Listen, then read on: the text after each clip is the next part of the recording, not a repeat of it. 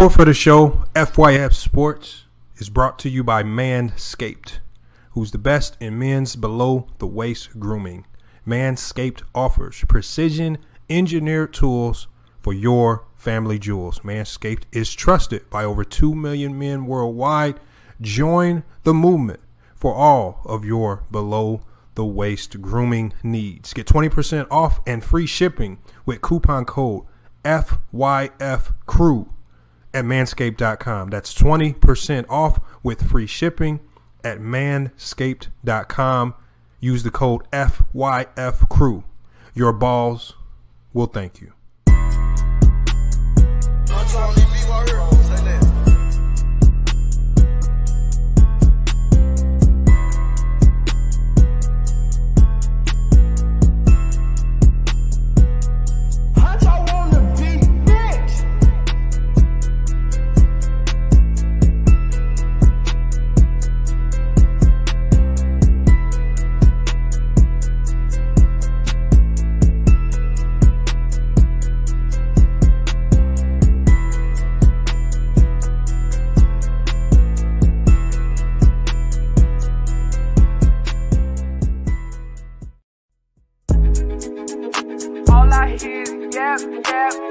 Yeah.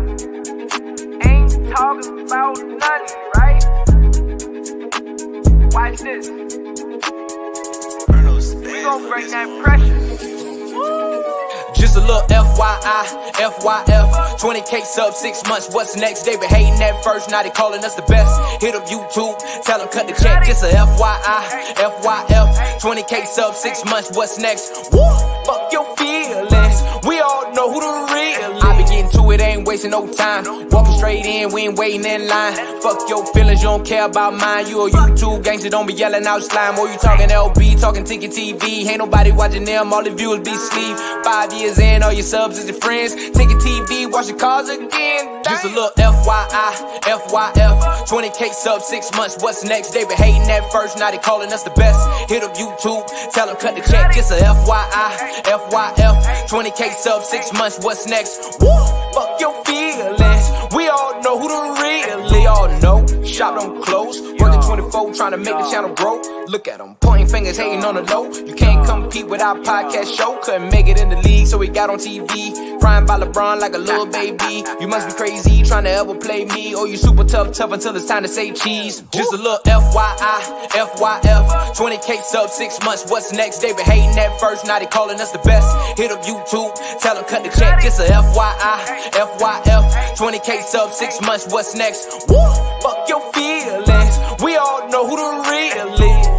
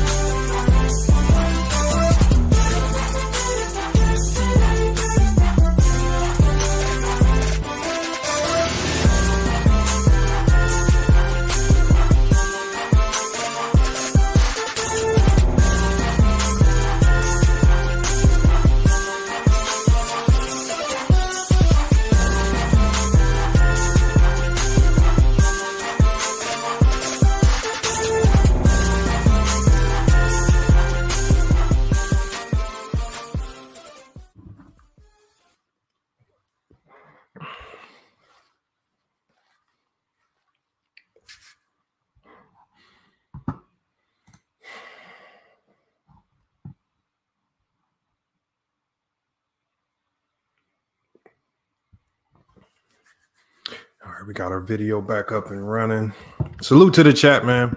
Appreciate everybody coming in today. Man, big news today. Everybody got hit with another curveball. LaMarcus Aldridge signs with the Brooklyn Nets. And a lot of people are asking why. And it's not just the fans. It's not just the media. It's teams. it's a lot of teams, it's a lot of agents, there's a lot of people. As soon as this move was made, a lot of people start digging into this, trying to figure out why. Why did this happen? Because all indicators pointed towards LaMarcus Aldridge signing with the Miami Heat. Now,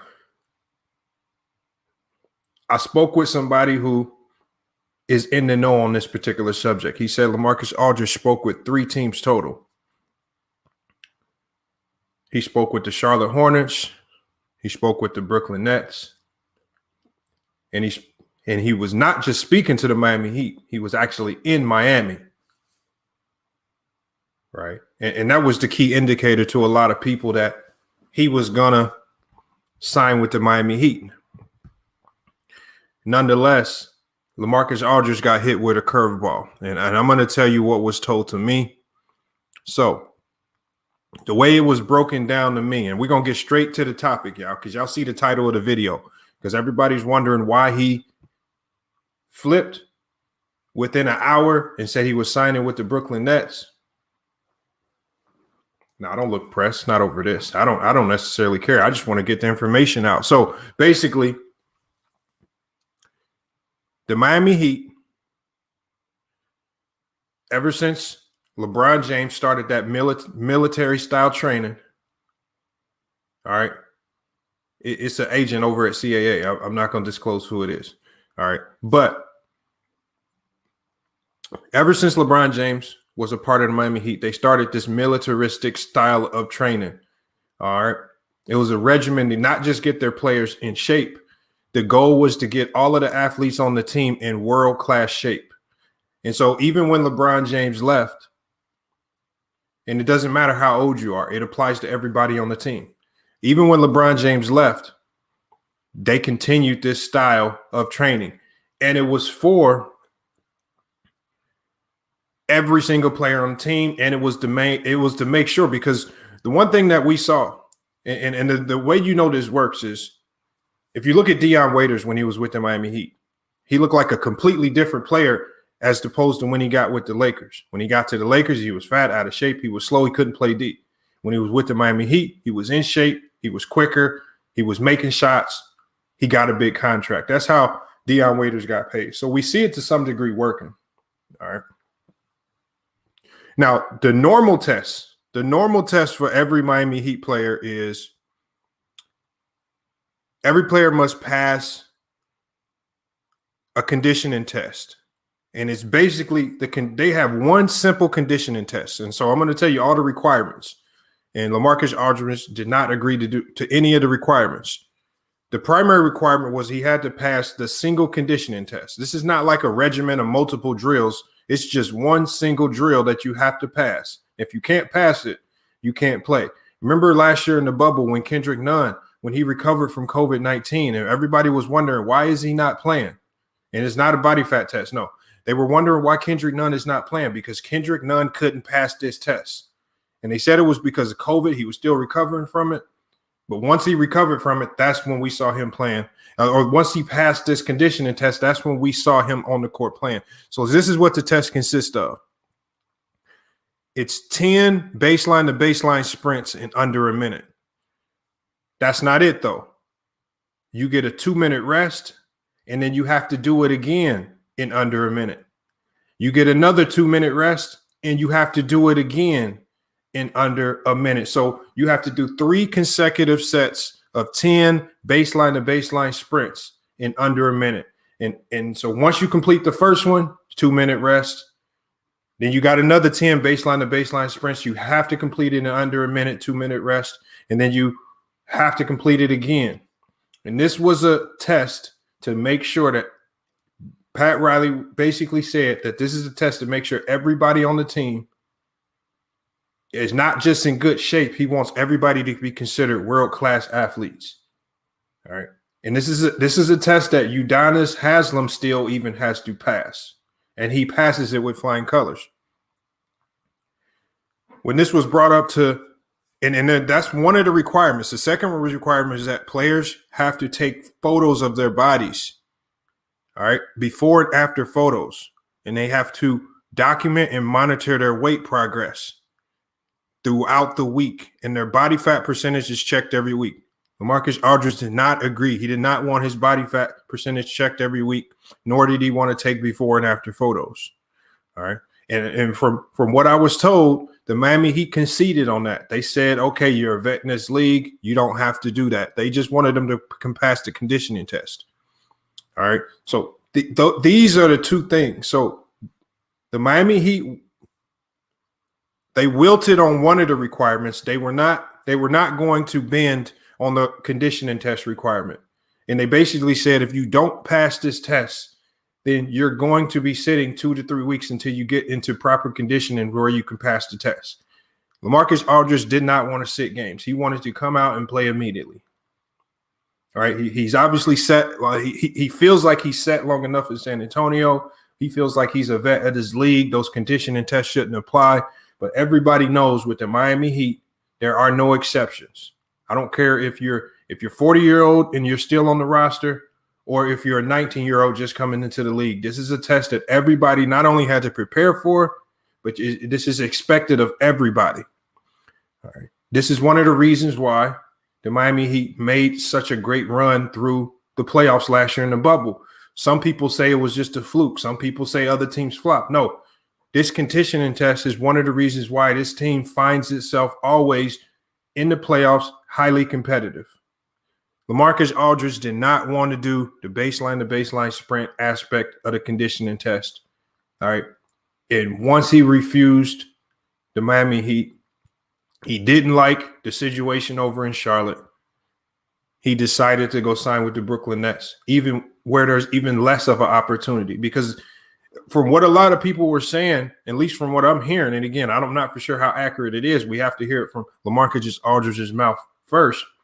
But he's wanting to play at least another 3 years in the NBA. So he's hoping to use this year, or at least to finish out this year, to showcase his skills, to hopefully garner one last contract before he retires.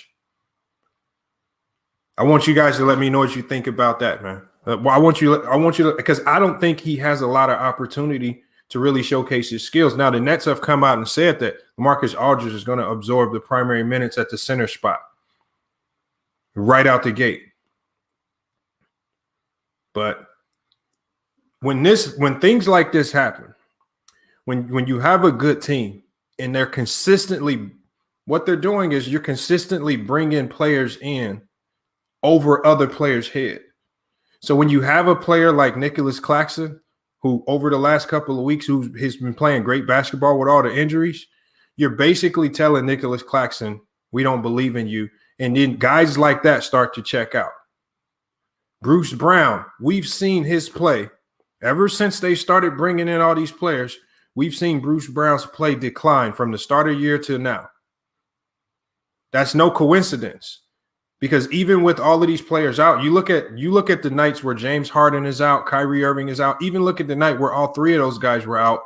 Player like Bruce Brown, who normally shines in those games, isn't shining anymore.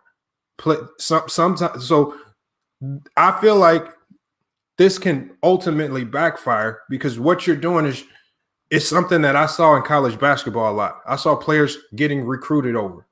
You bring in a freshman shooting guard, he's a 4-star recruit, and then the next year you're recruiting another 5-star shooting guard, and you're bringing in a better player on top of his head. This is how guys start to check out. This is how guys start to say, I don't want to be here. And when that starts to happen, what it does is it creates a culture of toxicity in your locker room. If you haven't played a team sport, you probably won't understand that concept. A lot of people, when I'm looking at social media, they're talking about this as if it's NBA 2K, and the culture aspect of it and the locker aspect of it has nothing to do. It has no influence on the game in a video game. In real life, now we have to figure this locker room situation out. Now you have DeAndre Jordan. How is he going to take this? You brought in two bigs. You brought in Blake Griffin and you brought in LaMarcus Aldridge, and you publicly already stated that LaMarcus Aldridge is going to get the majority of minutes at the center spot. Does Does DeAndre Jordan check out now? The supposed leader of the team, as Kevin Durant said? See, the thing is, obviously, LaMarcus Aldridge is still a good player. He's not the same player. He's not the same dominant power forward that we saw early on in San Antonio or when he was in Portland. He's still a very good player. I don't think he moves the needle very much because he's just bringing offense. Okay, you're bringing in offense to a team that's already the number one offensive team in the NBA. All right, you still have no rim protection. That's why he couldn't stay on the court in San Antonio, because he couldn't protect the rim. And so you still haven't addressed your primary problems. Now, a lot of people are going to say, you're going to have a lot of people that come in this chat today and say, oh, they can outscore teams. I haven't seen that happen in the NBA playoffs. I haven't seen a great offensive team not rely on defense and just go outscore teams in the playoffs. I hear a lot of people say, well, over the last couple of games, they've been playing good defense. Well, regular season, when you're playing a different team every night, is different from playing a team in a 7-game series where the game actually slows down. So I just want to see how they make all of this gel, because we talk about the Lakers' chemistry issues with LeBron James and Anthony Davis being out. What about the Nets' chemistry issues? KD still hasn't played. Kyrie went missing in action again for another 3 games. I'm assuming he's probably going to be back next week.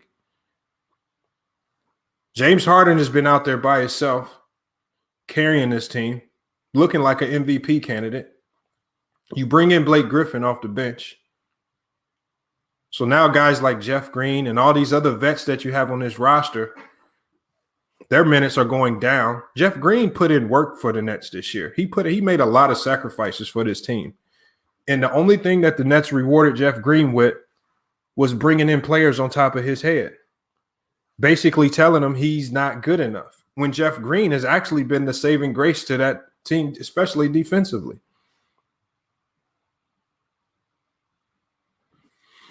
I honestly don't see how this works. I mean, we still have the dilemma with Kyrie Irving in his late game defense. How is this going to work? Are they still going to substitute Kyrie Irving in late game, offense for defense, because he struggles to guard late game? Are you going to be able to pull that off in the playoffs?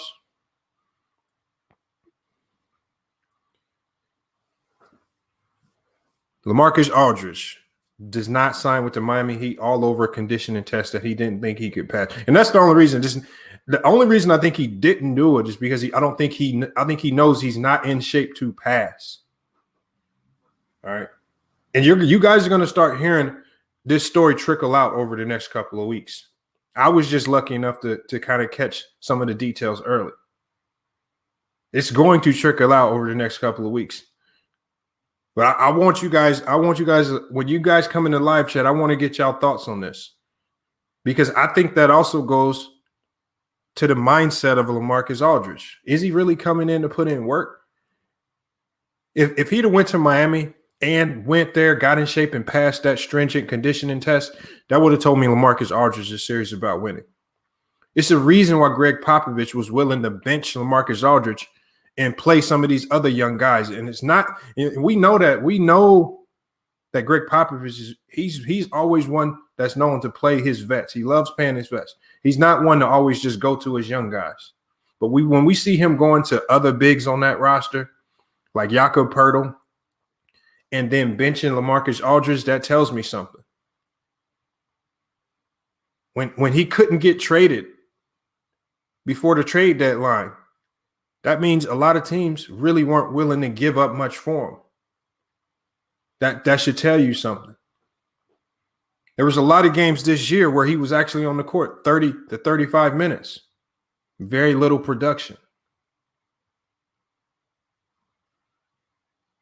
Obviously, his role is going to be much easier with this team. His role is definitely, but his role is going to be completely different on this team. They don't need a low post scorer. They don't need a guy clogging up the paint, which is what he does now. With his inability to space the floor to make the three-point shot, is he willing to go play? Is he willing to go play on the nail or in the corners? or work off pick and roll sets with James Harden, where we know that, I mean, he's great with the pick and pop. He's not very good with the pick and roll. But LaMarcus Aldridge, man, did not want to go through the gauntlet going to Miami. It was too tough. It was too much for him. That mentality is one of the reasons why Portland wasn't really too stressed when he left. That's the mentality. That's the mentality. That's why Portland wasn't – they weren't too pressed when he left. This is why when San Antonio said, you know what, we're going to buy your – they weren't too pressed about it. Aldridge has left, and you can't even tell. That team is playing exactly the same. Aldridge didn't make that team better or worse. He was just there. Now, maybe Aldridge feels that he can just hit the switch and turn it on. Especially defensively. That's where this team needs him. I got to see it. Blake Griffin's looks the same. Blake Griffin joined this team. He doesn't look like a world beater. He doesn't look like the old Blake Griffin that we know that could dominate games. He just looks like an average role player out there. And that's what I expect out of LaMarcus Aldridge. He's just going to go out there and he's going to look like a role player. He's going to be able to make some shots. He's going to have some games where he can get hot from the mid-range and maybe score 15 to 17 points. But Jeff Green and Nicholas Claxton were giving you that, and they also could give you defense. Guys like Joe Harris, who you paid $85 million to, can get mentally checked out. Jeff Green can mentally check out. DeAndre Jordan can mentally check out because you're continuously bringing in all these players on top of their head. You're just telling everybody on the team we're not good enough. Or you're not good enough. All these players who held the fort down while KD and Kyrie have been out for various reasons. It's not like they've been losing games. It's not like they've been struggling. These guys on the bench for the Nets have been showing what they got. Nicholas Claxton, I didn't even believe in him. Then he started getting on the court and he started showing up performing. Over the last 10 games, he's been solid. Same with Jeff Green. Same with all the bench players. And they've been holding these games down. A close game against Detroit. James Harden drops 44, I think. They were able to hold on to that lead. Although it was a tough game, nobody's going to give the Nets a tough game or easy game, but they were able to win a close game. That's one of the toughest things to do in the NBA. I'm going to get this link ready. I'm going to get y'all in here. Again, we're going to cook today for about 2.5 hours. Then we're going to get up out of here. But, yeah, LaMarcus Aldridge to the Nets was a curveball of the day. And I think this move right here actually might have hurt them more than it helped. I mean, we talk about addition by subtraction. This is like vice versa here, where you're harming your team by adding to it. Package Hexagon says the Nets are scary. Now, the Nets are not scary, y'all. Hold on. First of all, by you saying the Nets are scary now, that means that people – no. First of all, nobody in the NBA feared Blake Griffin when he was with the Pistons. Nobody feared LaMarcus Aldridge when he was with the Spurs. So just because you put those two players now who are far past their prime on the Nets, how does that make them scary? These guys used to be good. Neither one of these guys have a championship under their belt.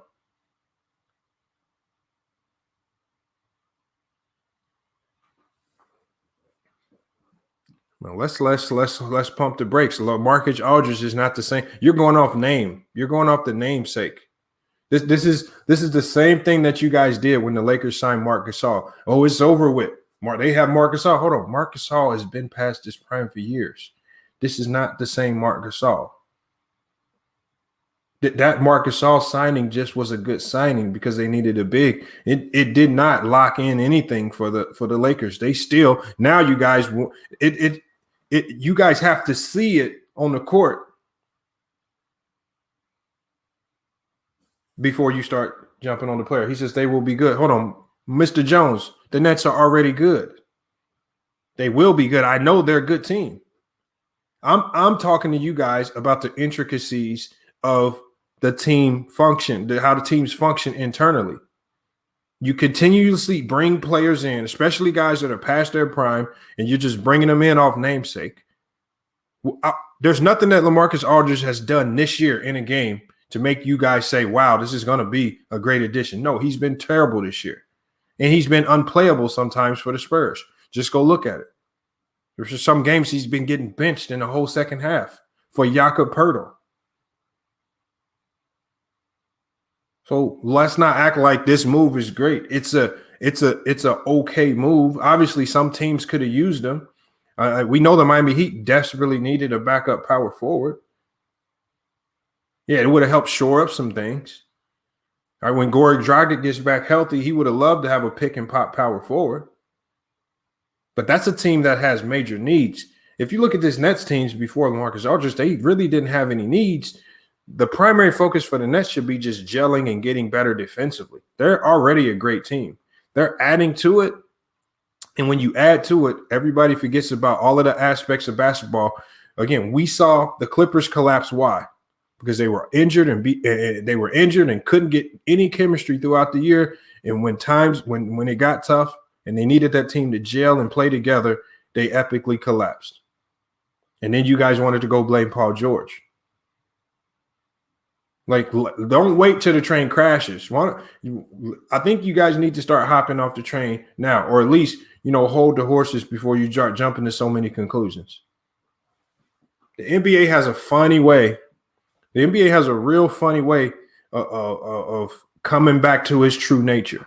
The team aspect of it, the defensive side of the game always wins out and prevails. When we look at, like I said, when we look at that stacked Los Angeles Lakers team with Gary Payton, Karl Malone, Shaq, and Kobe, and all those guys, all right, on a video game, the Lakers win every time.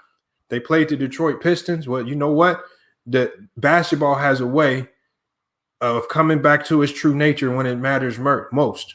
And teams with the best chemistry and cohesion generally win out. Teams that lock in and play defense when it matters most generally win out. That's what happened there. We saw the Miami Heat when they went up against the Dallas Mavericks. How when you go in thinking you have something won, when you start thinking something sweet, you see how a team that plays like a team can come in and execute. And D Wade and them already talked about some of the internal struggles that team had with regards to leadership all throughout the year. Basketball has a way of making the course right? And the true winner's always going to prevail. Dallas deserved to win that year. They were the better team. Miami Heat had the better players. Dallas was the better team.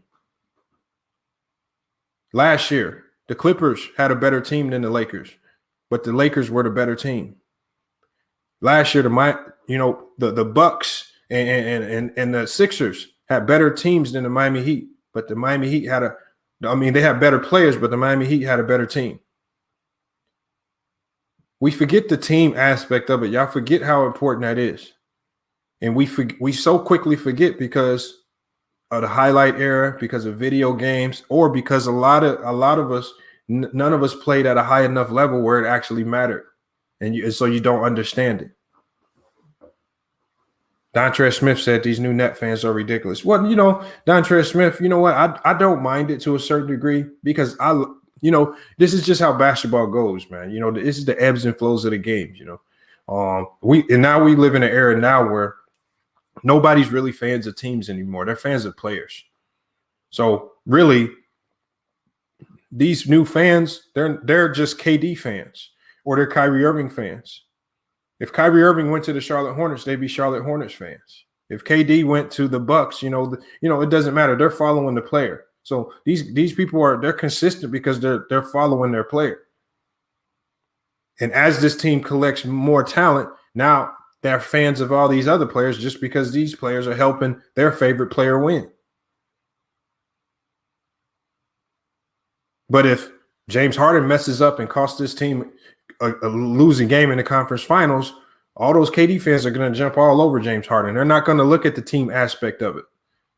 If Kyrie Irving makes one wrong move in a game, turns the ball over, or has a defensive lapse, all the KD fans are going to jump on Kyrie Irving. They're not going to talk about the team aspect of it. We see the same thing that happens with the LaMelo Ball fans. LaMelo Ball does everything right. Nobody on his team can do nothing right. Coach can't coach. He needs to be fired. I think James Borrego's done one of the best jobs as a coach this year. But see, people who follow LaMelo Ball don't look at it that way. They look at it in a more selfish light. They forget about the team aspect of it. And that's what video games have done. Era Black TV said, proud Nets fan since 98. Salute. And again, if you've been riding out with them that long, I mean, that's fine. And you know, you don't have to be from a city to be a fan of a team. My favorite team's Portland. When I started watching the Jailblazers when I was young, I liked the colors. I liked the players. I like Scottie Pippen, Rasheed Wallace, Grant and all those guys over there. Lord Gamer says Drummond is trash. Lord Gamer, let's start with the bad takes. Come on, Lord Gamer. Don't start with the bad takes this early. All right, say that for the end of the show so we don't really have to hear too much of it. Drummond is not trash. This is James Harden is the most important Nets player. James Harden, I wouldn't say he's the most important Nets player. He's the most important Nets player right now because he's the only one there to keep them afloat until everybody gets back. That they win it. Them winning the championship is going to be on KD.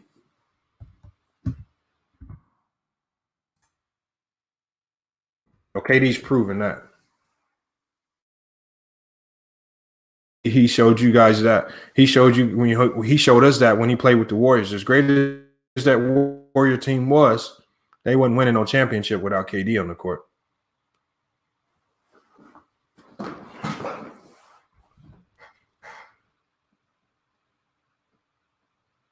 John Smith says KD is out for the season. Well, all right. Come on, y'all. Let's start with the bad takes, man. Let's be more realistic. KD's not out for the season. They're being overly cautious because they know the last time that a team rushed KD back from injury, it was one of the biggest mistakes that they could have ever made. Link is in the chat, y'all. If you want to join the live panel, hit that link. We're gonna come in. We're gonna cook on this topic today. When we first come in, I'm gonna allow people in one by one because I want everybody's individual thoughts on LaMarcus Aldridge. Not agreeing to the fitness test. For me, I think LaMarcus Aldridge looks a lot heavier than he has been in the past. I don't think he could have passed that test. Generally, everybody on the Miami Heat, they all look like they're in really, really good shape. They don't have any like Jared Dudley type of bodies or players on their team. Everybody's physically in very, very good shape and conditioning.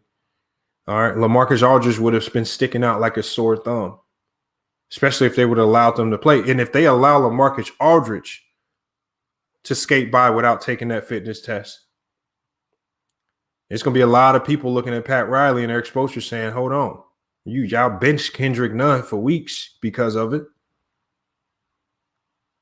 But you make an exception for this dude who ain't done nothing in the NBA in the last 4 years other than just look crazy. Come on.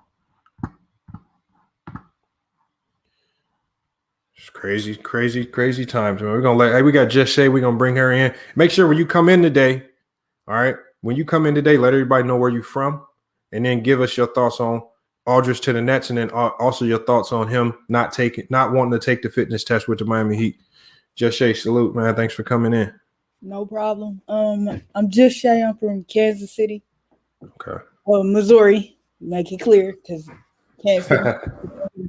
But I thought it was corny. I thought the move was surprising, for Aldridge to go to the Nets. I did want to see what little bit he had left. I did want to see, him in Miami. So when I woke up to the news that he was in Brooklyn, I was like, that don't make sense. Brooklyn just signed Blake. And I was just like, so what they about to do with Blake, and stuff like that. I don't think some players know when it's time to go, time to hang up the hat. I think they think, well, I can play forever. I ain't got to go nowhere. Some father time does not apply to me. So I ain't got to do, what Pat Riley wants me to do in terms of the fitness test and stuff like that. So I'm going to go somewhere where, it's not required of me to do these things. Yeah, I mean, and that's the thing. I think sometimes players think I'm a vet. I don't have to do that because there are some teams in the NBA. If you're a vet, there's certain things you know. If you're a vet on some teams, you don't have to go to shoot around. If you're a vet to some teams, you don't have to participate in practices. Some teams give you that leeway. With the Miami Heat, they don't give you that leeway. Home, we're gonna stay right there, just Shay. We're gonna go ahead and bring in. Actually, I want to bring in Joe Bond. I want to see what he has to say about this because I think he's a Brooklyn or a fan of KD. I'm not sure which one. But what I want to know what his thoughts is on not just Aldridge coming to the Nets, but your thoughts on him turning down Miami because of the fitness test. Salute, Lamar. Appreciate What's you. good? I kind of felt this a couple weeks back. You gotta let us know where you're from first. Oh, I'm from Rhode Island. Okay. Rhode Island. But LaMarcus Aldridge, he went to the same school as KD. So them two are friends. Kyrie, James Harden, all them guys are friends. Blake Griffin, DeAndre Jordan, those guys are friends. When you play with your friends, I know you could attest to this, Lamar. You don't really mind subbing out for your friends. You know what I'm saying? So it's easy to have that camaraderie and that chemistry when you guys actually get along off the court, and then be able to go to war on the court as well. Along the fitness with Miami, these guys are vets, man. They don't want to be bothered too much. Pat Riley's tough. Same reason LeBron left. You don't really like too many these vets. Once you're a vet, you don't really want to be bothered, And Brooklyn is catering to all these guys. So that pretty much sums up my opinion on the matter.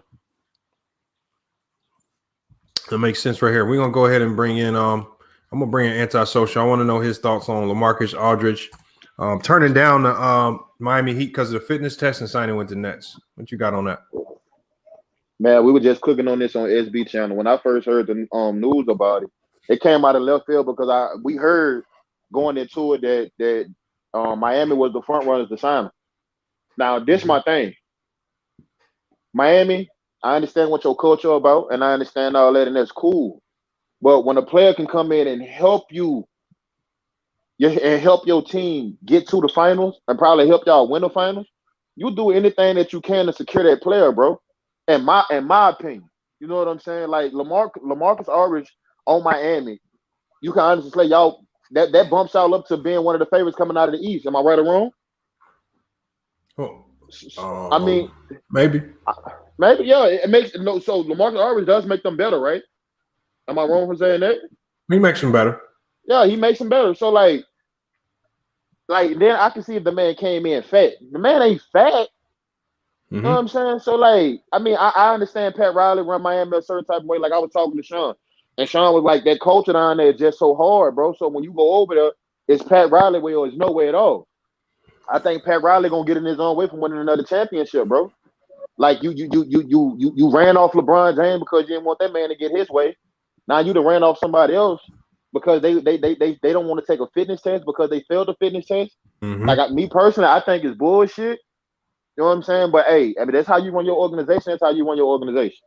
All right, hold on. Let me bring in somebody else, man. I want to see anybody else. Let me bring in Lee.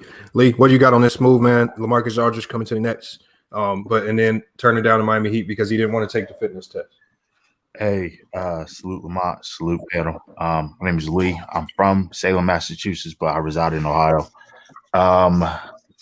It caught me by surprise that he's going to Brooklyn. As I said initially, it was reported, or Woj reported that LaMarcus Aldridge is most likely going to go to Miami because Miami were the favorites to get him. And then, out of nowhere, sometime this afternoon, I just saw breaking news. He signed with Brooklyn. But I didn't know the details behind his decision going to Brooklyn until we were on SB's channel, and I hopped in pretty late, and everybody was talking about it. So, true to being said, it shows that he didn't want to put the work in, and not necessarily, in reference to his game per se, but just the commitment per se, away from the court. But I would say that the Brooklyn Nets have no more excuses. They have no more excuses. They have to win it all, or they're going to get a lot of criticism. I don't have a dog in a fight. Of course, I like the Celtics, but I'm being realistic. LaMarcus Aldridge, he's going to get some heat if they don't deliver. Now, KD's going to get the majority of the heat, but he's going to get some heat too. And I did see, I don't have social media, but I did hop on social media today and about it at all. And they were just on Brooklyn's heads. So we'll see, Lamont. We'll see. All right, we got that. Hold on. We're going to bring in Go James. Go James, what are your thoughts on this? Take yourself off mute. Go James. What's up? It's what's good, Go James. What's good, Lamont? Come from Southern Cali. Okay. My first thought on the LaMarcus Aldridge thing is personnel wise, he would have been a good fit with the Miami Heat, but I guess like he doesn't fit like the culture. Like people want to criticize like the culture of it, but that same Miami culture is what lured like Jimmy Butler away from the Sixers, because he liked that sort of, grind it out. We all in this. We're serious about our business culture. I think the problem with the Nets is basically at this point they're just collecting basketball cards. They're just collecting names. Like they got 3 big men that are all past their prime, and they're just basically collecting names on a roster, but not actually building an actual team at this point. So I think people are getting impressed by the names, but when you get past the names, there's still not a lot there compared to the competition like the Sixers or the Lakers or these other teams that have actual rosters and players with roles and hierarchies and go-to guys. Like if you're at the Nets, like who's their go-to guy still? Is it KD? Is it Harden? Is it Kyrie? Like they still don't have like an actual team yet, and they're all injured. So how can you build a team when you're not playing on the court together, not experimenting with lineups, seeing what lineups work, seeing what players work with best with other players? Like I always thought it was a bad sign that they're having so much success with other players injured, because this lets you know that basically they're trying to win off talent and not actually kind of building a cohesive team that's actually going to be able to win a championship. Right. So I'm not impressed with the Nets at all. They're still a paper tiger. I would still take the Sixers, maybe in the Bucks of the East. Like these signings aren't impressing me at all, especially this latest one. I thought Aldridge was much better fit with the Heat than he's going to be with the Nets. So I believe that as well. Hold on, let me bring Jay in. Jay, what you got on this? Yo, salute everybody. Salute Lamont. On the Aldridge move, I think it's just regular. It's cool. It would have been a good fit with my team, with the Heat, but like I think it was Goat James who brought it up.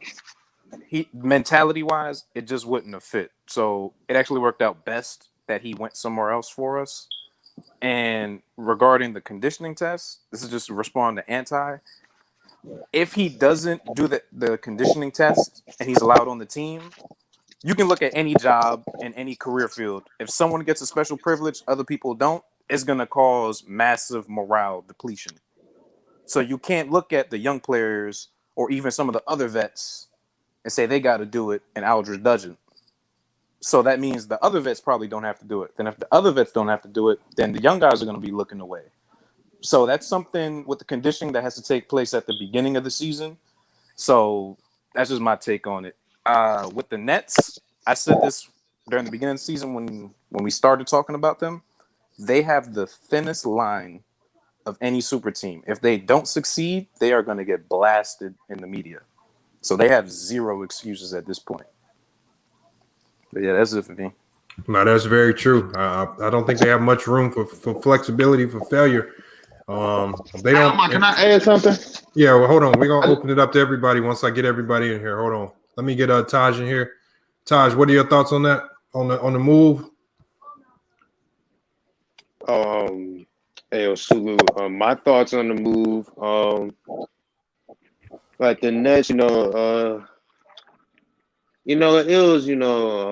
like something like, like it was a good move, to them it was a good move because because I bring up a little more depth, I guess, and then but the problem is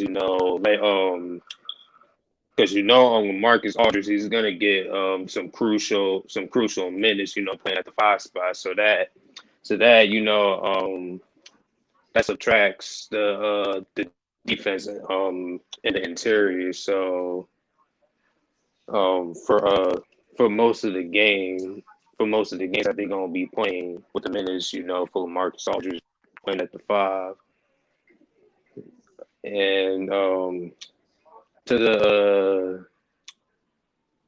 the culture, yeah, I agree. The culture is different down there in Miami, because Pat Riley, like they pretty much go a little hard on players, like trying to, especially they stay hard on the role players, like trying to have them stay on shape, do some extra shit, and yeah, that's all I got, that's my opinion. All right, we're gonna bring in True the King real quick. I know he wants to cook on this, man. What you got on this? Hey man, Bring that trash ass nigga in here. hey, chill out, no neck. But chill out, no chin. Fuck you mean? Hey man, just, I mean, when you get more, I mean, hey, it's just more talent, guess depth, whatever the case may be. But besides that, it was a trash move. You didn't address none of your flaws. It was a panic move. For no reason. I mean, how are you winning games and you making drastic moves like this?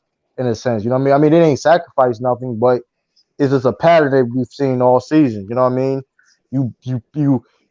And it causing something. Going back, I like what you said earlier. What you said about it's causing a little bit of doubt. Even their best players, because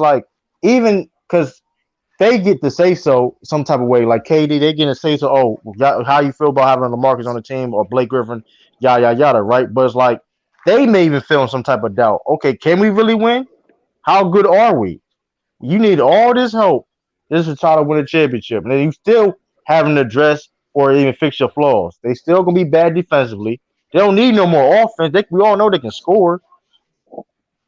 And you gonna bring old LaMarcus Aldridge he's still good, whatever. He's still good. He's still with a threat offensively, but what he gonna be doing defensively, especially if he playing the 5 spot. We're gonna potentially see in the playoffs like Kyrie, James Harden, KD, Blake Griffin, LaMarcus Aldridge in the starting lineup. That's to be the worst starting defensive lineup. Not starting, but like the first defense lineup you could ever have on the court. Yep. The defense will still be bad. The chemistry gonna still be an issue. LaMarcus, I mean, I don't understand it. He didn't. I mean, I thought he was gonna sign with Miami, but he didn't want to. He didn't want that work.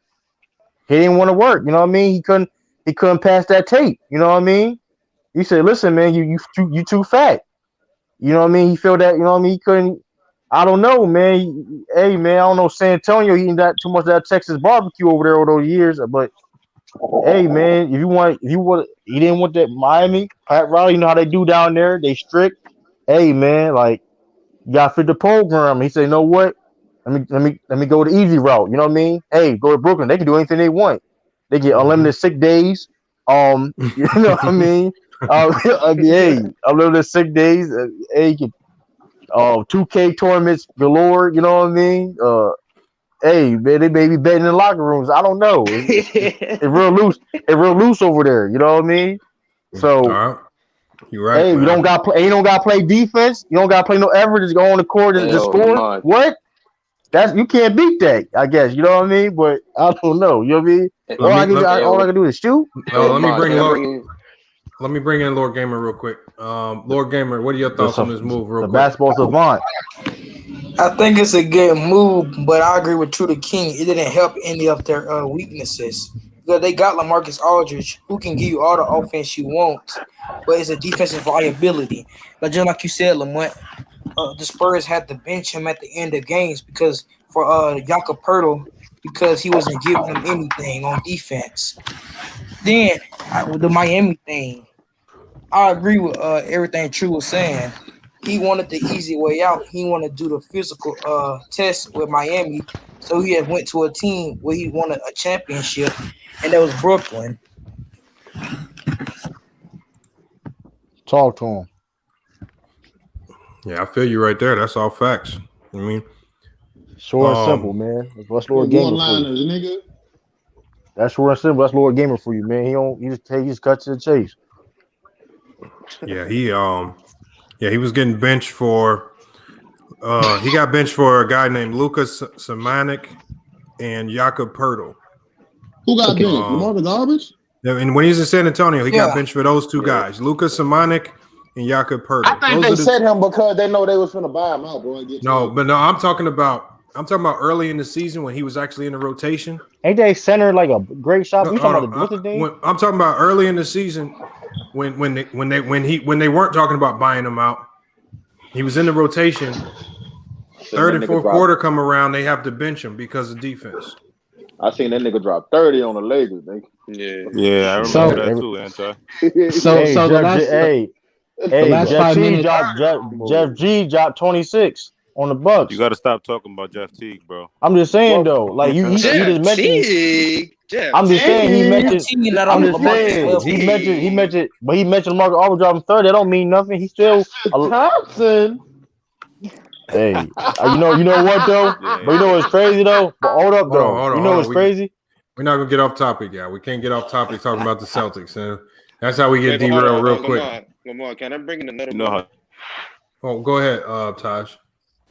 You know, this also means, you know, the Nets are not going to see that much defensive the presence defensively from guys like Bruce Brown, Jeff Green, DeAndre Jordan, Nicholas Claxton, especially him because when I first saw him, you know, playing, like, he was balling, you know, especially on the defensive end. So they're not going to see that much playing time and not that much on defensive presence. So yeah, they went all in on offense. So the last 5 minutes, what's going to be the Nets closing lineup for the last 5 minutes of the game? I'm gonna tell you what it is. Kyrie, James Harden, KD, Blake Griffin, LaMarcus Aldridge. You ain't gonna stop that. That's awful. Offensive players. That's terrible. Hey, but here's the problem though, right? But then now it's like there's gonna be inconsistencies of that because certain situations that's not gonna be the case because you're gonna have Bruce Brown or DeAndre Jordan, whatever the case may be. But when you have an inconsistent in situations like that of closing games, that could be a problem chemistry wise. You know what I mean? And it breaks the rhythm up of the game. So like let's say Bruce Bowen goes off, right? He's having a great game. You're gonna cut his minutes. You're gonna cut his minutes for Blake Griffin that can barely jump up to get alley oops anymore. Well, I think here's where it's gonna hurt the Nets the most. Whether they win this year or not, Blake Griffin and LaMarcus Aldridge are not going to be re-signing with the Nets next year. That's a fact. Nope. The second thing is you got to worry about is Bruce Brown's a free agent. If you guys keep signing players on top of his head, you really think he's going to come back? No. All right. I think he can make some money next year if the right team offers him. I can see him making like 30, 40 million. You have Spencer Dinwiddie, who's also going to be a free agent next year. He's not coming back. I mean, there's going to be some team that's going to pay him out the ass to lure him away from the Nets. So what I'm saying is by bringing all these players now, you're going to be stuck with guards like Tyler Johnson to be your backups next year. And then let's not forget about Landry Shamet. Like we forgot about Landry Shamet and all this because they brought in so many players. So it's like they brought so many players into the shuffle this year. And Landry Shamet going to be an end of the bench in the playoffs. When you look at it, you got LaMarcus Aldridge to DeAndre Jordan. DeAndre Jordan, they traded Jared Allen just so they could start DeAndre Jordan because he's so cool with KD and them. So they got rid of Jared Allen for him. Now they brought in LaMarcus Aldridge, who they've already said is going to get the lion's share of the minutes at center. How is DeAndre Jordan going to feel about that? It's a bad culture, man. It's a bad culture over there. Lamar, can I ask you a question? Because me and Drew was talking about this earlier. Them signing LaMarcus Aldridge, do you think they holding back on how hurt KD really is, though? Bro, they just putting all their boys on the Nets. Nah, answer. I feel like they're fully 100% committed to offense. That's it. Nah, I don't think so. I don't think KD healthy. I don't think. I think he He's compromised. not Bro. healthy. He's not healthy I enough. think he healthy, bro. And the Bro, thing is, they're just I think putting he's all gonna their be. I boys think on he's the gonna be Nets. healthy. I think he's gonna be healthy going to the playoffs, but that's gonna be a concern though. That's why they got LaMarcus Aldridge, and it's like, So because let's answer. say Just if in something case do he go get hurt, down, we still got yeah, firepower. yeah, Yeah, that's what it Okay. is, and that's what it is, and Yeah. it's like, yeah. and it's gonna hurt. It's gonna hurt them in the long run because they showing bad culture in Brooklyn right now. Because like you don't trust your team. It shows you They're mixing it's the what they chemistry a bit too much. chemistry. It shows you that. Why, like for example, if I'm a free agent, or something, why would I play for Brooklyn if you're not confident in my skill set of helping the team win? You know what I mean? You want me on here, but you bringing other pieces for no reason if we already supposed to be this. You know what I mean? If you telling me, oh, this is a championship team, but you keep bringing in people in like what and cut my minutes down, why I need to be here? So it's Yeah. like You know, a lot of people it's make money off championship teams. Bruce Brown can no get a payday. they don't. No, they don't. Yeah, they That's do. why it's People hard. get It's hard to paydays. keep championship teams. No, it don't. I don't know People what get you talking about. paydays No, they don't. from being integral parts of championship teams. No, It they happens don't, all the man. time. Not all the time. What? How much Happens a money did lot, Dwight bro. Howard getting paid? How much money did Dwight Howard getting paid? Nah, Okay Dwight then. Howard's on the end of his The White ain't getting shit. He I think went. he Okay, getting He, like okay he, then. $2 That's he million. not. went to get I'm for just. punch. True. But I'm just saying though. Dwight I'm just Howard saying got that's not always the case. That's No, not but always young the players case. on True. We got to That's not. remember. on Dwight Howard championship got That's the teams, intricate part. they get Dwight was paydays. that's not. playing for a spot in the league, not for not for That's money not always contract. the case. That's not always the case. I'm saying though, his issue was that he didn't sign back to the Lakers because of the money. So that's not That is always the true too. case. That's not always the case. No, So Dwight was yeah, gonna we get $3 seen like a million anyway. Rondo, whatever he got paid. Whatever. That's not always the case. So you think LaMarcus? First of all, LaMarcus Aldridge not gonna get a big check any. First of all, that's Nah, I the don't think so reason either. why that's a bad move anyway. Because like first of all, Blake Griffin and they not getting any more big paydays for the rest of their career. That's Yeah, over with. It's that's That's true. why done. I say I can see them back with Brooklyn again next year. Then They're just all friends, they bro. big I feel paydays like is they're over Well, getting that's away with. with nothing. But murder. They're how that bringing help the all their team? But how that friends help a to team get Brooklyn. better though? You have These guys are washed up. like You best basically friends, got bro. washed up power forwards playing Hold on. like April Wilson said.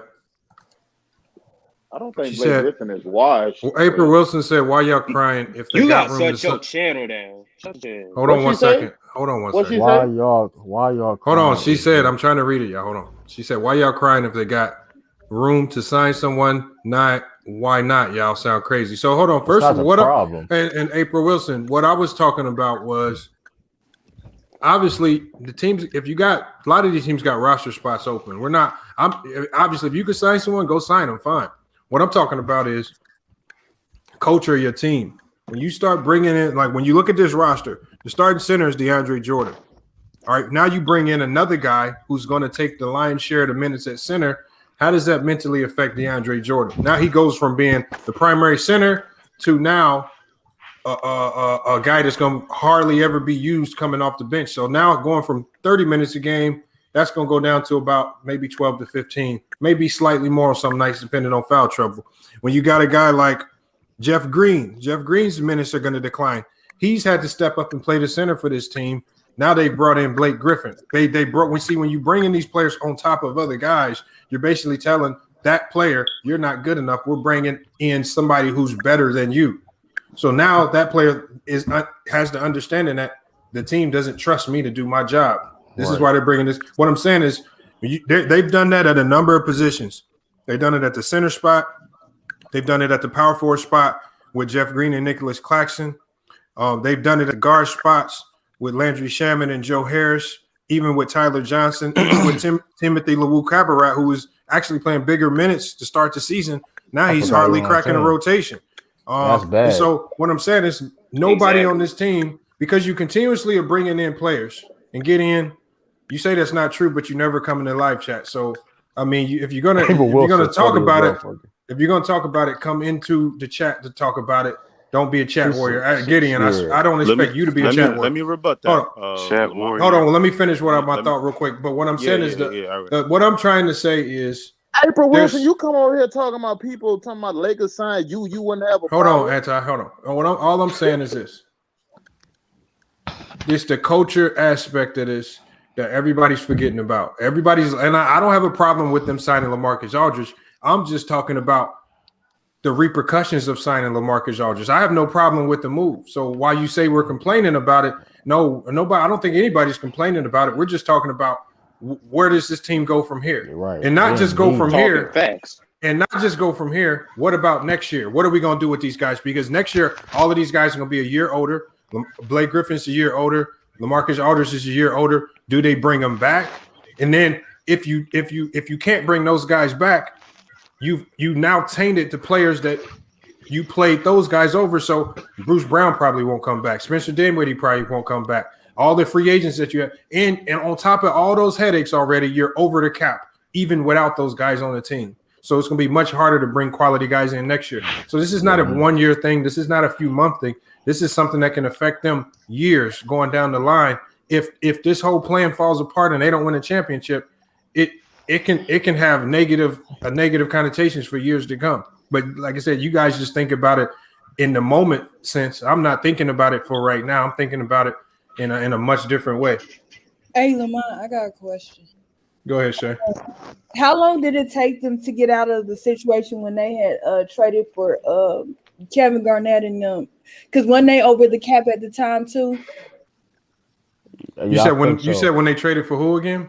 Kevin Garnett and Paul Pierce and them. When they, I don't remember the exact situation because there could be certain types of trade exceptions and all that in play.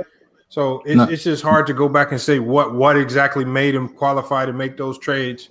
Because there's so many things that could have allowed it. The CBA and Jason Terry, they had Jason Terry too, so that's to leave them a little bit more money. They gave Boston all those draft picks. They gave him like almost a decade's worth of draft picks and pick swaps. Shay, I think it was a I think it took about 2 to maybe 4 seasons because I think they ended up trading KG, and I think Paul Pierce's contract ran out, if I'm not mistaken, or they traded him to Washington. But it wasn't quick. It took a few seasons for sure. Yeah, I remember. That's why I was like, I remember in them being in this exact situation. Now they back at it again, even though the players are way better.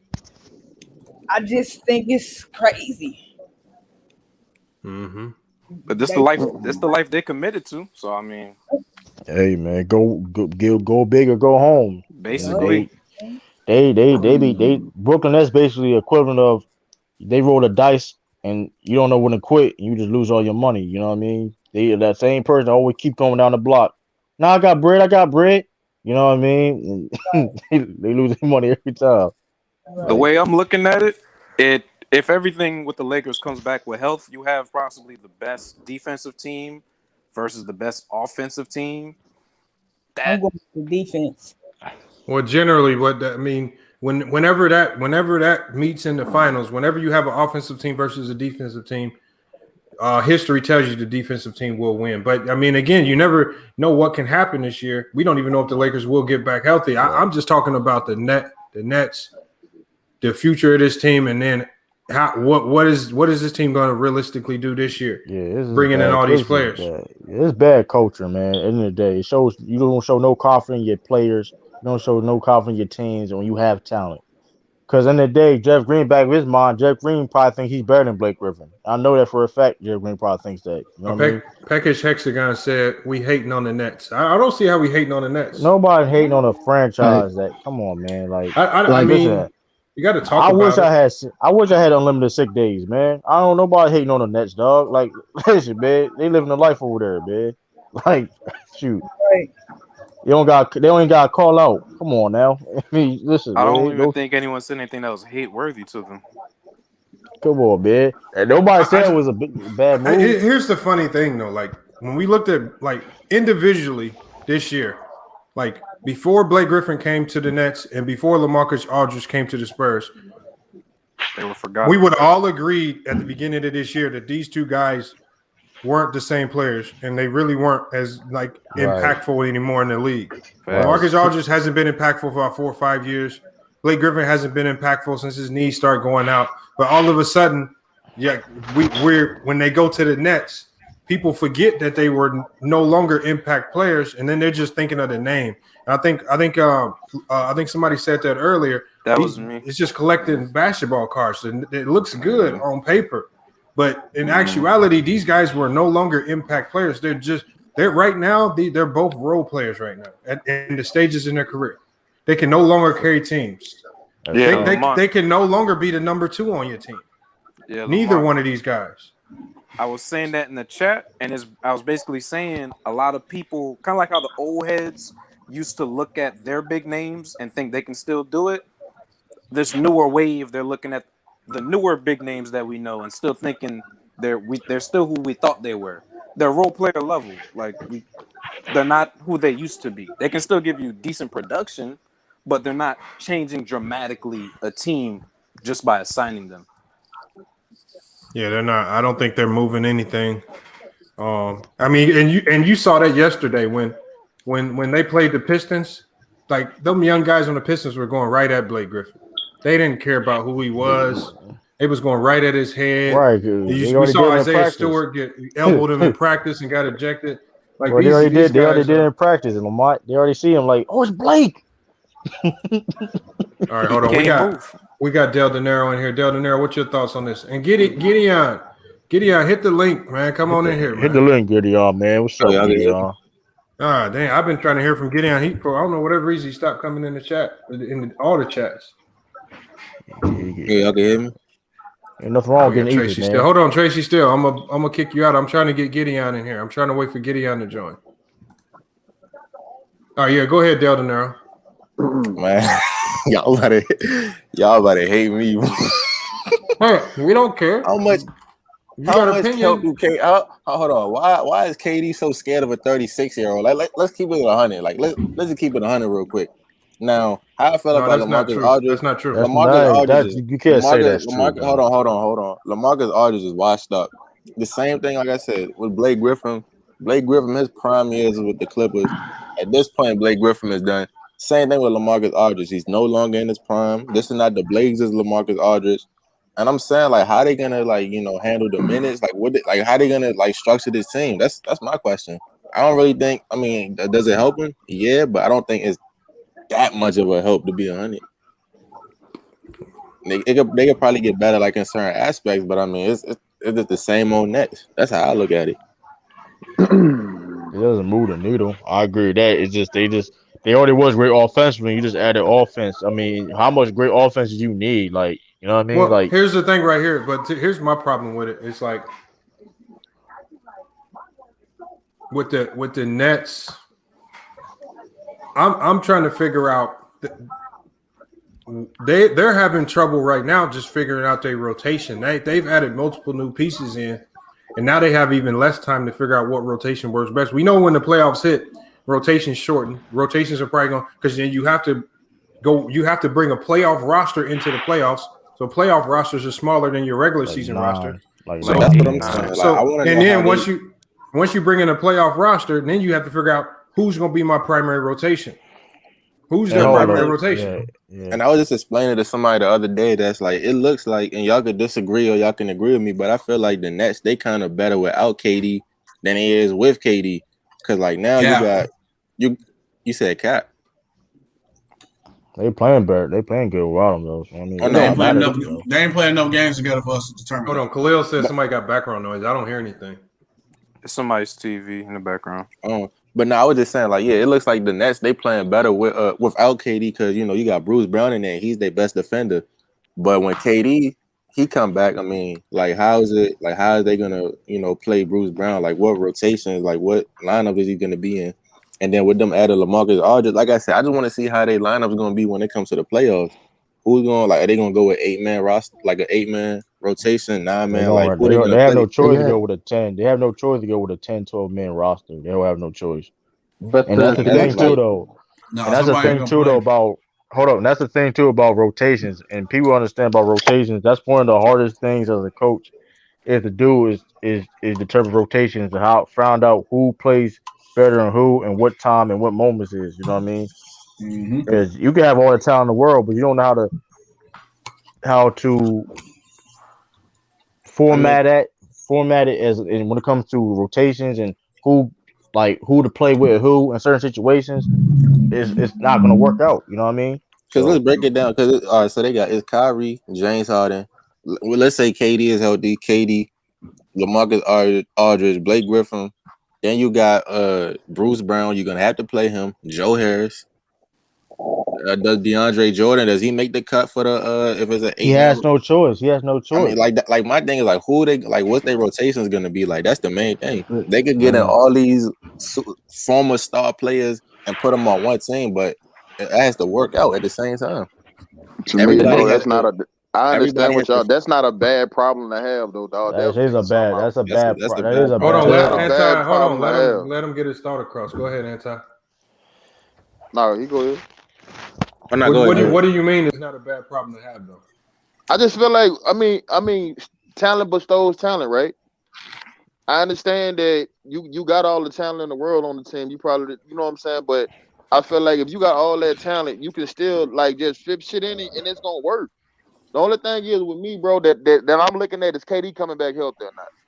Right. KD come back healthy, they winning the chip. I don't care if KD. I think they better off without KD. That's just I don't care if KD doing the capping, bro. Stop capping, bro. Hold up. This is my thing too. Y'all missing. Look at their record playing with They KD. haven't played enough games together to determine that, bro. Look at the thing. You saying hold up, fam. Hold on, yo. Go ahead. Talk one at a time, yo. You saying without Kevin Durant, you think that team can go to the finals? I don't think they're going to the finals regardless. I've been said that on here. But you just said you feel like they playing better without Kevin Durant, right? That's what. Hold on. Yeah. I think y'all confusing individual talent with being a good team. There's been a lot of teams in NBA history that have had much more talent, but they just weren't as good of a team and just continuously lost.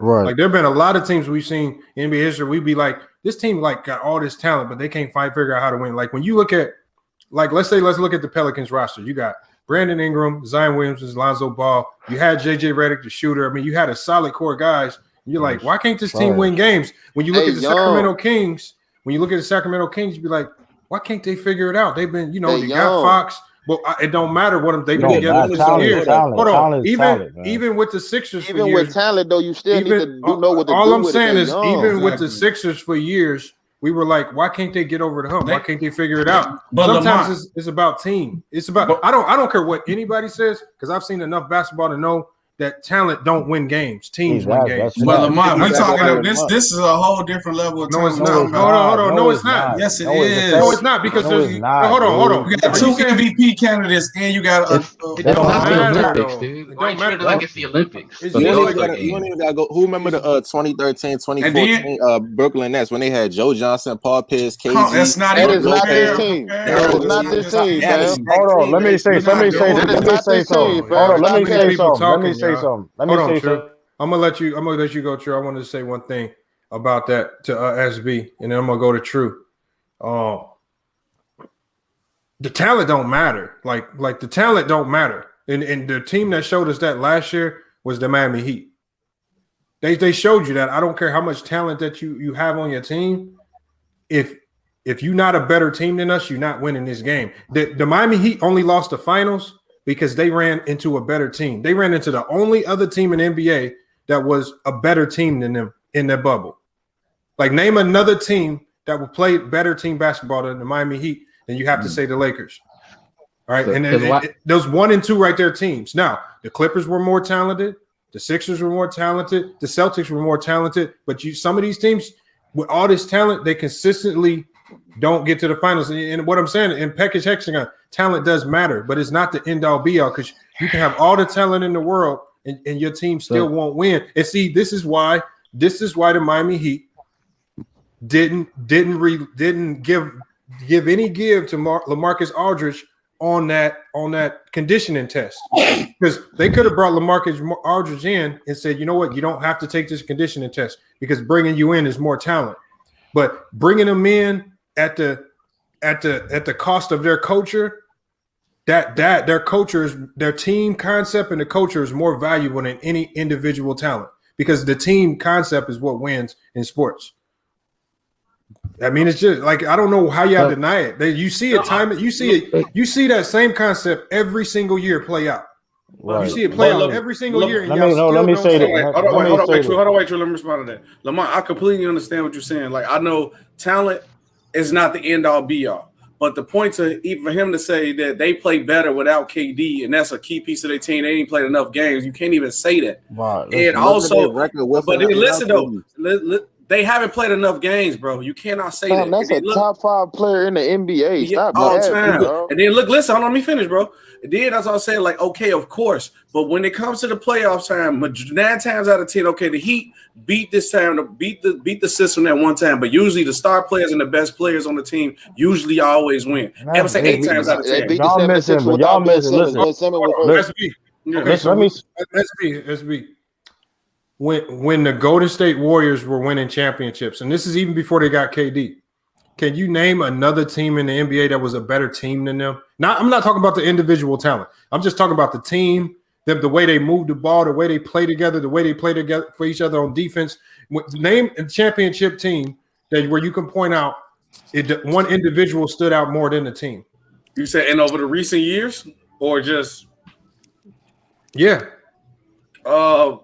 the Heat with LeBron Heat. No, that was a great team. What are you talking about, man? What are you talking about? You said that Golden State Warriors team was a great team. They won 73 games. No, you missed. Hold on. You said the star player. That went right over your head. That went right over. Okay, say it again. Say it again. All I'm saying is this. What I'm saying is this. Name, because obviously, like the Clippers last year, a lot of talent weren't a good team. All right, the Lakers when they lost to the Pistons, a lot of talent, they weren't a good team. I mean, we can go down in history. We can see even with some of LeBron's teams that failed against the Warriors, we can look back at that roster and you can see a lot of the internal chemistry issues and a lot of infighting that they had weren't really the greatest teams. All that infighting came back to bite them when it mattered most. What I'm saying is, tell me a team that had all of this changes going on, possible infighting going on, and all of this going on, and they won a championship. But hold up, Lamar. We not in the locker room, so how the fuck we supposed to know what's going on? You don't have to be in the locker room to tell. What are y'all talking I'm asking about? SB. I'm asking SB. Well, my shit was breaking up. I didn't hear nothing.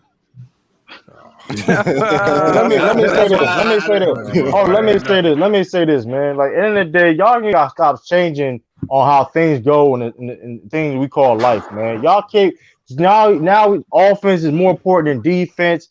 Now talent means more than team basketball. Y'all gotta stop that though, man.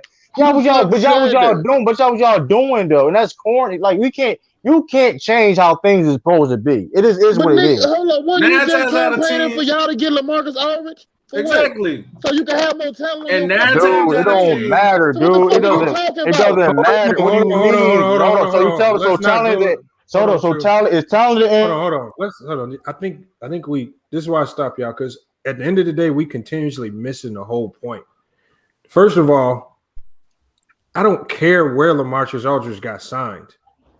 I don't care that LaMarcus Aldridge. I don't care if he'd went to the Celtics. I don't care if he'd went to the Heat. I don't care if he'd went to the Nets or the Lakers. That doesn't matter. That's not the point, because he could sign anywhere he wanted. And we always talk about player freedom and all that. I don't care that he went to this team. I'm talking about the aftermath of it, and why I'm giving you my thoughts on why I feel it's going to crash and burn. Now, a lot of people in the chat say, okay, bringing in LaMarcus Aldridge, yeah, they can sub in DeAndre Jordan, and yeah, they can sub in Jeff Green, and they can do this, and they looking at it from an aspect of maybe I didn't play as much, so I don't understand locker room culture or how a team is run, so maybe it might work to them from the outside looking in. I'm saying from my perspective why this might not work. I don't care that he's on the Nets. See, we keep talking about, like, I don't want to talk about this from the perspective like we mad that the Nets signed LaMarcus Aldridge. We shouldn't even care about that. Well, let's focus on why it will or won't work. We're talking about that the fact that they don't care about team basketball, man. End of the day, playing as a team is more important than having talent. That may sound crazy to people that don't know anything about basketball. That's just a fact. True. I got a question for you, True. That's just Hold on, before you go ahead, let me ask you this question, then I'm gonna let you go. What have the Nets shown on the court that they don't want to play team basketball? They don't play team basketball. What are you talking about? They don't play team basketball. Hold on, SB. I'm asking a serious question. SB. You can ask me that. Ask me. The number one thing, if you play basketball, especially at the college level or higher, the number one thing that you know, the number one indicator that a team has something going on, they don't play for each other, is if they don't lock in and play great team defense together.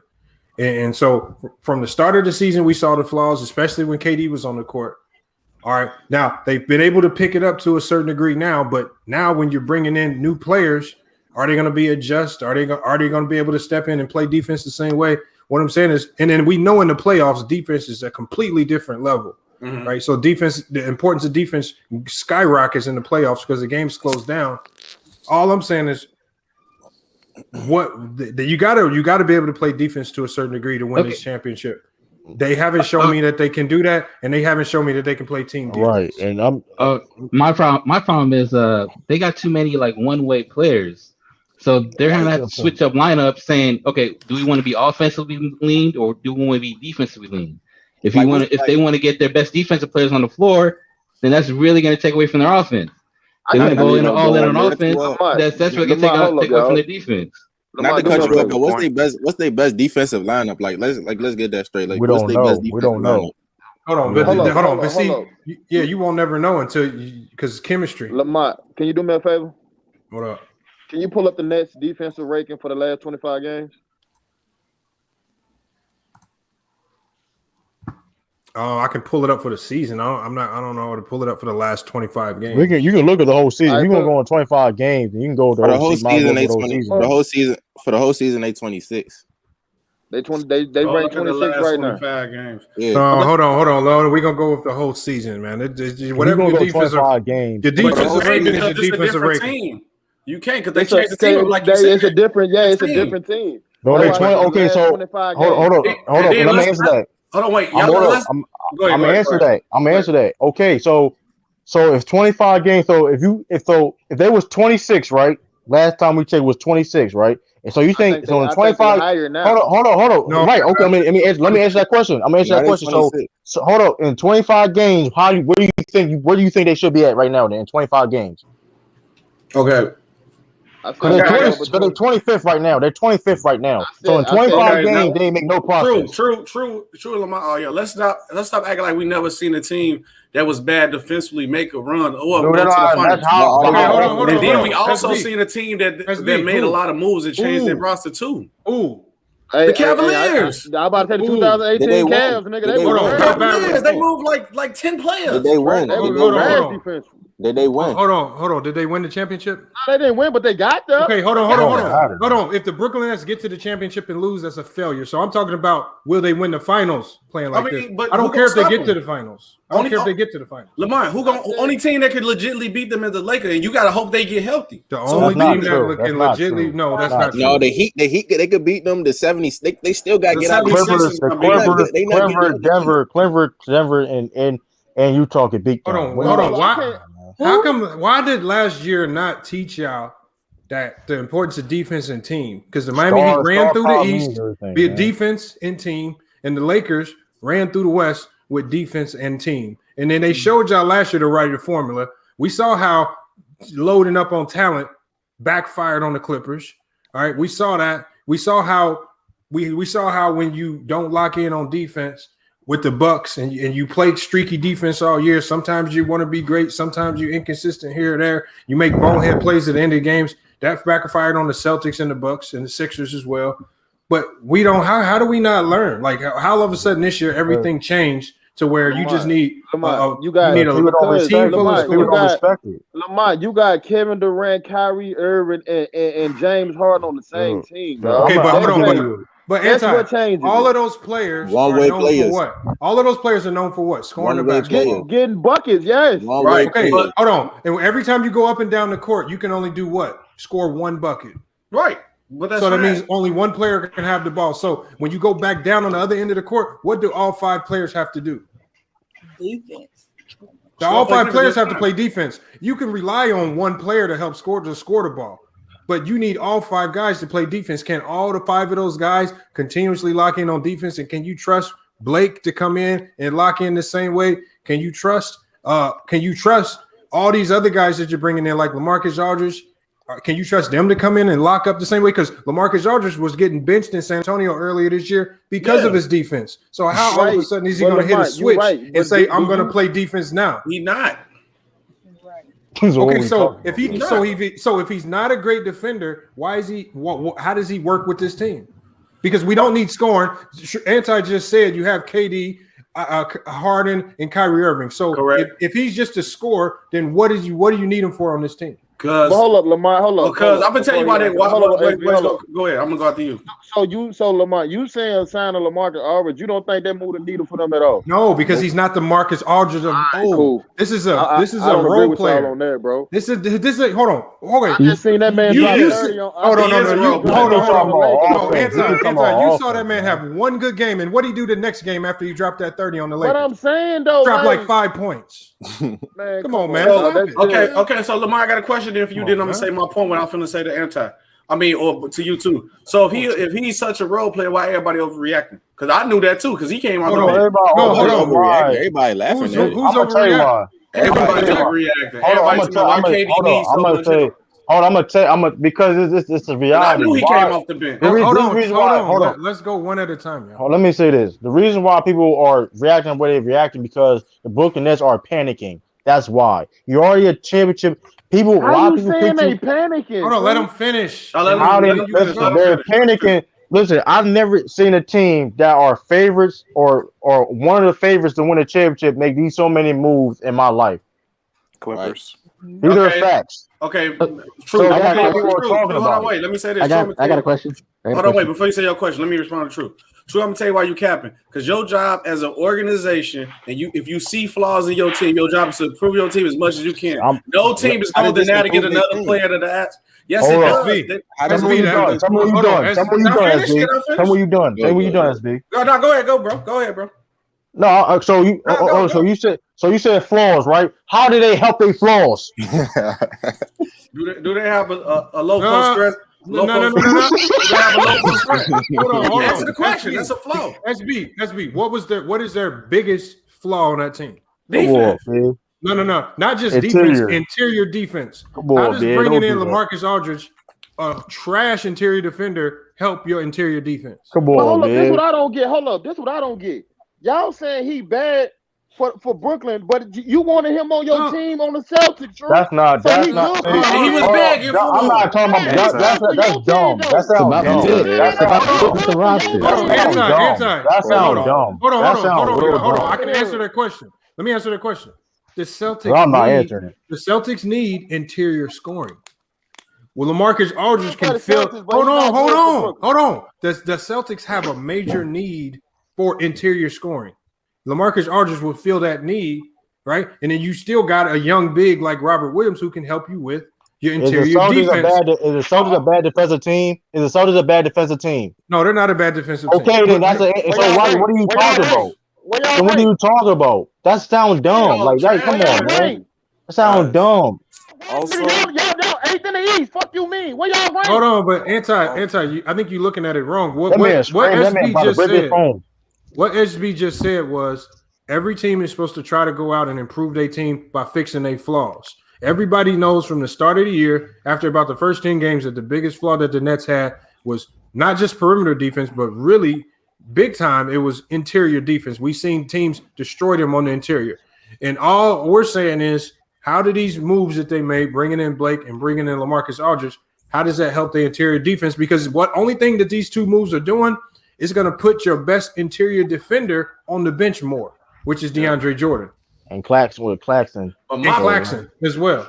I'm looking at Jeff Green. My point is this though. I forgot about Jeff Green. Y'all still forgetting who run the team. Obviously, Mike D'Antoni. You just dodged that question. You just dodged that question.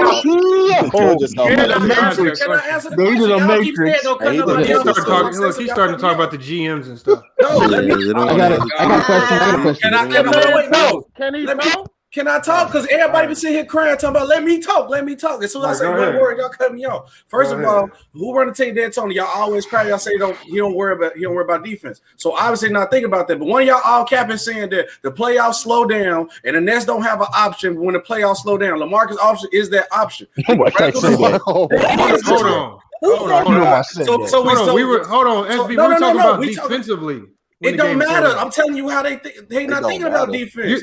Hold on. Offensively, when the game slowed down, they still got KD, Kyrie, and James Harden. But they don't have that low post option. That's what LaMarcus Aldridge go come in at. When they don't need a low post option. Yes, they do if the game slow down.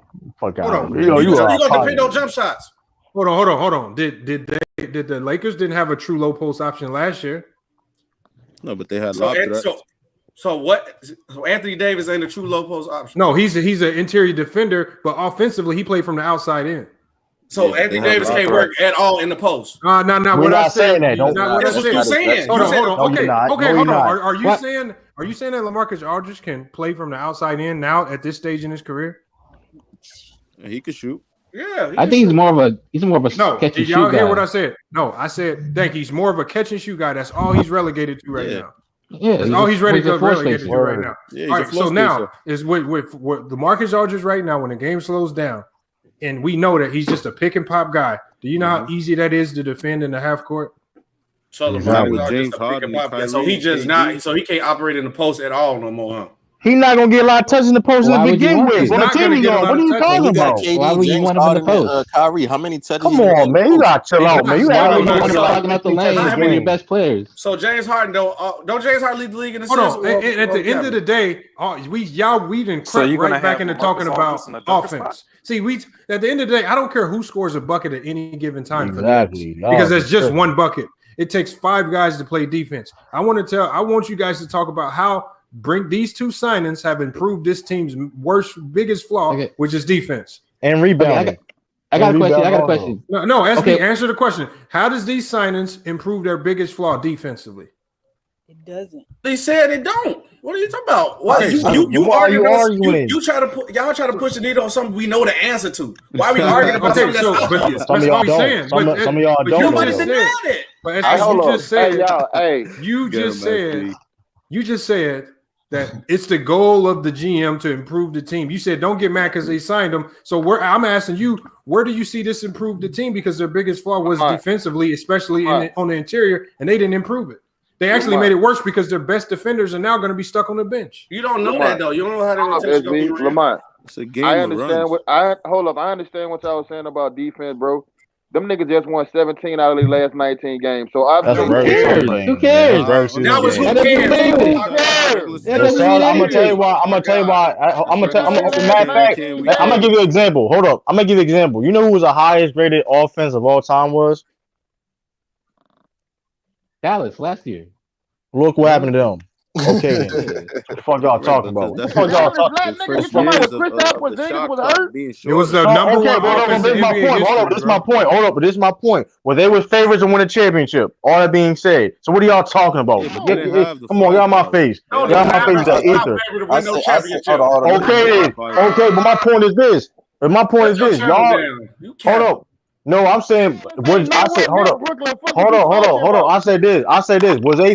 Was Dallas last year was favored to win a championship? No, they was not. They didn't have the firepower. Are people putting Brooklyn going to win a championship right now, right? Because of their offense. Okay, then. So what are y'all talking about? Hold on. Let me just say this. Like that's a dumbass argument, bro. That's not a dumb argument.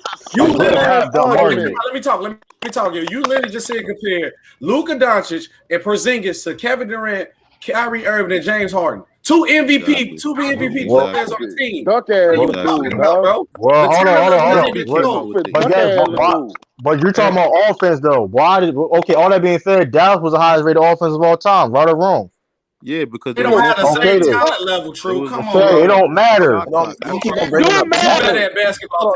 You better your basketball knowledge better than this, bro. Let me hold on. I'm going to try to help you understand what True is saying because last year he is right about Dallas. Dallas had the most efficient offense in NBA history last year with Luka and Porzingis and those guys at the helm. And Silas. Hold on. What he's saying is, okay, we all know that Brooklyn has all the firepower that you need. But the one thing is, you can't score 10 points on one possession. If you could, Brooklyn's definitely going to win the championship. The problem is you can't. The problem is you can only score 2 or 3 points per possession, right? And that means I don't care I don't care how many stars you have on offense. Only one of those guys can score offensively every time you go up the court. But it's a game of and runs. And what I'm saying is when you come back to that other end of the court, I know it's a game of runs. When you come back to that other end of the court, the one thing that you have to do as a Which team, one of you niggas typing? is defend. Yeah, somebody got some static or something. I don't know what I that think is. it's Joe Yeah, somebody Bond. has some. Nah, don't be trying to throw me in there. You stay trying to come at me, Drew. True. I ain't trying. I'm just. No, I think it's you. been I think it quiet. is you. I think you've been quiet. That's why. Are you You texting gotta or something, nigga? you gotta put your mic on mute when you're not That talking. man 'cause you gotta ordering come back to it. DoorDash on his computer. Oh, doing that, hey, shit. on a computer. I can't believe I'm up here arguing for Brooklyn, dog, and I don't even want these But niggas nah, to like, win. I But just, y'all Okay, I got a question. let me just say this. Let me just go like, cause like Lamar said, like it's only one person can score on offense. There's gonna be days where your shot gonna be on. It's gonna be days where your shot gonna be off. But what's gonna always be there is defense. And the Nets have not shown us that they could be a average defensive team. They are what, the 26th. Just look at who's. I don't think they 26 no more, bro. That's why They 25. They 25 right now. They're around 25. I don't believe 26. that. You go look it up if you don't believe it. Then go look. If you don't believe it, you look it up. Then Don't worry about it. I'm finna look it up right now. I'm finna look it up right now. Go ahead. I'm 25th ranked defensively, yo. They bad defensively. I don't got nothing to lie about, but I'm just saying, like the Nets, like they haven't shown us that they could be a great defensive team, and like I think that's going to come back to haunt them at the end. Were the Nets a better team? If we were playing pickup basketball and it was make it take it, oh yeah, I got the Nets winning it. But they're not even saying. Hold on, you know what's funny though? They're not even first and second on points per game. Who said it was? I'm just saying though. I just found that funny. They number one rated offensively, but I just found that funny. Were the Nets a better team on opening day with the old players they had that they traded away, or they're a better team now? I think they was better on opening day. They were better on I think so too. You talking about before Spencer than with you know why? Because they had Jared Allen. With Jared Allen and them boys. With Jared Allen, they were. I felt like they were close to unbeatable with Jared Allen because the one thing you know he's gonna give you is that rim protection night in and night out. Vert played. He played. He tries defense. He tries. Then it was before Spencer and then Whitty got hurt too. They had roles. Matter of fact, you look at it. It was more. It was with Jared Allen. So Jared Allen gave you the interior protection. You know it's bad. You know it's bad because they begging on Spencer Dinwiddie to come back at playoff time. You know it's bad. Like, come on, that man partially towards ACL and they begging him coming back. That's why you know they bad defensively. Now that I bring up Spencer, how is that going to work when he come back? How is their whole roster going to work? He's not coming back. Dinwiddie coming back? I'm about to say. No, I'm saying that what fans. I'm not saying he's coming back. I'm talking about next season. How that? Winston Dinwiddie's a free agent. He's not re-signing with this. Oh, he's a free agent. Oh, damn, I didn't know. He getting that bag. He getting that bag. That's why they were shopping him at the trade deadline, but nobody was. You know, they said, why would we trade for a guy we can go sign in offseason? Right. Damn, SB, you ain't found it yet, nigga. He found it. He's just trying to figure out. He's trying to find what site. He trying to justify. I'll put the link in the chat. It's on ESPN. So no, hold on, wait, no. He's trying to find a site that might have him at 22 or something. No, I don't. I'm actually looking at from the last 10 games. I'm sorting this stuff. Hold on. What about for the season? I'm looking for this. This regular season 2020 when I'm looking at all of them. They are ranked for the last 10 games. They are for the last 22. They ranked 22. They ranked 22 last 10 games. That's horrible. And then the farthest I could go down is 15 in the last 15 games. Oh my God! 21. So hold on, you're just trying to find. Y'all is sitting here capping like I'm sitting here looking like I. Hold on, no, but SB. No, what SB was doing was he was trying to find the specific stretch of games where they might have been playing top 10 defense. He gonna say in the last 2 games they top number 2 in the league. No, that's cap. No, that's cap because in the last. You got to chill there with that one. That's disgusting behavior. How come you just ain't gonna say what it is? They 25th. Can I finish? The last 5 games, they 27. Say they 25th in the league right now. No, they're the last 5 games. I'm going every game. In the last 5 games, no, I don't care about the last. No, what are they right now? Where's they right? They 25th. Hold on. When somebody's averaging points per game, you don't be like in the last 3 games he averaged. What are you talking about? What's his average? What's his average? Yo. I mean, what are they? Where are they at on the year? 26. Okay, that's what they are. They're 26 ranked. That's what they are.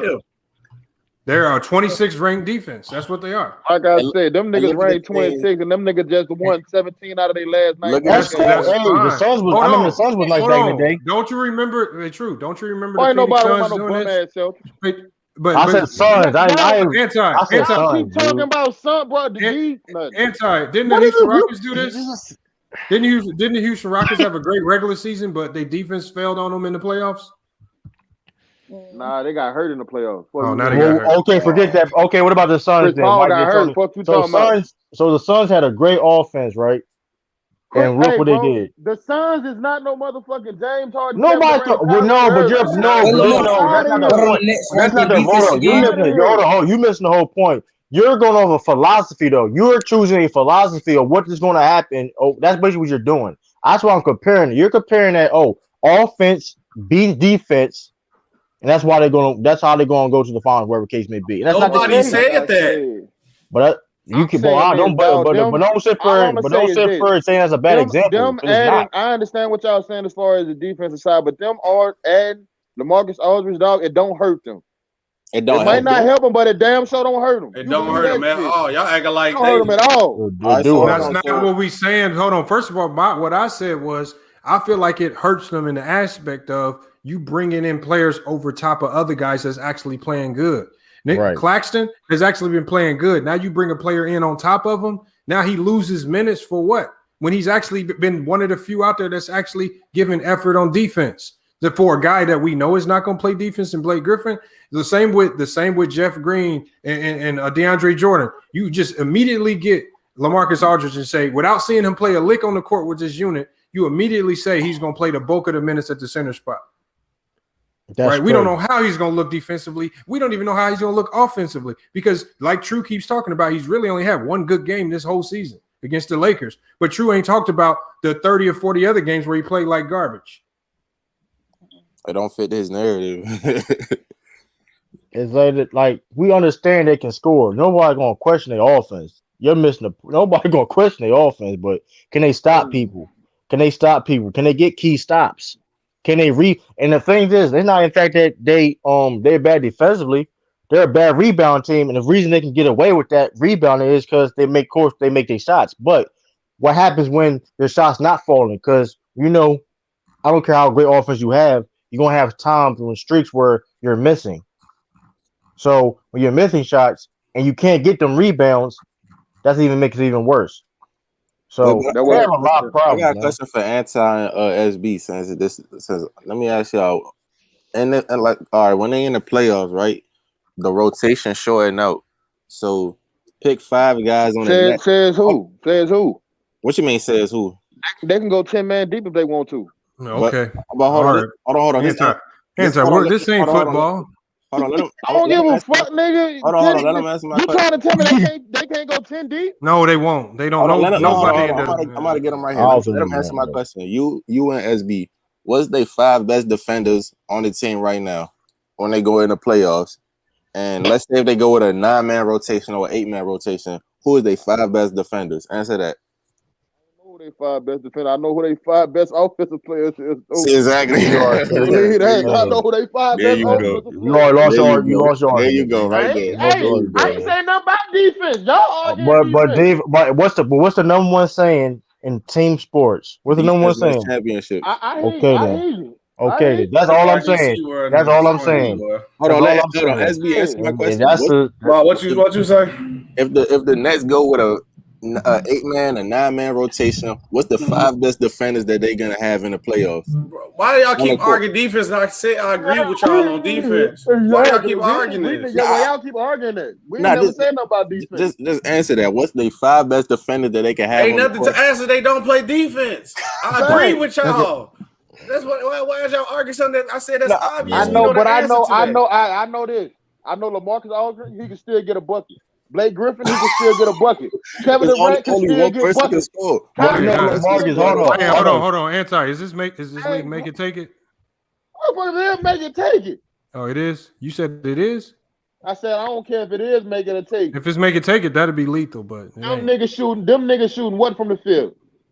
And you still got that ultimate You still got that ultimate nigga. They second in points per game. They second in points per game. When they lost to the Wizards when they were shooting 60% from the field. Hold on, they second. Who first for points per game right now? Then they second. Hold up. Hold on. How many points per game are the Bucks are the Nets averaging right now? No. 119. No, but their per 100 rating is 117.4. That's their per 100. That's and how much they giving up to the opponent? 113. 113 and a half per 100. Hold up. 115 right now. Hold up. They scoring 115 and they giving up a 2-point differential? No. They scoring 119. Oh no, they scoring 119 and they giving up 115. That's horrible. Yeah, I'm going by the per 100 games. I'm going by the rating, the per 100 possessions. Oh, you talking about? I'm just going on straight. You saying they close games, but they winning them. I feel you what you're saying, but you can't.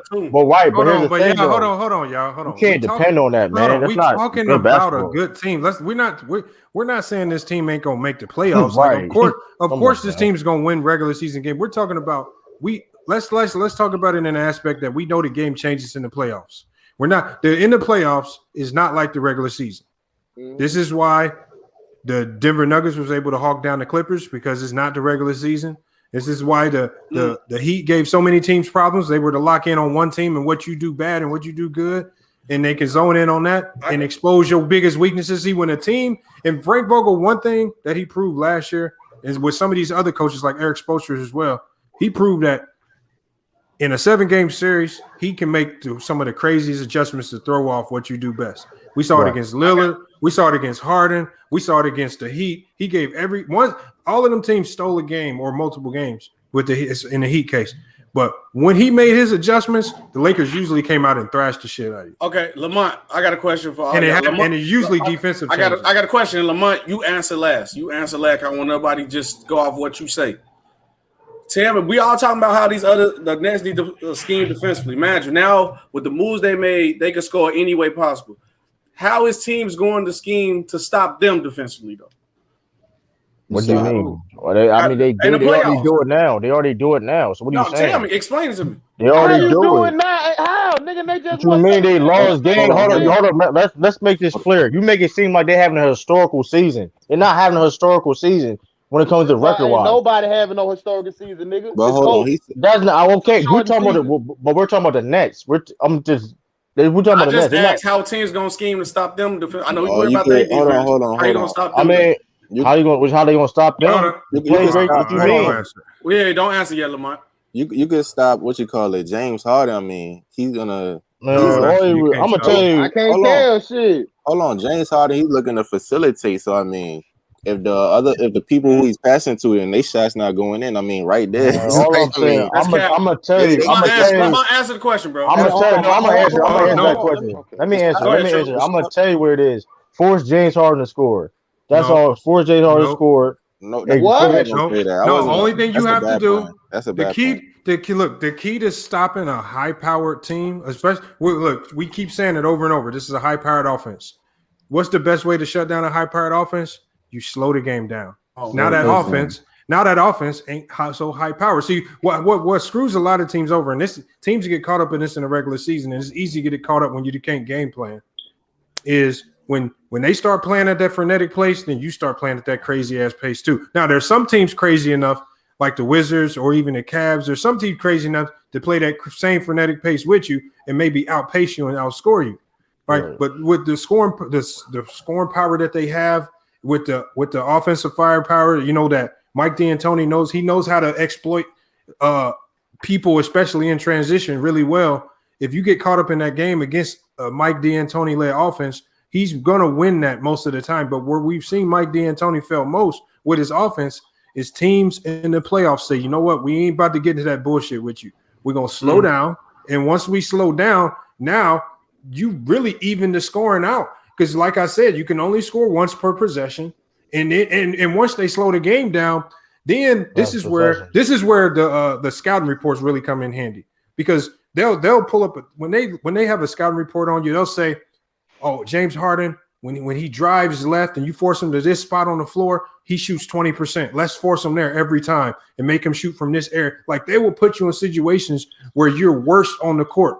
That's how the Dallas Mavericks beat the Lakers. beat the Miami Heat in the championship because they had a strategy of looking at LeBron's worst spots on the court offensively. They put him in that spot and they kept him there. And it essentially made him ineffective. And they were like, what the fuck? Like, what are we doing wrong? Miami Heat, when they really talked about what they did, they said we played a certain type of zone where we put LeBron James in statistically some of the worst spots he can be on the floor. But those are the things you can really strategize and game plan for when you're playing a team in a 7-game series. Because if you think about it, wasn't the Heat up in that series against Dallas at one point in time? 2-1.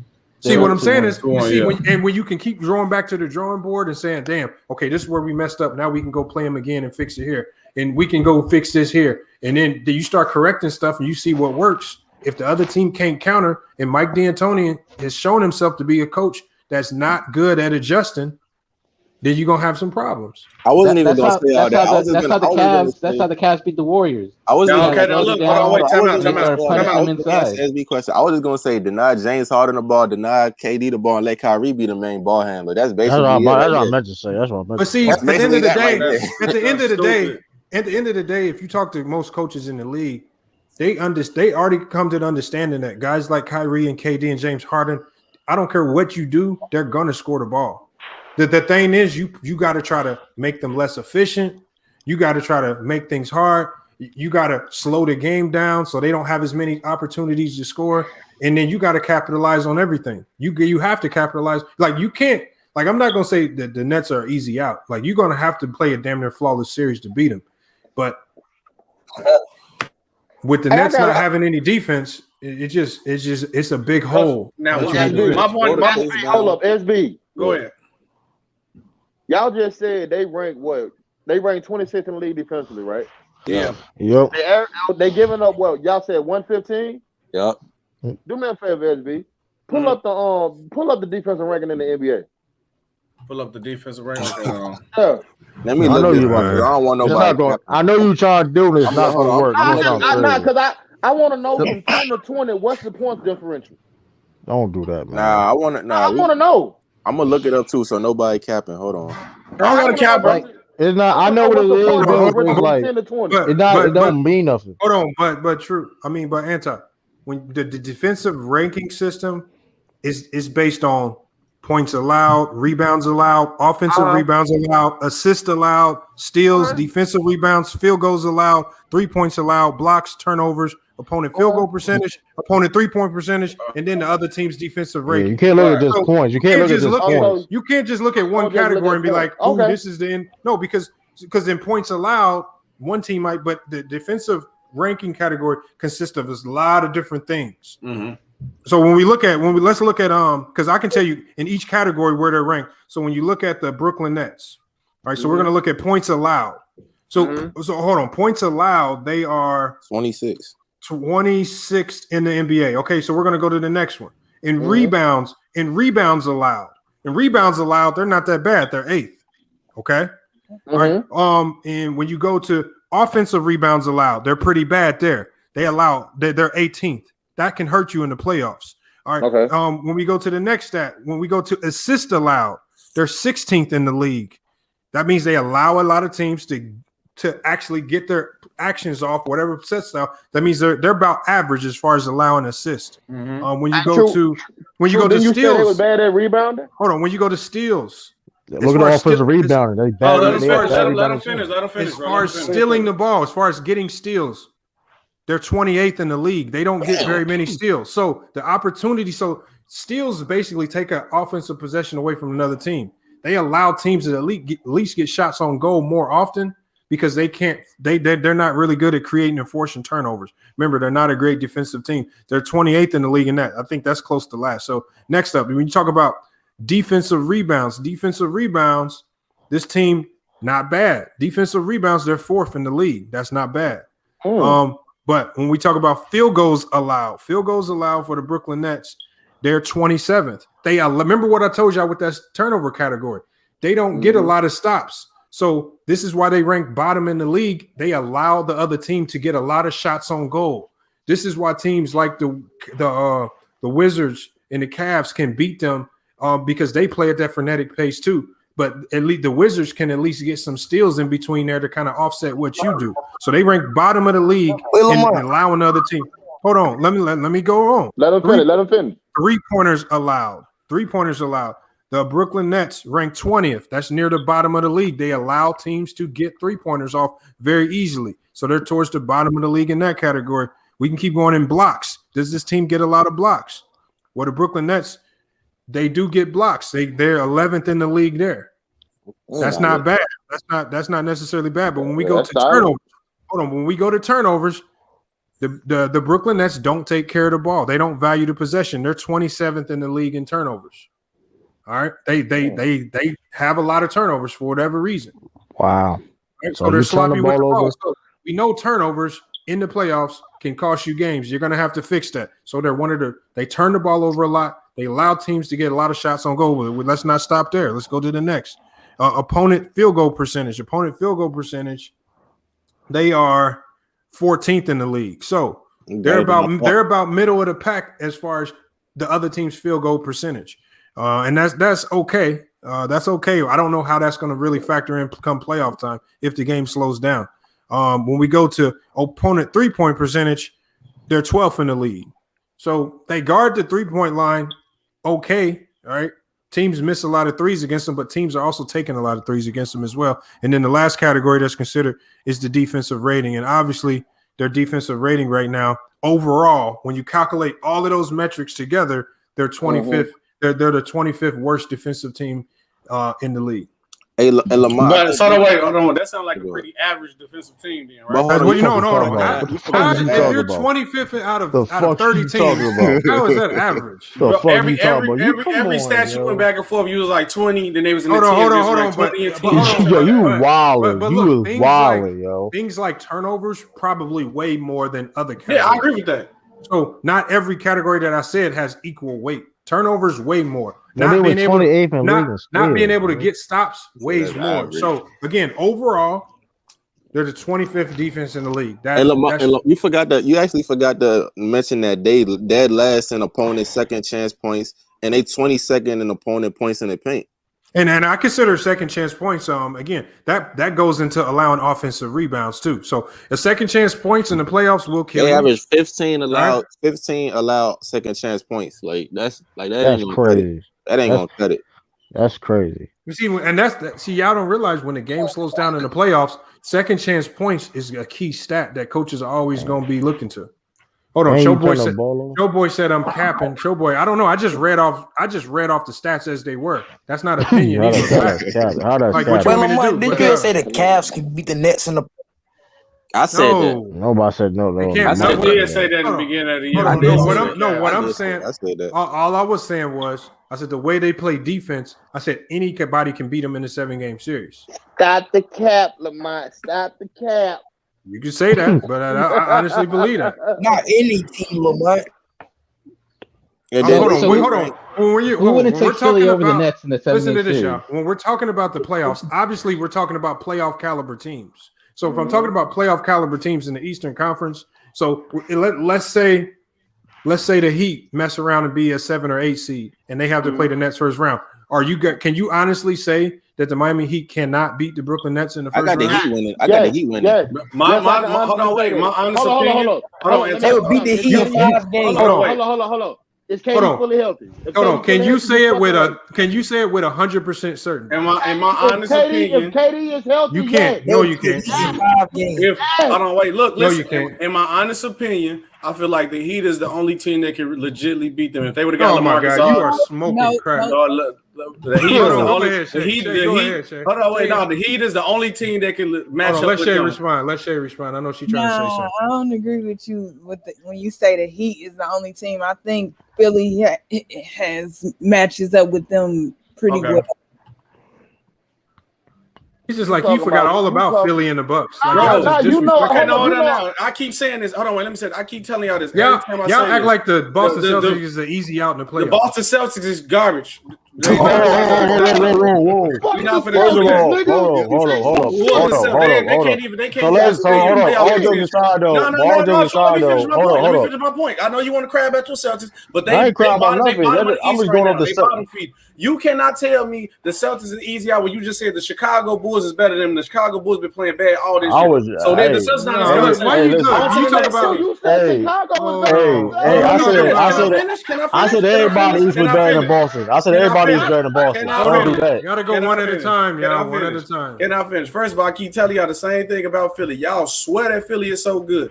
Philly don't have a closer. They ain't been the same since Jimmy Butler left. Y'all depend on Tobias Harris, who shot 13% from the three last time. Oh, he played good when Doc Rivers was coach. He was the number one option. He's not the number one option. Then you got to hope that Joel Embiid is going to be healthy and Ben Simmons be an actual offensive threat as an option. It's not going to happen. And hold on. You got the blueprint to beat Milwaukee already. SB, how can you talk about health? How can you talk about health when the Brooklyn Nets, the one thing they haven't shown you this year is you don't know what the hell they're gonna be. Their health has been in question. They got unlimited sick. No, you can't for a team that got unlimited sick days. Yo, shut the channel down. When I say, can I say this? When I say Kevin Durant is the best player, y'all laugh and joke, say no, he ain't. James Harden the best player on the team. No, I didn't say y'all logic. Y'all say that all the time. Hold on, SB. Now tell me the last. Tell me the last playoff run Kyrie made healthy. He didn't. Okay, tell me. He said he did. Okay, when is KD healthy right now? Has he come back? Have they kept extending that deadline? No. Hold on. Is Blake Griffin healthy? Yes. Jimmy Butler healthy with his. Hey, yo, Blake Griffin, why he brought by blew his back out catching that lob. Jimmy Butler stay with an illness now. Is he healthy? That nigga stay sick now. But hold up. But here's the thing, though. This is the reason why. Hold up. But this is the reason why for them teams that have a legit chance of beating Brooklyn, because they have, first of all, they have a better front court and a bad interior defense. There you go. So I don't care. So that's just the end all be all. I mean, listen, hey, if you gonna have his way with Bam Adebayo put up 40 by himself early in this season. You got Bam dropping 40 on y'all. Bam not even scored. Oh my god. He's gonna have his way in the playoffs. So by y'all logic, if you just play better on good on the inside, you win in the series automatically. I'm just saying though, that's a key. I say it's a key factor. Nobody said that's a key factor though. So you trust. Okay, hold on. Answer this question. So you trust. Hold up. So you trust LaMarcus Aldridge. Hold up. So you trust LaMarcus Aldridge. I said I trust nobody. Hold on. So you trust LaMarcus Aldridge, DeAndre Jordan to go up against Robert Williams, a Joel Embiid, a Bam, a Giannis. Nobody worry about Giannis in the playoffs. Bro, that's not defining the series. That's not defining the playoffs. Are you not defining the series, bro. Stop it. True. Hold on. KD fully healthy on Miami. Who guarding him? And I wish you would say Jimmy Butler. Oh, Miami would guard him. What are you talking about? Miami no fucking Miami. Who you putting on? Dude, hold up. He said Andre Iguodala. Get him out of there. Get the fuck out of here. Kick him out, bro. Kick him out. Kick him out. Kick him out. Hey, Lamar, boo him, bro. Boo him, bro. Get him the fuck out of here. Hold up, though, but all jokes aside, though, team. First of all, when you go against great players, your team scheme for that player. So what are you talking about? How you scheme for KD? How you scheme for KD, sir? Tell me. KD best stop many times. What the fuck are you talking about? But look, this is the point that y'all. By the way, I got you. This is the point y'all understand. KD played his best when there ain't no pressure on him. With James Harden and Kyrie, it's not no pressure on him. It's not, bro. It's gonna be the same way how it was with the Warriors. That's cap. That's cap. You talking about? Hold on. You trying to tell me? Hold on. You trying to tell me easy buckets? Yes. Hold on. You trying to tell me KD a championship or bust team? It has no pressure. That's cap. The Warriors was a championship or bust team. Hold on, but they won a championship before they won a championship. The Heat, they got Trevor Ariza. The offense, they got Trevor Ariza. Everything's not going to be on KD on offense. You can't double him. They got Trevor Ariza too. Who got Trevor Ariza? Who? The Heat? Yeah. What the fuck he gonna do? Bro, you just naming old bums, bro. Kick him out, bro. Hold on. I can say Jimmy Butler can strap KD. Now he's Trevor Ariza is an old bum, but Aldridge and Blake Griffin ain't. Scrap KD. Come on, man. Blake Griffin, hold on. Let me say this true. Hold on, wait, true, because Lamar, he said they're gonna guard KD. He said Iguodala and Trevor Ariza. Trevor Ariza, and Jimmy Butler. Who Blake? Hold on. Who is Blake Griffin? Blake Griffin is Blake Griffin one of the worst power forwards in the league. He's done. But hold up. He can't even. You touch Blake Griffin and he get hurt. That's a lie. That's a lie. That's a lie. That's a lie. You was a all my life. You a liar. All my life you a liar. You was a liar. You was a liar. You was a whole liar. You wouldn't mind having LaMarcus Aldridge or Blake Griffin on your team, dog. Don't cap now. Dude, don't lie now, bro. Okay, but look, that's not what we talking like about. Boston back. You not even talking about that. Hold on, but nobody's saying that these teams. Nobody's saying that. As long as they go to the team, y'all. Dude, okay, but Marcus Aldridge. Okay, but I'll tell you this. Hold on, let's not go down. Remember, I told y'all don't go down that road because at the end of the day, nobody's saying that these players can't give value to certain teams. Right, but they have smaller roles. What I'm saying is because SB said it earlier. He said the Nets have certain needs because we all agree starting out the year, the Nets had a championship contending team. Facts. All right, so they had a championship contending team, but they keep making all these. Hold on, all I'm saying is this: they keep bringing in pieces that don't address their needs. That's what we're saying. Like, no, I'm not saying that LaMarcus Aldridge can't be productive with any other team. He can. And on the Celtics, they have a need for interior scoring. He can fill that need. He's still not a great. He's still not a good. He's still not a good interior defender. Right, but Lamar, you know what's funny though? But Lamar, you know what's funny though? True. So wait, if you agree with what we saying and we agree with y'all saying about the defense, why are we arguing? No, there's a point though. Here's the thing though. But here's a problem. Okay, LaMarcus Aldridge on any team, his role would have been smaller on any other team. He got a big role on Brooklyn. That's cap. No, he do. Hold on. Does he do? Hold on, Mac Duff, the team. Hold on, y'all. I'm gonna tell y'all what the team said. Hold on, I'm gonna let you go, Anton. I'm gonna let you go after me. The team just came out and said that LaMarcus Aldridge is going to get the primary bulk of the minutes at the center spot for the Nets. When y'all say that he don't have a major role, so first of all, the center spot for this team has been critical because it's been the difference in them winning and losing games. And they just told LaMarcus Aldridge, that's your boy, you need to stop the cap too. So basically what y'all setting yourself up for is now everybody gonna be blaming LaMarcus Aldridge if they lose. I said this cap deck. True said he won't have no major role. The team just said he has an important role. No. He said if he was any other team, he wouldn't have a major role. No, that's not what I said. Hold on, this is what I said. I said he wouldn't have his role wouldn't be that big if he was on any other team. That's what I said. Don't do that. Don't do that. Most other teams, he would not start on the Celtics. He would not start on the Celtics or play that most minutes. At the end of the day, the Celtics your starting center. Stop capping. Hold up. At the end of the day, the Celtics had a need for interior scoring. The Brooklyn Nets don't have a need for interior scoring. He played that in his Kenner role because they score out of their horn set. That's not a post-driven offense. That's really for all your guards and maybe some pick and pops or pick and rolls with your bigs. And we know LaMarcus Aldridge can pick and pop. So we know their offense is not predicated for him to score. So the only thing that he can be effective at consistently on this team is going to have to be defensively. Can he do that? Can he do that?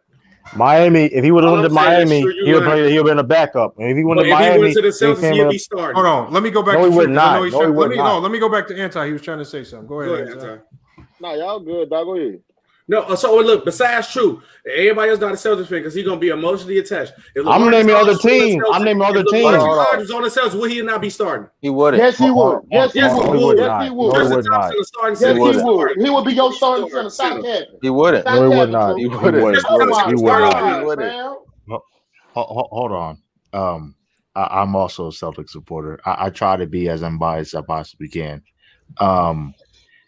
In terms of LaMarcus Aldridge starting, I would say most likely he wouldn't, but occasionally he might be able to start depending on the matchups and depending on the opponent. But for the most part, I don't think he would start. Lee, who your play out? Hold up, Lee. Who your starting center? Play out time. He would be in your starting lineup, fam. Let's But hold on, you gotta understand. Hold on, answer the question. Who's the starting center? We just gonna end the conversation. Robert Williams is better than LaMarcus Aldridge right now. So what are you talking about? Hold on. What are you talking about? Stop.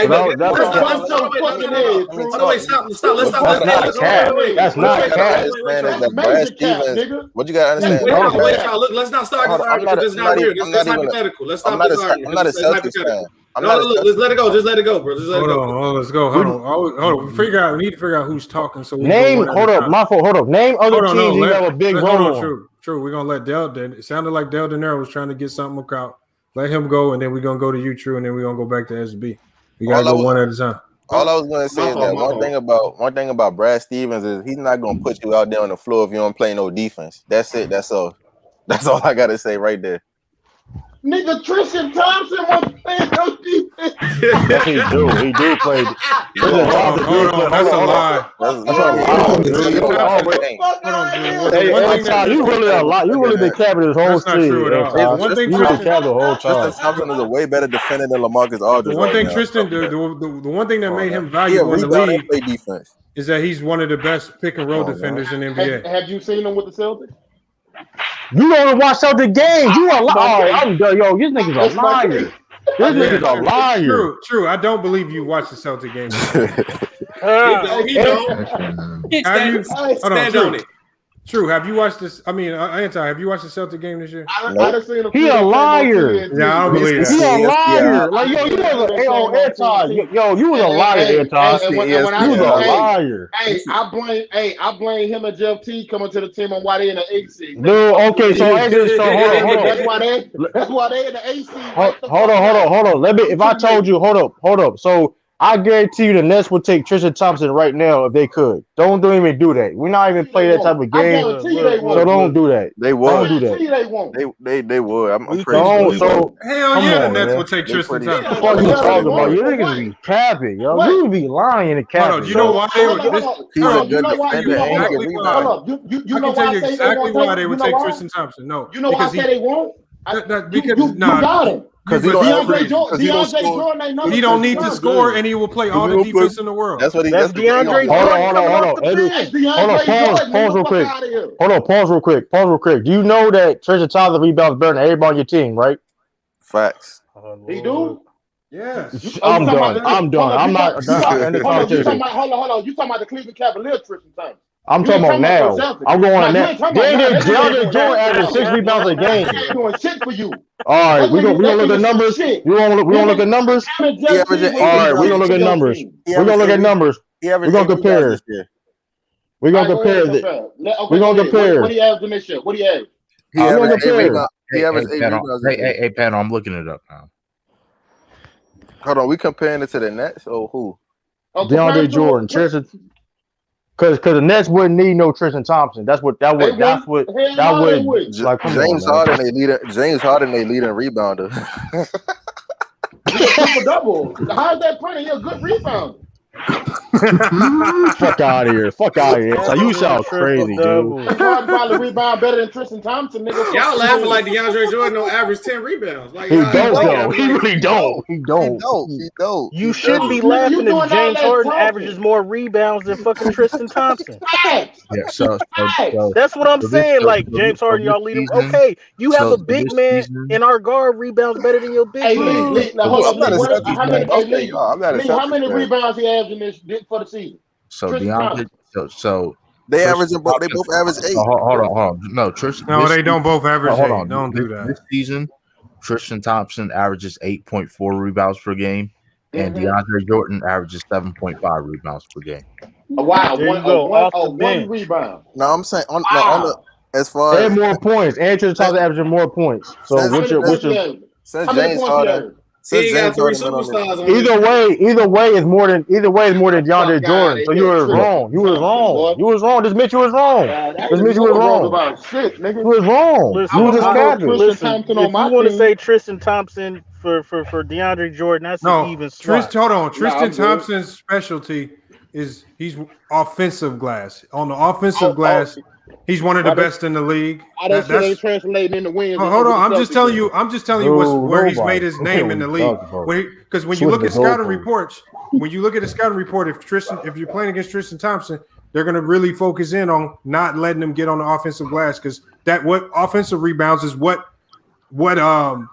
is what one of the Nets' biggest weaknesses. It gives the team second chance points, and we already know the Nets are one of the worst. They got the worst. They're one of the worst league, teams in bro. the league in second chance points. So rebounding, especially on the offensive side of the thing, is what kills the Nets at times, and will really hurt you in the playoffs when the game slows down and you have fewer possessions to score. Right. And the Nets, that's all that matters. You got to look at it in that perspective, right? Yeah, there. the Nets has probably the worst big front court in the league, They dog. give up Like the we're most not even second doing chance that. points in the NBA. Like they is trash. Like you got Jeff Green. You got Jeff Green. You know they bad. You got Jeff Green playing center. You got Jeff Green playing center. But true, they wasted all these assets on the three out of three positions. You not gonna have everything, bro. Somebody got to be trash. Hold on, whoa. Not like that. When you got Jeff Green playing center, that's a problem. No. But here's the thing, though. Here's the problem. Like you had the answer to your problem on your roster. Exactly. You just needed to start him. You had Jared Allen. Yeah, but they let him go. But when you went for the overkill, you brought in a piece. And the only reason they needed James Harden was because Spencer Dinwiddie went down, and Kyrie Irving doesn't know how to play make. So when they saw him try to play make and they saw the team struggle, they saw quickly that there was no way they were going to win a championship with Kyrie running the point guard for them. So they had to make a change there. So instead of just getting an average shooting guard, they just went out there and got the best one that you can get. And this is a guard. James Harden can play the 1, 2, maybe even sometimes 3 if you need him to. He's more adaptable than Kyrie. But Lamont, even though that was a big loss, you're not telling me you're not going to give up Jared Allen for James Harden. No, I'm not saying don't do it. I'm not saying don't do it, but what I'm saying is true. That's why the Celtics trash. When man said like that. No, you're not. Okay, why? I'm gonna tell you why. Why would you do it when you already have a championship contending team right there? That don't make no sense. Hold on. True. That don't make no sense. Hold on. Let me ask you something. No, it worked better with D'Antoni. That's all. Let me ask him something. Hold up. You mean to tell me you wouldn't if you was Boston, you wouldn't? You talking about in general? You talking about in general? No. We talking about specifically on that team. No. I'm talking about your team. You wouldn't give up Marcus Smart, Jaylen Brown for James. That's not the point. We talking about. Hold on, let's not go off onto a tangent. We talking about Brooklyn. Hold on. We talking about. Hold on. Joe Bond said Kyrie still averaging 6 assists. Okay, so I mean, collecting assists is cool. Collecting assists is cool. But it doesn't always translate into you being a great playmaker. After you shoot that ball, hold on. Sometimes assist. Like we know when Kyrie plays, he's playing 30 to 35, sometimes 41 minutes a game. He can just get basic assists in the flow of the game. That doesn't mean you're playmaking. Sometimes playmaking is making the hockey assist, passing it to the guy that passes it to the guy that makes the assist. Is he throwing lobs? Is he setting the big man? Who's really throwing all the lobs to DeAndre Jordan on this team? There's only one player really doing that. It's not Kyrie. Hold on. Name one time. Still averaging 6 name assists? one time where you've seen Kyrie Irving throw a lob. Exactly. I've never seen it. And like Kyrie Irving. All I'm saying is let's not confuse the statistic with the skill of playmaking. Assists is the most overrated stat, and assists is the most overrated stat in basketball. So y'all now it's overrated. Hell no, assisted is not overrated. Are you serious?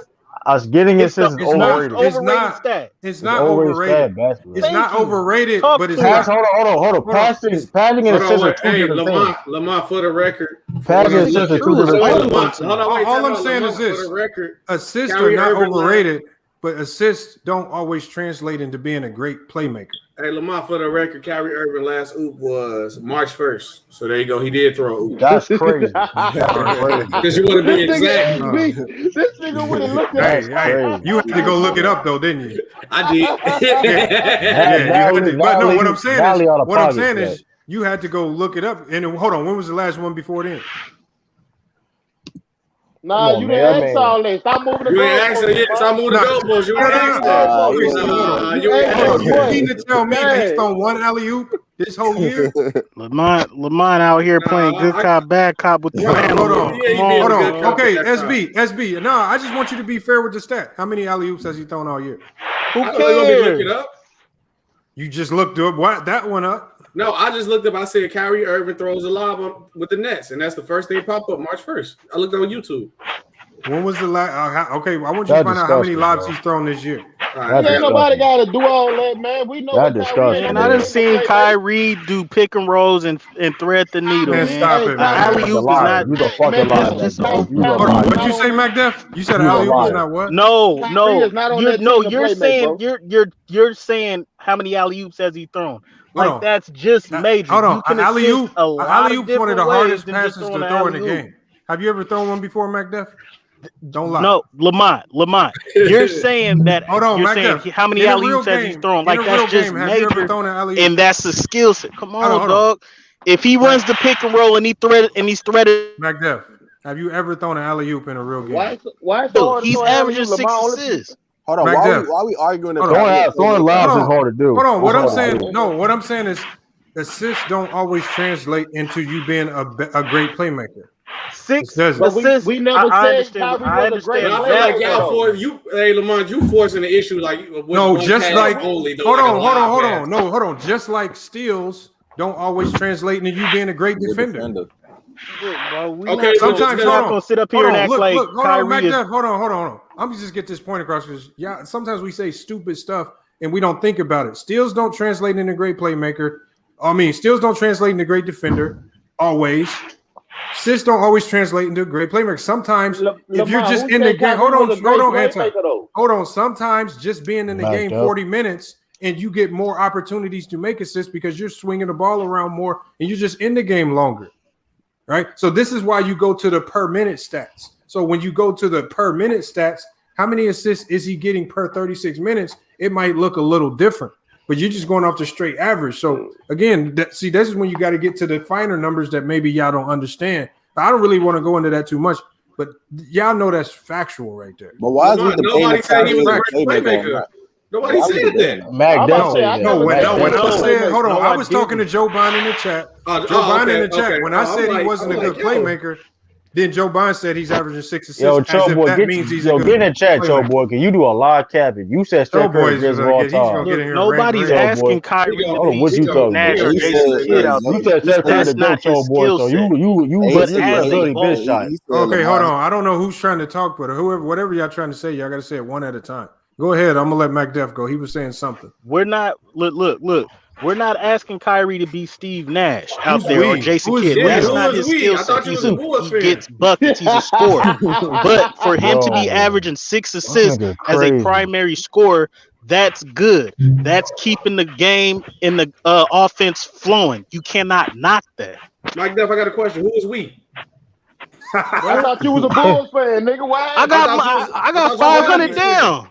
I thought you was a 90s fan. What happened? What happened? Bro, I'm trying to make a point. Y'all know I'm a Bulls. I'm not going Nah, over. you a whole you ain't, you a bro. whole hoe. You ain't with You a us. whole You ain't with hell us. no. Nigga, Stay shut on up. that Yeah, I was a side. Bulls fan before you was born. Be quiet. No, I you got wasn't. I got a $500 bet on the damn. When was you game. born, Magna?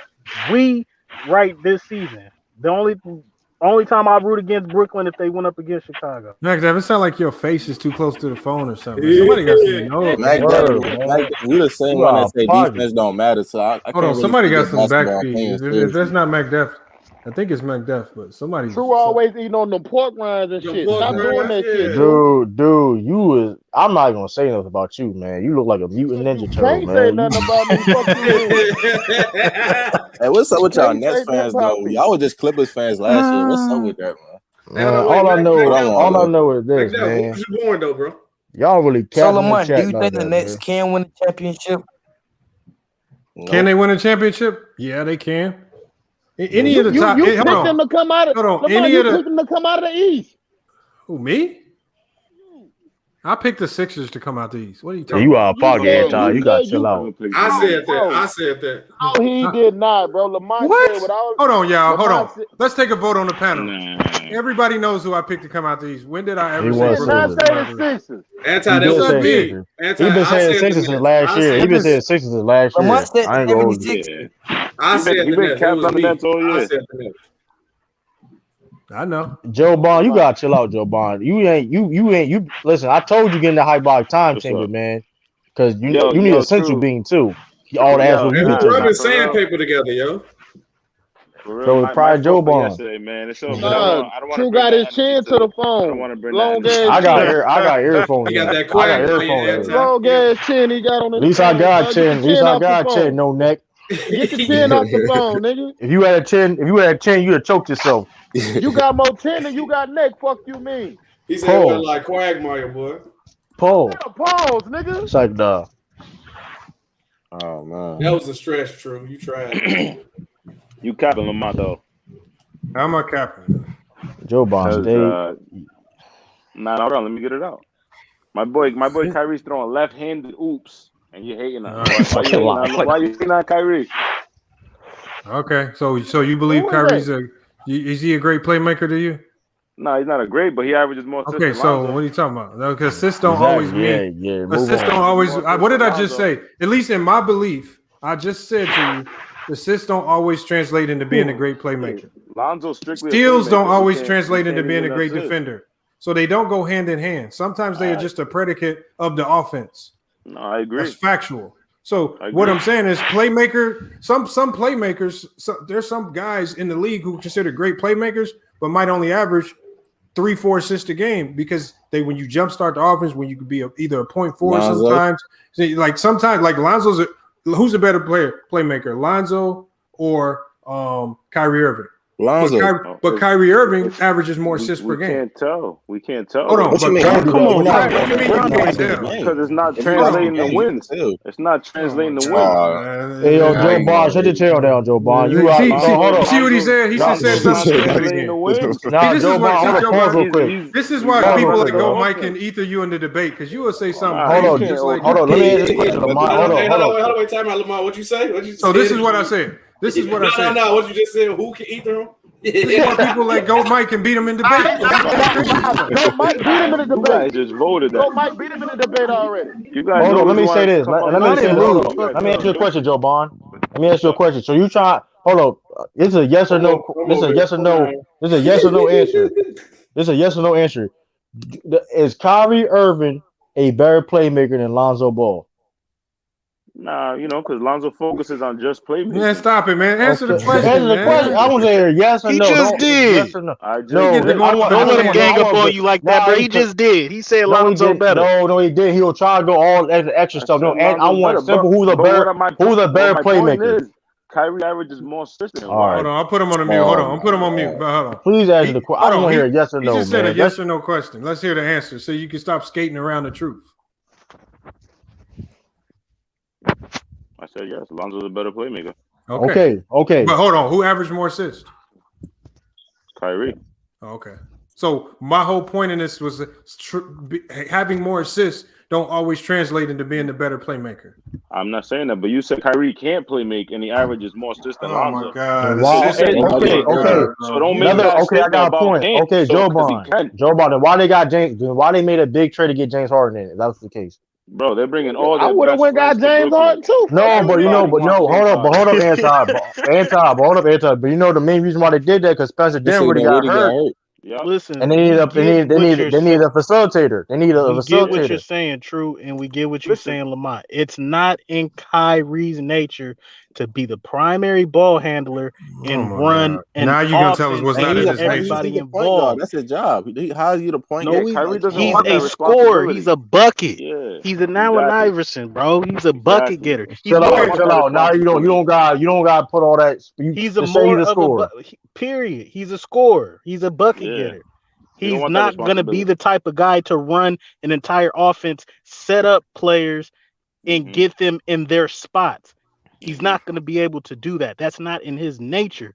But for him, as a two guard, to be averaging 6 assists, that's pretty damn good. I'm not saying he's a better playmaker than anybody who's a point guard averaging less than that, but to be average. He capping, man. I gotta stop. You got How you gonna put that man on mute like that, Lamont? You got stop. You got. Thank you, Lamont. Lamont know I'm right, bro. Shut up. I can only hear so much nonsense because we literally just. This is platform. This is channel. Hold on. I'm gonna put him on mute. I'm gonna tell him like it's because I can look at the assist leaders in the league right now. I'm gonna ask y'all, who's a better playmaker, Mike Conley or DeMar DeRozan? Mike Conley. I'll say Mike Conley. But DeMar DeRozan averages more assists. See, you can run down the list like it's Exactly. like you can like yes, okay, yeah. Sometimes, like I said before, getting assists sometimes is just a predicate of being in the game longer and more than other people. Because sometimes you could just swing it to a guy. Because in the NBA, it's much easier to get assists in the NBA because you get the pass and you get 2 steps. So you can hit a guy. He can not only does he get 2 steps, he gets 2 dribbles. So you can swing it to a guy. Sometimes 3, sometimes 3 or 4. You can it's 2 dribbles and 2 steps. You can swing it to a guy. He could be ISO in the corner, and he could take 2 dribbles and 2 steps, and you get credit for that assist. And that you didn't have to play maker shit. That is so true. what I'm saying That is just true. a predicate sometimes. Like I don't always look at assists like, oh, he has 6 assists a game. He's a great playmaker. That's not how it works. But you really got to nobody watch says the a game good and say player. you should be able to You look said at the he game and can't see. playmake. You should be able to. He's not a good playmaker. He's not a good playmaker. That's a weakness. Okay, he just said he a 2 guard. Hold on. They just said James Harden a point guard and Kyrie Irving a 2 guard. He can't. He's not. He struggles with it. He can't, struggles and with he averages 6. That doesn't make no sense. 6 assists don't always mean you're a good playmaker. I just been. You don't mean you're a good playmaker, dude. Like stop it. He had Who the did Kyrie Celtics did not as the make 1 Kyrie seed, did not make other and he was people the better point on the guard. team, dude. Like you don't. Wasn't he the 1 seed with the Celtics before he got hurt? And he struggled. He struggled. He still wasn't a playmaker. So he didn't run the team, and they weren't the 1 seed. No, Al Horford, matter of fact, I'm gonna tell you that Al Horford was the best playmaker on that team. So what are you talking about? All right, so Kyrie didn't run the offense. He wasn't a Al playmaker. He Horford- scored the ball. He scored Al the ball. He Horford didn't run. was our He didn't Al facilitate. Horford was our best facilitator. Marcus So Smart who was a was better facilitator than Kyrie. So what are you talking about? No. Yeah, Marcus Smart, he gonna give you. What are you energy talking? on What are you defense, talking too. about? That's idiot. Come He- on, he- man. Marcus Y'all Smart gotta is chill more out. Y'all gotta athletic chill too. out, man. Cause y'all don't talk about cause DeMar DeRozan averaging like what 7 assists, 6 assists right now. You don't be like, man, hey man, DeMar DeRozan, man, he a shooting guard, man. For all that, you know what I mean? He's a great player. Y'all don't be doing that, but y'all want to do that for Kyrie. Y'all lame, man. Come on, man. That's corny, man. Y'all gotta chill out. Look. DeMar DeRozan is averaging more assists than Kyrie. Is he a great playmaker? I wouldn't necessarily say that to DeMar Mike. DeRozan's You know, doing his he playing thing, that bro. Spurs system. Yeah, that's his. Like I said, Hold on, we're saying Giannis. that he can. Hold on. I ask you a question. Playmake. Is DeMar DeRozan a great? Is anybody running around saying DeMar DeRozan's a great playmaker? Nope. But you're saying he can't play make. That's not. Hold the on, argument. that's not Great. what I'm asking. Hold on, this is different. Anybody can do anything. When you had a ball, you can make anything Yeah, happen we saying every now he's and then. great. He's great. He's not. He's great as he's When not. you're good at it, that means when you're good at something on the court, when you're good at something in the NBA, the coach usually assigns that task to you. When they saw very quickly that Kyrie was terrible at it, they went and got James Harden.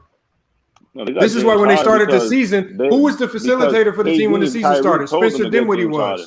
They didn't even have him as the facility. Spencer Dinwiddie's a better facilitator and playmaker than Kyrie. I agree. That's I why. agree. That's why he was the I primary. agree. Even Karis LeVert was a better facilitator and playmaker. What you Debatable. call it? Giannis Debatable. average. That's not Giannis debatable.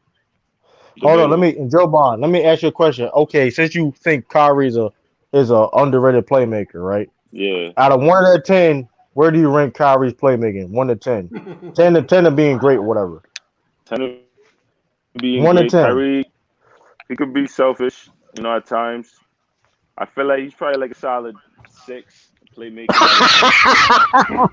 Hey, hold on, y'all. He capping. I just looked it up. It said Kyrie averaged 5 assists.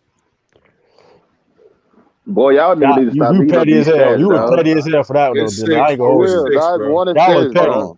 That was petty as hell, Dylan. I ain't gonna hold you, My Dale. bad. It say 5.7. My bad. That was petty. That was petty, Dale. No, That was petty as Round shit. that shit up. Round that shit up. You act like that was a That was big petty. difference, bro. That was petty as Yeah, we needed that. We needed that point. Round that shit up. Yeah, you did need round that, Joe shit up, Ball. Why dog. you saving Joe Ball like that, Dale? You got come on, We man. needed that. We needed that point. Hey, debunk yourself, man. Word, Dale, you was petty for that one. You talking about he don't even have to really sick. 5.6. 3.3%. That's how much the hate You on got it. Kyrie is.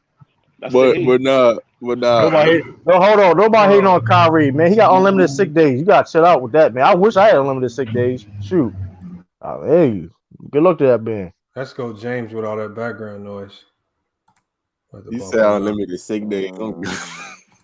He got unlimited sick days. Jimmy Butler got unlimited sick days too, and Nah, but he really sick though. That's the difference. wrong He's with him? really sick. He had COVID and stuff like that. Had COVID again? No, when he played last game. What are you talking about? Jimmy Butler didn't play last game. He played against the Hornets. He did. He did. He did. He was there. Yeah, he Yeah, did. he was He won there. that other game. Maybe he was hurt or something. But I know he be legit. Kyrie? But he be legit. But he'd be legit. Something be wrong with him though. Kyrie be dipping up with no call, no show. Kyrie just had a baby, bro. That's why he not. Kyrie and Kawhi be getting unlimited. Kyrie had a baby with who? His wife. Kyrie not married. Who he married to? Some like caramel girl. I don't know. Let me see. Nah, it sounds like you guys in that panel don't like the Nets. But now, like I said, Kyrie and Kawhi be having the most unlimited sick days. Speak to him, Lord Gamer. They sound like a bunch of haters, huh? Oh, what do you Mac Def, you gotta chill out, Mac Def, you a bandwagon. Mac Def, your basketball opinion is disqualified once you say defense don't matter. Joe Biden, you cool, but for you to say Mac Hey, yo, Cho boy, chill out, Cho boy. Cho boy, chill out, Cho boy. Chill out, Cho boy. Chill out, Cho boy. When the Nets win, is it gonna be because of their defense? Hold on, y'all. We got Cam Dudley in here. I'm gonna let Cam Dudley go. Go ahead, Cam. Yo, what's up? What's good, man? What you got on what we talking about? What y'all saying? Oh Lord have mercy. Hold on, you don't know what we talking about, Cam Dudley? Nah, he y'all talking about Kyrie. You ain't see the thumbnail or nothing? Stop the cap. He a Nets fan. I already know who he is. Hey, yo, Cho boy, you gotta chill out because Kyrie don't even know you, cuz like you. Hey, chill out, Dudley, pretty much what you think about LaMarcus Aldridge going to the Nets? You think it's gonna help or hurt him? I mean, it's a cool pickup. It's not like it's nothing like. That's a cool. I don't know how he gonna get the minutes though. I mean, they say he gonna play majority of that center spot. He the starting center. Might as well, basically. I mean, hey man, don't attack him, bro. It's the first time on the panel. Chill, man. Sound like he been on here before. No, man, why you coming here acting like a little girl? I'm playing now. Hold on, punches over here. You heard me. SB's out his shit today. This the pit over here. You know, real takes over fake debates, man. Y'all have these fake debates, man. I'm on y'all heads. No bullshit. Yeah, Travis Robinson on your helmet, SB, stop the cap. Chicago lose tonight. Why you hating on the Nets? Did Chicago lose tonight? Hold on, pause real quick. Lord Gamer said something. Hey, chill, because you know what happened. You was on my I said, why you hating on the Nets? Whoa, hold on. Make a just in the chat. Hold up. Make a just in the chat. They hope that I be cool. Minga Jester, what you got on what we've been talking about? This is rare. Hold on, y'all. Let them talk. Go ahead, Minga. Hey, I ain't really got nothing on. Remember that y'all go ahead. All I got on it is that the Nets gonna win. That's it. You out of pocket, man. All that thing you say in the chat, that's all you gonna say up in the panel. You out of pocket. You scared. We knew you was gonna be scared. Out of pocket, man. He ain't lying. I be seeing him in the chat. He be commenting on LeBron like he a troll, bro. I don't even take it. That's how you feel though. That's how he ain't no troll. That's how you feel. Hold on, Mingo Jester been consistent though. That's how he feels. He been consistent from day one. Troll. He probably feel how he feels. No, he been like that. He been consistent. He ain't flip flop like. But the stuff he's saying is baseless. Like it don't mean. You got Mac. Hey, Lamont. You got Mac Def saying we now with the Nets and stuff. You was saying we with the Lakers. Lamont be saying we with the Lakers. He a Trailblazer fan. That's cap. Yeah, I'm a Blazer. I heard Lamont say we with the Lakers. Hold on, real quick. Hey, yo, Cho boy, get in the chat, Cho boy. I ain't said no we with no Lakers. Oh, you got it on film, boy. Hey, you go make a video. Let me go make a video. Let me just ask y'all this question though, real quick. Who's gonna be the next, like, let's say 8 or 9 man rotation in the playoffs? Who y'all got? How you know they ain't gonna do a 10-man rotation? I'm about to say they might go 10 deep. Okay, hold on. That's hard to do in the playoffs. That's hard. Hold on, let's do this. No, it's not. If them niggas can play, no, it's not. Hold on. When was the last time you seen an NBA team go 10 deep in the playoffs? You right, and you ain't never seen an NBA roster like this neither. Toronto, I don't know. Toronto did it. The Lakers last year. It's rare to do though, but I'm just saying that's hard to do. It's hard to do though. Let me ask y'all a question.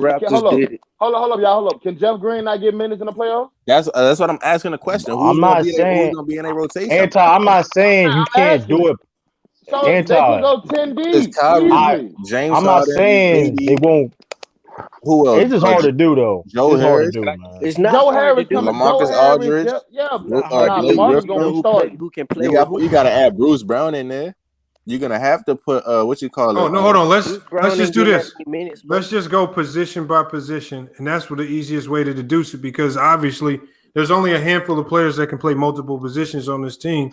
So so it's not going to be too hard to figure it out. So obviously at the center spot, so we know that they like to go with the small ball center spot sometimes.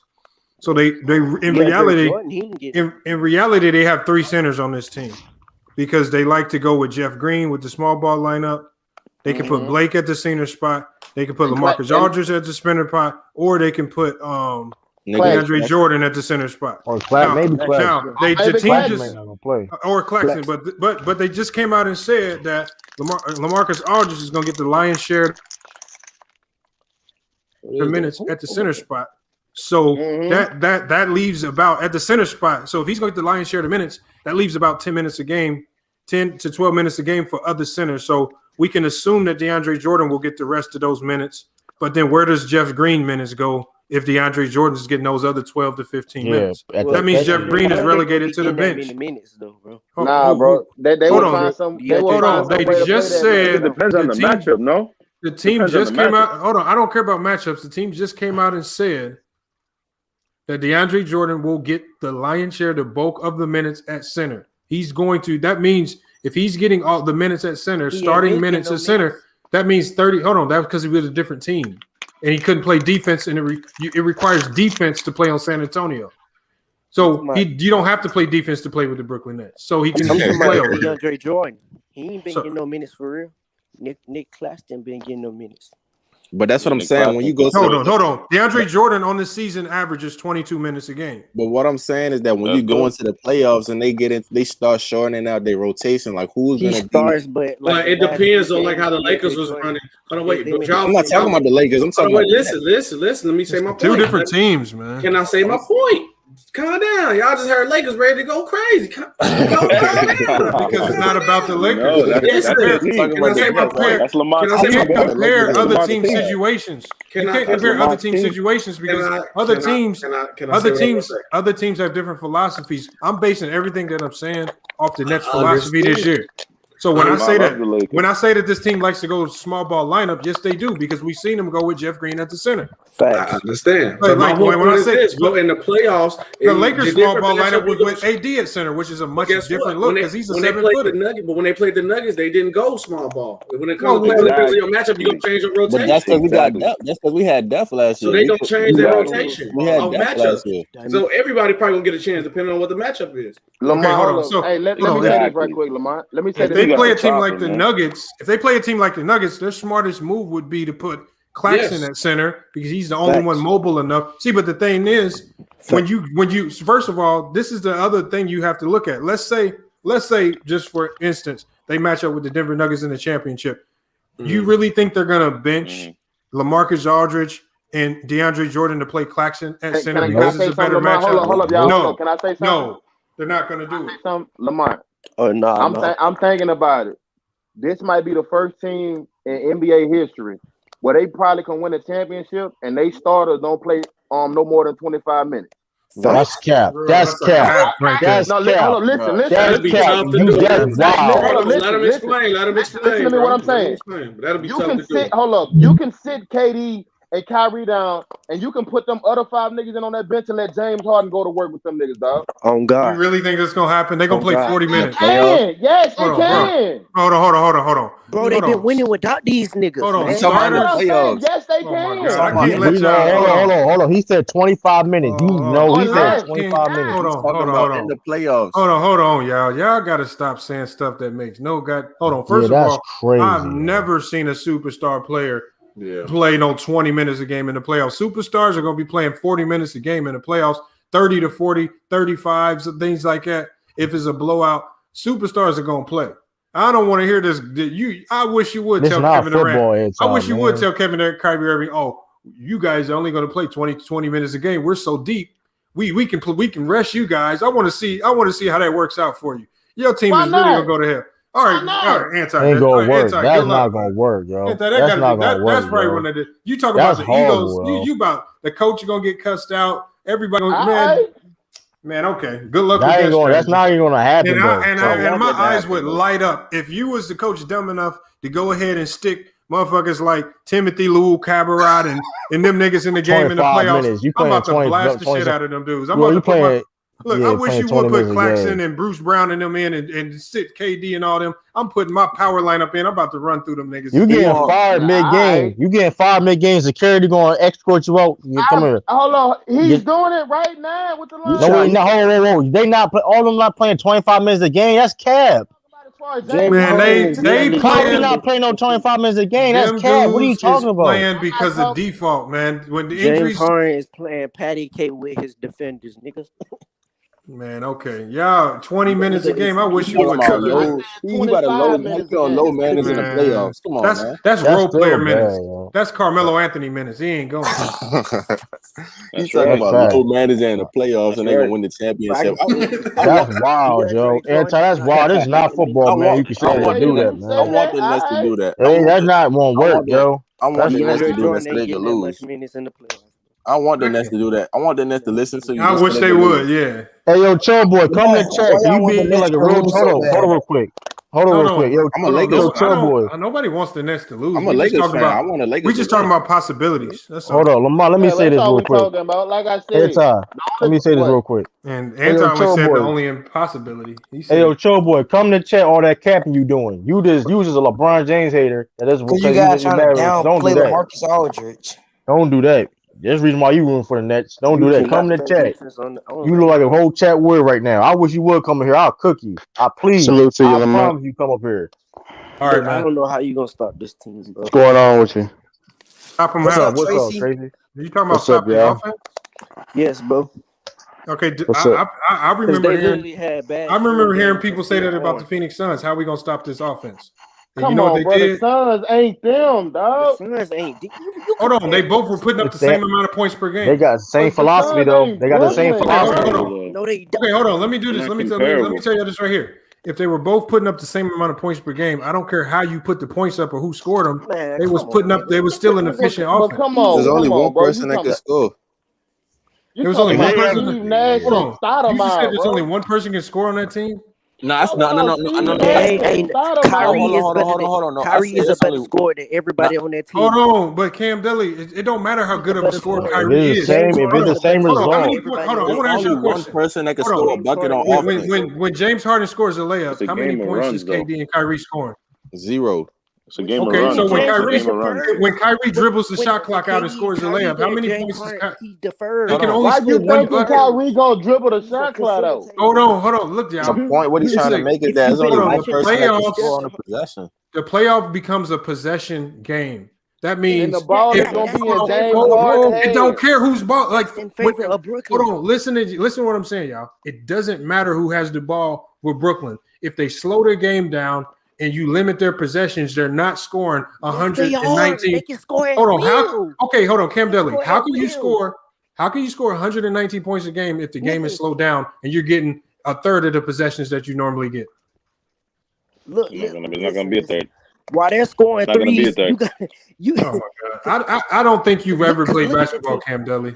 That's what I'm saying. I can't get technical with people I can't get technical with people about basketball when you did the limit to your You basketball can't knowledge. is comprehend, man. Y'all basketball comprehension is horrible, dog. Y'all don't understand. No, you ain't talking true. There's only one I don't know person what you that talking could. about, man. trying You to don't say know that this. Come oldest on, you don't know son. more basketball than me. And Chill out. You was the same nigga that said Jeff Teague and Chris Thompson. You keep on that, dog. I don't care about that, yo. I don't care about that. I'm gonna start doing that. I'm gonna start doing that too, by the way. Anti, you was the dude that said you can play Kevin Durant and Kyrie Irving 25 minutes a game. Exactly. That's wild, yo. That's Don't do that. not. What I'm saying is this: That's you can wild, low yo. manage Never them been niggas, done. dog. Anti has a point. He said low managing the playoffs. Anti has a Still win. They cannot do that. 30. All jokes aside, every time if you get that as a coach, you'll get fired. I'm not even I want don't him do to do that that. so we can. I want him to do that to the Lakers. We can blow You him might out. get fired Please do mid playoffs. Please do You it. get he getting fired mid game. Security escort him out. He said, All "Hey, I gotta tell y'all niggas is Man, what's up with y'all the Lakers boys, better man? get what up, healthy. Tayshaw? What up, man? G? Don't turn your camera on, nigga, licking your lip. Yo, that was crazy. Turn your That camera was on, crazy. nigga. What kind of fit Oh, you got now on it's right full now? now. It wasn't full earlier. It wasn't The full earlier, Lakers Cho better Boy. get healthy. Well, that's I'm Cho not Boy. man. Cho Boy's Boy's in captain there? in the chat, man. Because they the only team that can. Hey, They not the Lamont. only team, man. Don't Hey, do Lamont, don't take that Yes, bet. they There's are. gonna be another person who ain't gonna pay you, man. Word, Cho Boy. I What don't know. bet? What bet you talking about? Cho Boy in the chat. He said Talking What he about said? getting 1,000. What he said? He got He said, 1,000 net making the finals. Make the finals. I'm Nah, not betting you. I'm not betting you. I ain't ducking nothing. I ain't betting you. Yeah, What you Lamar, talking about? nigga, I ain't never bet Lamar. That nigga said he was gonna run off on a nigga. You heard me? Yeah. Exactly. I ain't Yeah, he never did bet say your that. ass, He boy. did say that. Yeah, that He nigga did said he say was gonna that. run off on me, nigga. Boy, I that was going like, what? I crazy. said I'm gonna do you like DJ. I'm gonna give you the DJ Raw treatment. Word, Run off Cho on Boy my bet. crazy. Yeah, you ain't know Lamont ain't gonna never let you back in his life every Ain't time no he see nigga. you. Bro. Hey, Lamar, I would have came. I hey, would have found your ass in Phoenix, nigga. hey, I let me would have put been my, at GC. I would have been hey, at let me put my, GCU campus. Hey, you know a nigga named Lamont? Lamont Lane? Coach Lamont? Yeah, where he at? He gonna go What right we to looking for? GCU. Looking Yo, for him, chill out. yeah. He ain't talking about Looking GCU. for him. hey, let me put my input on this Aldridge signing, man. Oh, go for it. Okay, so my thing is, I feel like that Aldridge signing, it's an okay signing, but for me, I feel like the Nets still hasn't filled that void that they have on their team. Like they still haven't improved on defense. Like Yes, they how have. can If you've been watching the games. Hey, yo, what's his what name again? Whoever talk, Hey, what's his name? let him talk, bro. Can he finish what? before y'all interrupt him? Dante, trying to finish, bro. This Finish, nigga just finish, said bro. what? Bro, I'm just saying, like, how have they improved on their defense? Like, how's Blake Griffin and Aldridge improving your defense? Like, you still don't have a defensive anchor. Like, everybody know when the playoffs come, the game slows down. So niggas ain't gonna be doing the same shit they was doing in the regular season. Like, come on now. I mean, it might look good on paper, but that shit might not work out like how everybody think it's gonna work out. Hey, So, Cam Dudley, I got a question for Cam Dudley. Cam Dudley, you say the Nets defense is better, then why are they still ranked 25th? Is the 25th worst defense in the NBA out of 30 They started teams? off horrible when the season started. Okay, hold on. But so why are they one of the worst teams in the NBA as far as turning over the ball? You don't think that'll affect you in Because the playoffs? James Harden is going to turn. Okay, so you blame that on James Harden. Okay, so why are they one of the worst teams on the? Why do they allow the most offensive rebounds in the NBA, or at least one of the teams that allow the most offensive rebounds and second chance points? Do you think that'll affect them in the playoffs? That's why they got more size. No, the more size ain't helping them because they've had DeAndre Jordan all season, and teams are still on the offensive glass. They got Nicholas Claxton too. Hey, yo, man, I don't trust nobody that got Russian last name. You got Dudley, like Dudley boy, Cam Dudley. I don't know what your name is. You gotta shut your channel down, man. You out of pocket, man. Called that boy the Dudley boy. Spike Dudley. Slammed on tables, bro. This is my thing with the Nets. It's like it don't matter who they sign. It's still it ain't enough. It ain't enough. Like I don't think I've ever seen this ever. Hey, but nobody talked about it from the perspective that I touched on earlier. When I first started, I said, y'all keep bringing these players in. Okay, who's going to beat them? Hold on, Cam. Let me finish what I'm saying because this question's for you. We keep talking about the players that they brought in, but we're not touching on the fact that how is this going to affect the mindset of the players that are now losing playing time due to them guys? Because when you look at a guy like Bruce, when you look at a guy like Bruce Brown, who has earned his minutes, especially defensively, and now he's losing playing time. When you look at a guy like Landry Shamet, who I feel hasn't really been given a fair shot to even get a good role in this offense. When you look at a guy like Nicholas Claxton, who's came in due to all these injuries, and he's proven that he could be a very good defensive or interior defender for you if you allow him to get on the court and play. But then you still bring in two bigs. You didn't bring in one. You bring in Blake Griffin and you bring in LaMarcus Aldridge. So Claxton, that's essentially telling Claxton, you're not playing in the playoffs. You're not playing a minute. I told you about Claxton. All right, that means, and then when you got DeAndre Jordan, who's also a good interior defender, and then before LaMarcus Aldridge even plays one game, you say he's going to get all the minutes at center. That means DeAndre Jordan is going to be relegated to the bench as well. Do y'all think this is going to affect the psyche? Because that's another aspect of this that we're not talking about, the mental aspect of it. Is there going to be chemistry? Is there going to be infighting? Are people going to be playing with agendas? Like, are they going to have beef with the coach with playing styles? Like, and all that stuff matters because we've seen it. We've seen that stuff affect teams like the Clippers last year. We had Paul George complaining about Doc Rivers' style of coaching and this, that, and the other. They blaming him for a number of things. Those are deeper problems, bro. Hey, my fault. Hey, off topic, bro. Why you got this dude who like big fat Paulie Family Guy in the comments right here, bro? Who is this? He's been a big supporter of the channel. I know Pick and Pop. He was on. Pick and Pop. Hey, I'm cool. Like a soprano. Picture, bro. He ain't got no mustache, man. Hold on. It's me. Tom said you be lying and hating. I don't know what I said. I'm not even hating. I'm just asking a question. Do y'all think the mental aspect of it, bringing in all these new players, guys who worked hard for their minutes? Hold on, guys who worked hard for their minutes, like Bruce Brown and like Jeff Green, who did earn their minutes. They now you can say that, but yeah, like I said, I don't know if y'all been a part of the team where it becomes. I'm not talking about high school. That shit don't count. I'm being a part of a team. Being a part of a team where it became cancerous because the bottom of guys in your bench got toxic because they wasn't getting the playing time that they thought they deserved. Oh, I can feel it. You gotta reduce your road to win. Hold on. Tayshaun Holmes. Because I know Tayshaun Holmes played college football. Tayshaun, haven't you seen that effect?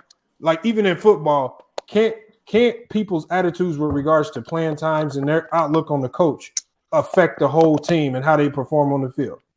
Hell yeah. I mean, you'll have a motherfucker who's been there 3-4 years, who's a junior, who been putting in work, and a 5-star recruit who's a freshman, you know what I'm saying, get playing time over the dude who's been putting in work for all those years. I mean, niggas gotta realize, like, that shit, like, if I'm better than you, nigga, I'm better than you. Hold on, the question was for Tayshaun. Hold on, finish Tayshaun.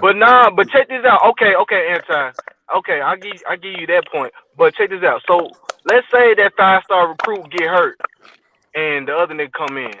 I mean, at the same time, man up. You know how to let him. Hold on. Go ahead. But I'm saying though, so the nigga who's been there the longest, he gonna have a fucked up attitude. Yes. And everybody know that shit gonna be a cancel on the team. So yes. So basically, that older dude, he's gonna go around tell the other freshman like, man, you don't want to play for these folks, man. These folks, they politic. You know what I'm saying? That shit gonna spread, bro. It's he bad. ain't gonna be bought in no more. He gonna want to leave. He gonna be like, fuck this team. They fuck me over, so they gonna fuck you over too. So he gonna be telling that shit to everybody. So all I'm saying is, and I know the only reason I asked Tayshaun Holmes that question because I know he's played college football. All I'm saying is this right here, y'all. When I talk about it, the aspect that I'm talking about is the aspect that y'all will generally never see because it will never. But I'm saying it can become a cancer in the locker room by them bringing in all these players, playing over guys. Like now, Shamet, I can tell by the way Shamet is playing right now. When he gets in the game, he's mentally checked out.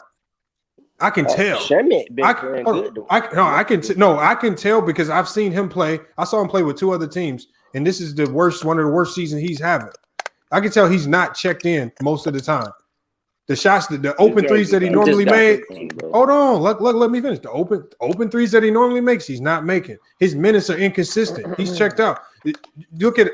You can tell. I can tell that Tyler Johnson, he's not going to be back next year because he came in and gave good minutes, and then he'll go the next game without playing a minute.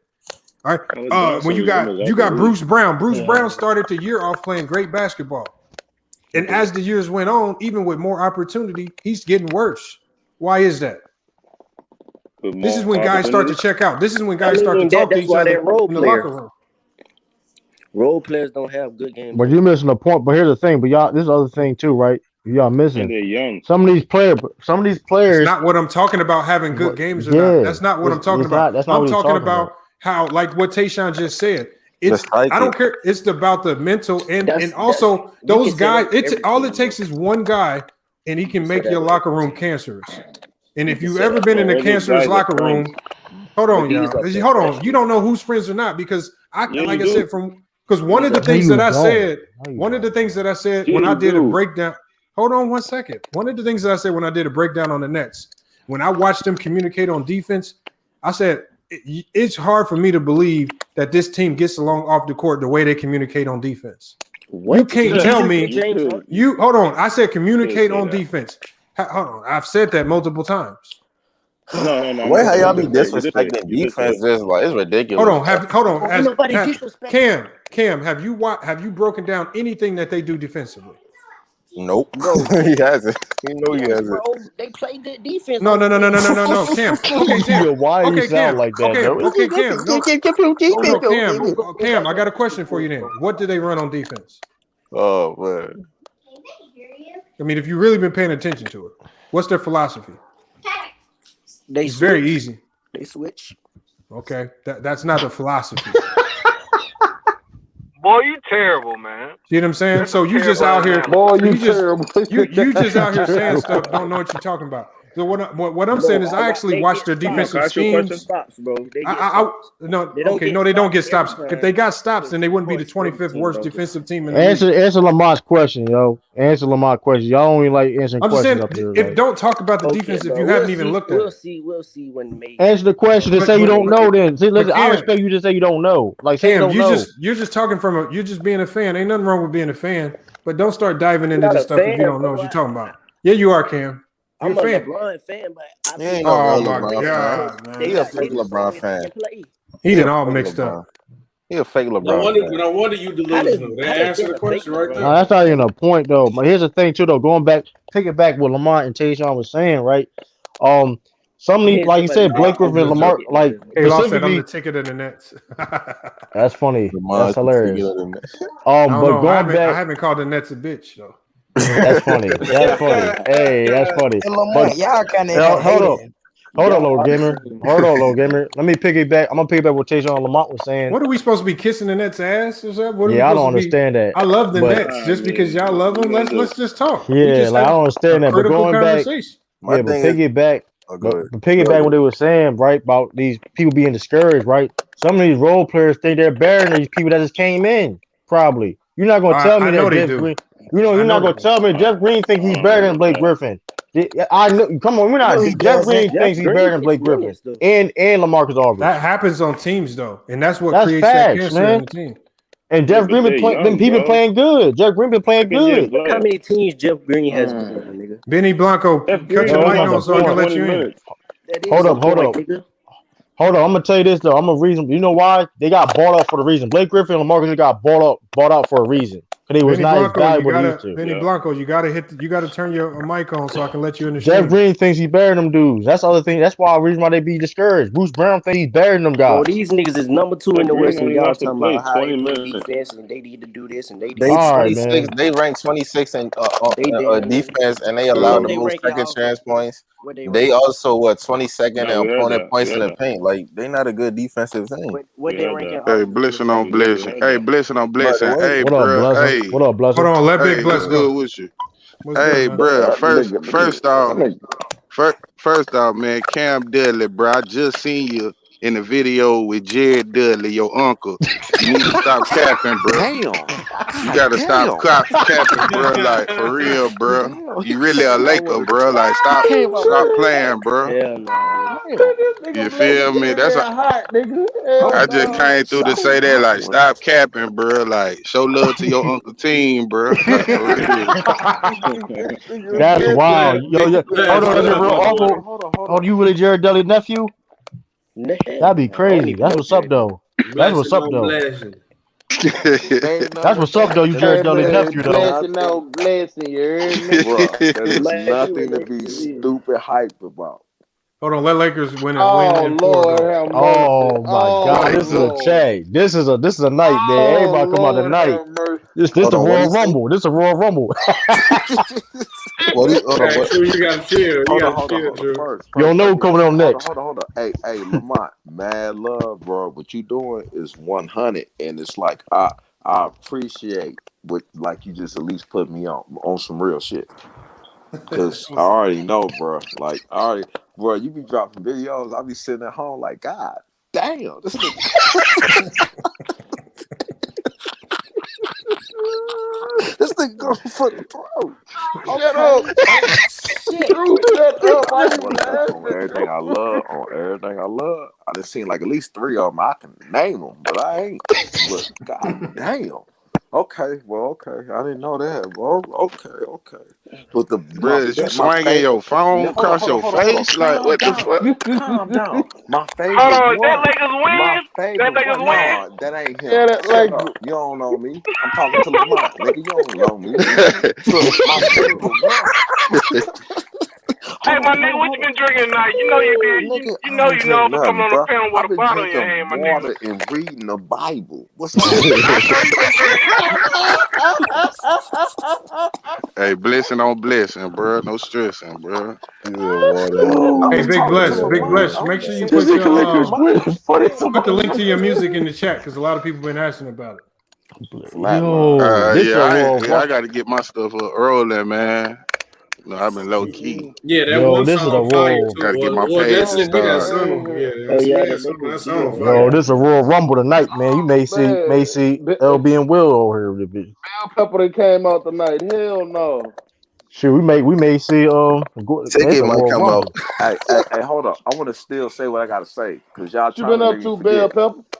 Oh shit, what's popping? The same shit. No shit changed where I'm at. You know. Nigga, I thought you was in rehab, nigga. Yeah, no, You been gone for a minute. I swear to God, I am right now, and I'm in the bathroom. Chill out. That's what's up though. That's what's up though. That's funny as shit. Nigga, I said shit too. That's what's up though. They make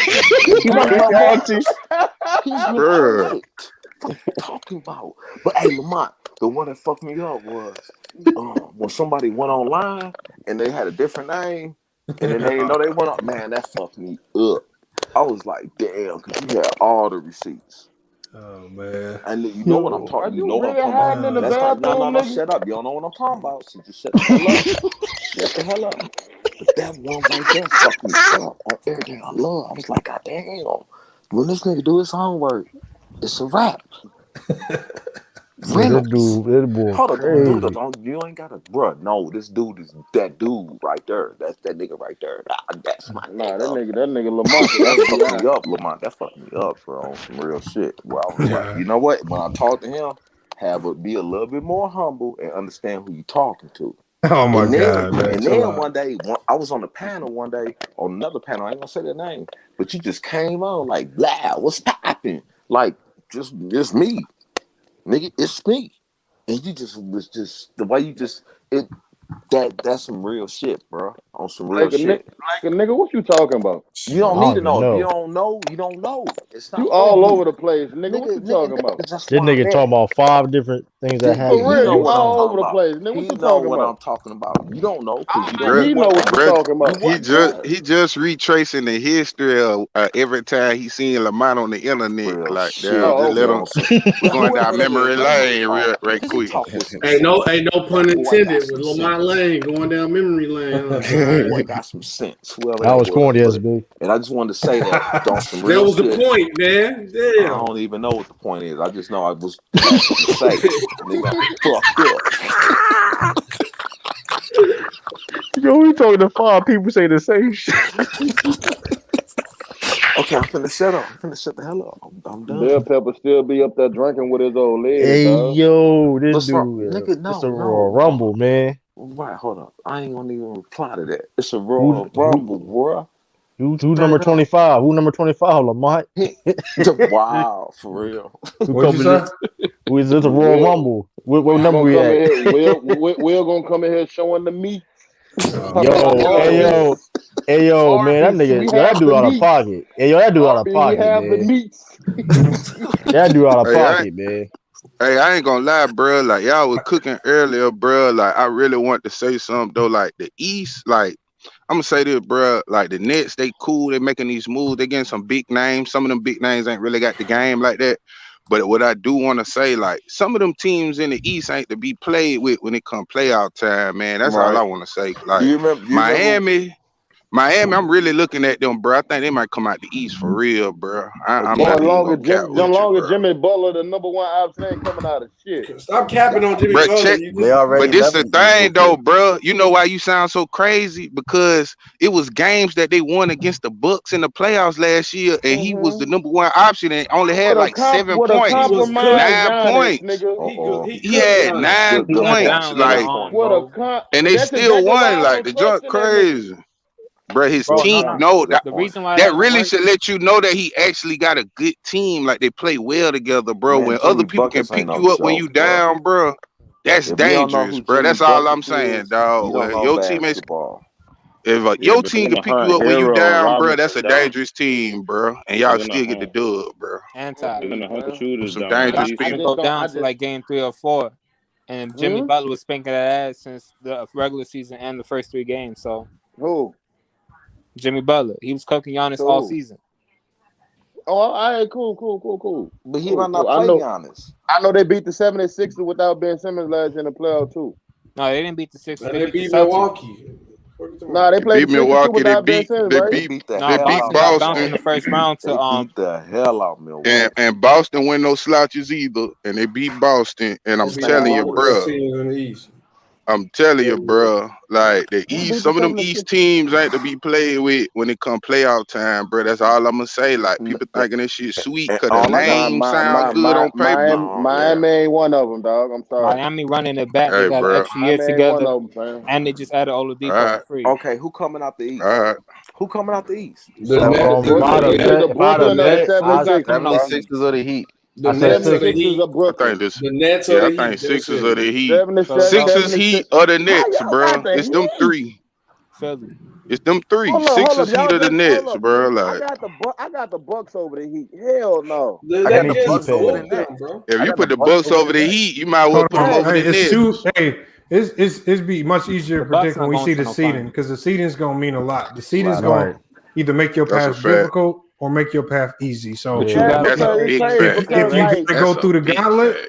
if you got to go through the gauntlet, like if the Nets have to ain't go no through the gauntlet in gauntlet, the East. You got Charlotte It and you is got the gauntlet. Knicks in that bitch. Bruh, oh my stop. God, hold on. We Pick come up on, the game. anti, Hold on, bro. Come be on, fair though. dog. Hold on. But be fair though about the Knicks. But here's the thing though, anti that type of Charlotte and the mindset Knicks thing in about the that Knicks. shit, bro. Hold up though. The Knicks, the Knicks is playing good basketball right now. You Man, cannot if the Great Knicks lie on was in that. defense the West, and they wouldn't great even be in the defense too. playoffs, bro. Hold on. What'd you The say? Knicks playing great defense too, The West, they bro. wouldn't Julius even be in Randle. the If playoffs. the Celtics was in the West, they wouldn't be in the playoffs. So what you mean? Shout out Julius D-Rose. Randle was All cooking right. the Nets. What is he? Hold on. Hold on. How many teams? There's not a lot of teams in the West better than Knicks. So you got this to start cut that out right Stop now. doing The that Knicks whole is Nah, not cop out. good. They just play good. nah. The Knicks don't It have don't no matter what talent, conference True. they playing. They still in the NBA. Like I Oh, don't wait, even like that oh, wait. argument. We got to True. respond one at a time, y'all, because too many Right. people talking. Hey, Like True. there's not a lot of teams By the better way, than True. Knicks in the Yes, West they is besides because obvious the names. True. Besides True. obvious names. True. Like come on. True. The Knicks don't have no talent. They just playing hard and they play good So the defense. Mavericks better than Knicks? Yes. No, they're not. No. No, they're Yes. not. No. No, they're Yes. not. Hold No, they're on. not. No. Hell yeah. I got to put him in the Hands down. backstage. I got to put SB in the backstage for saying that. Julius Randle. Julius Randle's an all-star this year. He deserves it. Emmanuel Quickly is in the Rookie of the Year conversation. Right. Because he played above expectation.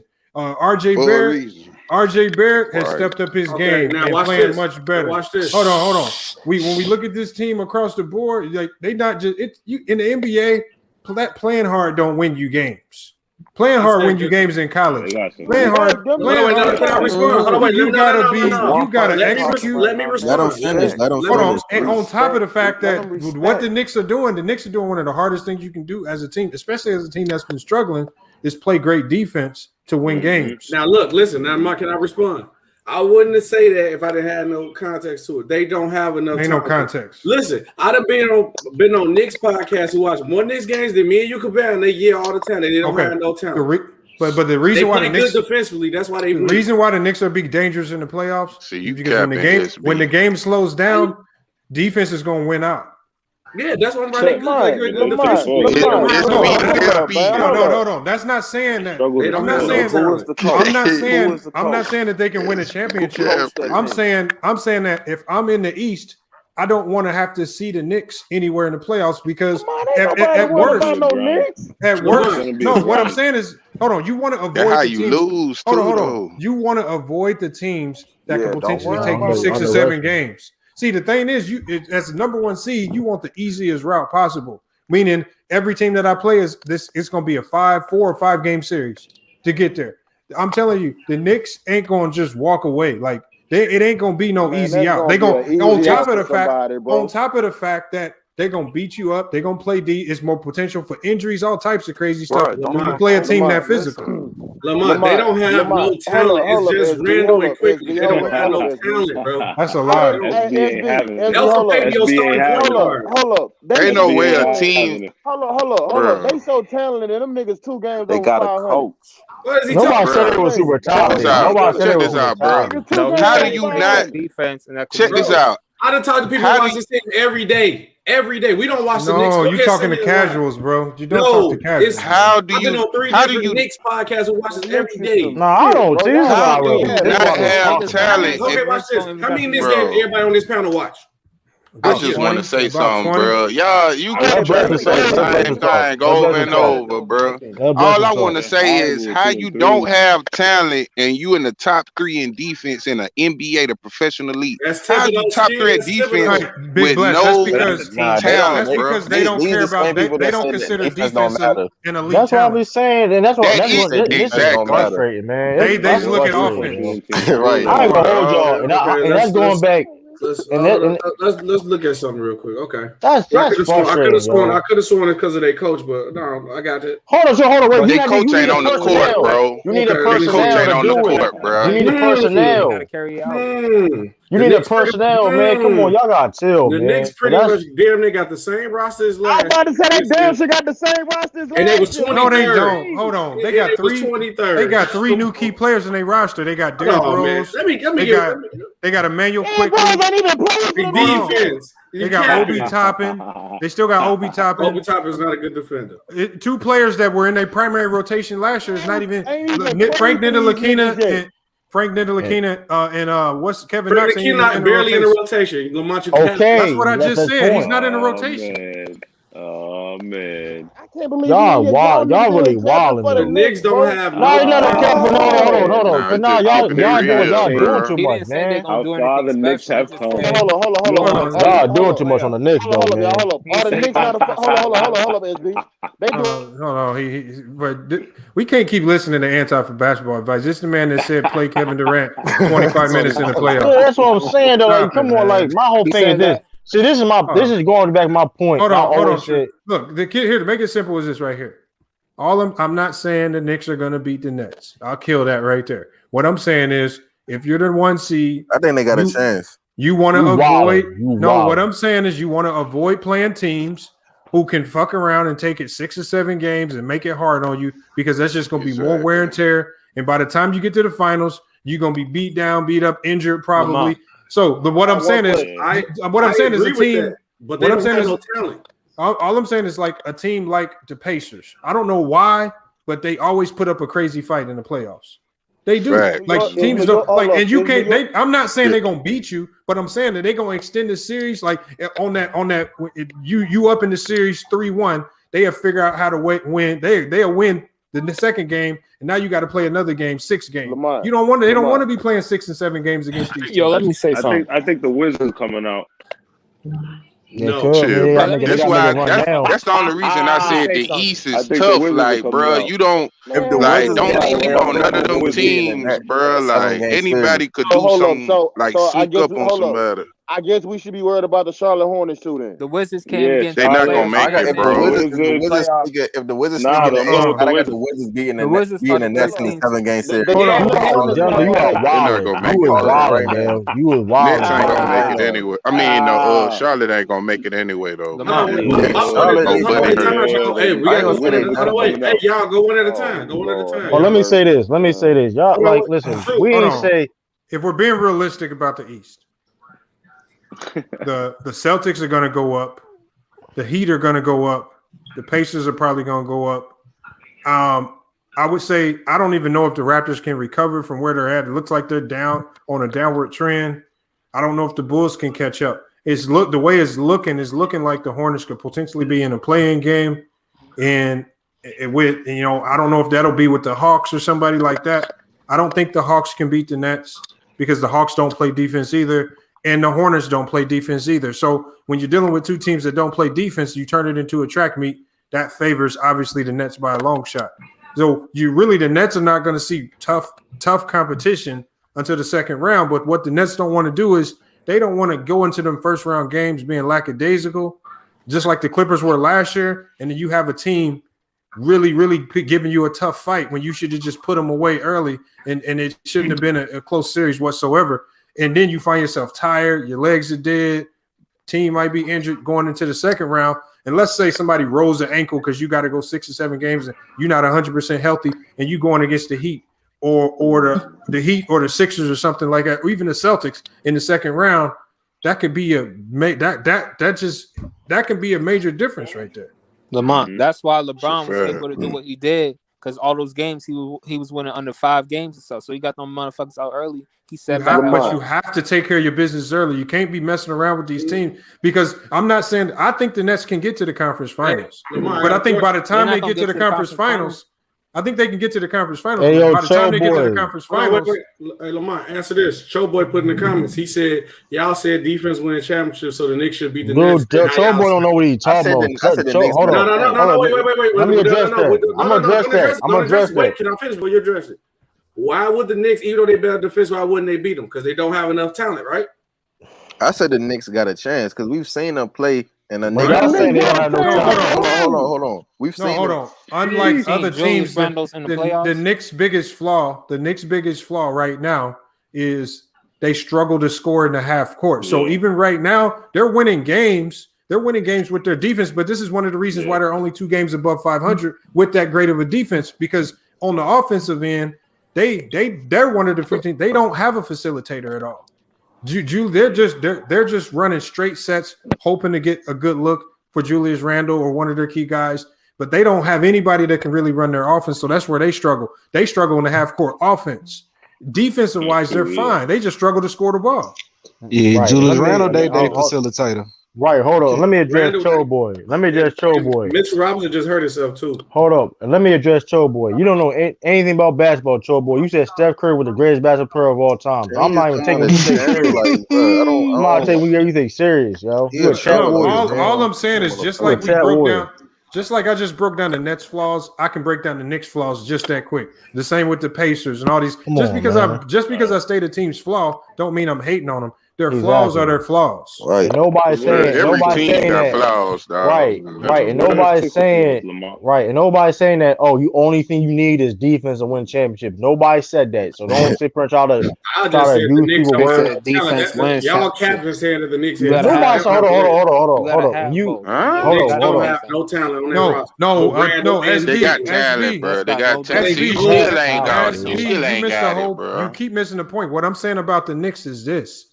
If you match up against them in the playoffs, when you know Tom Thibodeau can strategize against you in a 7-game series, Thibodeau alone is going to make it tough. I agree with you on that. Thibodeau alone.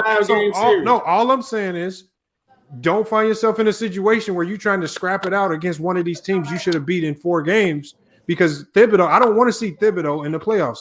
He's a good enough coach to win 2 games with any team. He might not win the series, but he's good enough to get 2 games. Yeah, I agree with you on that. But to say they got talent, that's cap. Hold on. They do. You don't want to go into a 6-game series against the Knicks. Big Bless, go look at that roster and talk. But SB, it don't. Bro, you not top 3 in defense in the league and don't got talent, bro. Playing great defense is a talent, bro.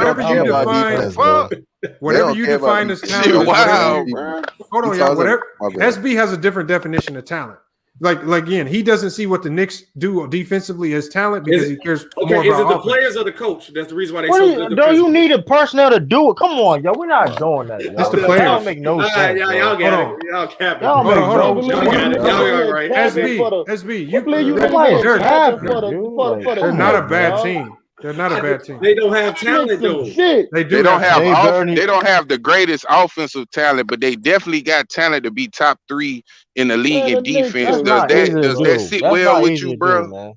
Like, does That's that sit not easy well to with do, you? Because that man. ain't easy to do, dog. For All real. SB care about is putting the ball in the basket. That's Bro, all he y'all care all about. keep talking about somebody care about putting the ball in the basket. Stop trying to make a point something they don't have talent. Look How they don't have talent? Hold on. How you don't have talent when you great? Oh, so hold on. So when you great at something, that don't mean you talented at something now. Okay, then we gonna sit here and They like got the move the same goalposts roster on from talent. last year, bro. It's the coach, bro. How did? All right, dude. All right. You just a bull's head. You just want to say Tom Thibodeau's great. All right, exactly. That's disgusting. You being real disgusting, bro. Y'all What do you gotta make mean?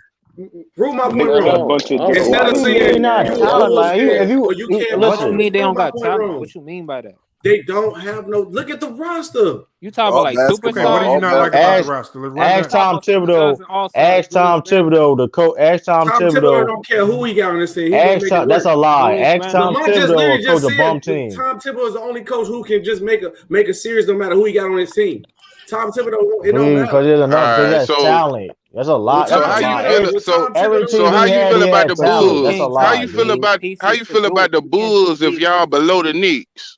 Exactly. Y'all have no talent. Y'all have no What talent. y'all Then. talent is? Oh, Y'all come got no on, man. talent? Come on, Like, I'm yo. just asking. Exactly. Like, what's Come going on, yo. on?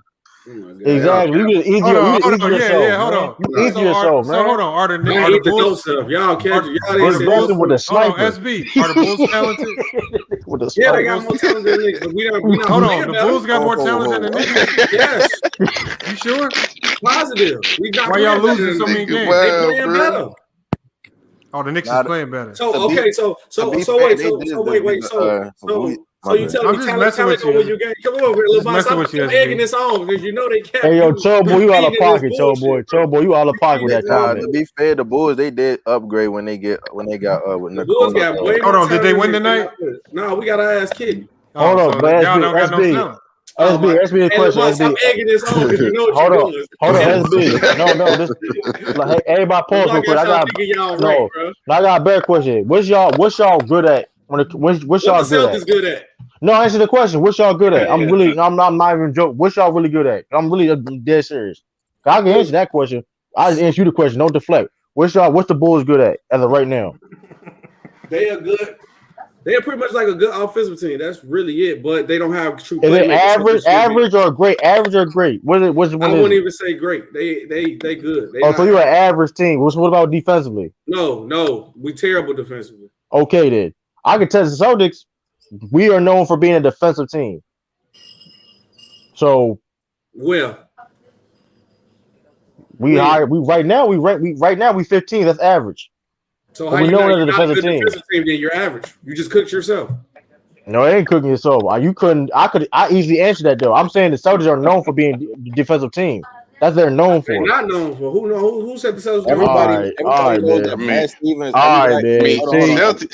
Everybody that watches Celtics do find themselves in the conference finals down there every year, but somehow. The Celtics. Hold on, wait, time out. And you captain the Celtics are 24th. 24th and what? Defensively. That's lie. That's cap. That's cap. That's cap. That's cap. That's cap. That's cap. You SB, you gotta take the ballparks. You gotta stop cooking eating ballparks. Y'all, when niggas catch y'all try to say anything else. No, look at the facts. That's cap. Oh yeah, you don't care about offense. You ain't saying no. Hold on. You said we have a 24th. Hold on. We have a 24th defensive rating as of right now. And the Bulls 15th. Nah. Get out of that. Hold on. Defensive rating the Celtics 22nd. The Bulls 16th. Yeah. You're capping. All that. It's not cap though. I mean, speak facts, bro. They speak facts. What? I said that we talk about. Hold on. But you're talking about a team that dealt with injuries and all that in case may be. So that's cool. I said what are the Bulls known for? I said what the Bulls known for. What are the Bulls known for though? You said the Bulls known for being an average offensive team. Let me answer this question. To be fair, like everybody knows that Brad Stevens as a coach, he's not gonna put you in the game if you're not. All right. That's a fact. Right. The Knicks are known for their defense. They are known for their defense. They ain't been known for no defense. I mean, you need to. I know we have. Okay, which y'all not even known for being a great offensive team. Y'all not even known for being a great offensive team. So come on, don't even do that, man. Y'all have no identity. See, that's y'all the not problem. a great offensive team. Hold on. Y'all have no identity. Zach LaVine lead the league in 4 quarter points. What are you talking about? That's only one person. He's a great player. Zach LaVine is our No, he's identity. not. One player don't make you identity. That really is y'all identity, though. That is y'all identity. That's sad. That's a sad Chicago case. Levines out there, You're right. It is what it is. It is Chicago Levine. That's a Chicago Levine. I ain't calling y'all the Bulls no more. That's Chicago Levine. It don't matter. I ain't gonna lie about it. Y'all sit there be capping. I know the Bulls is Chicago Levines and the Chicago Levine and the boys. Levine and the boys. Sit here capping. Levine and the boys, man.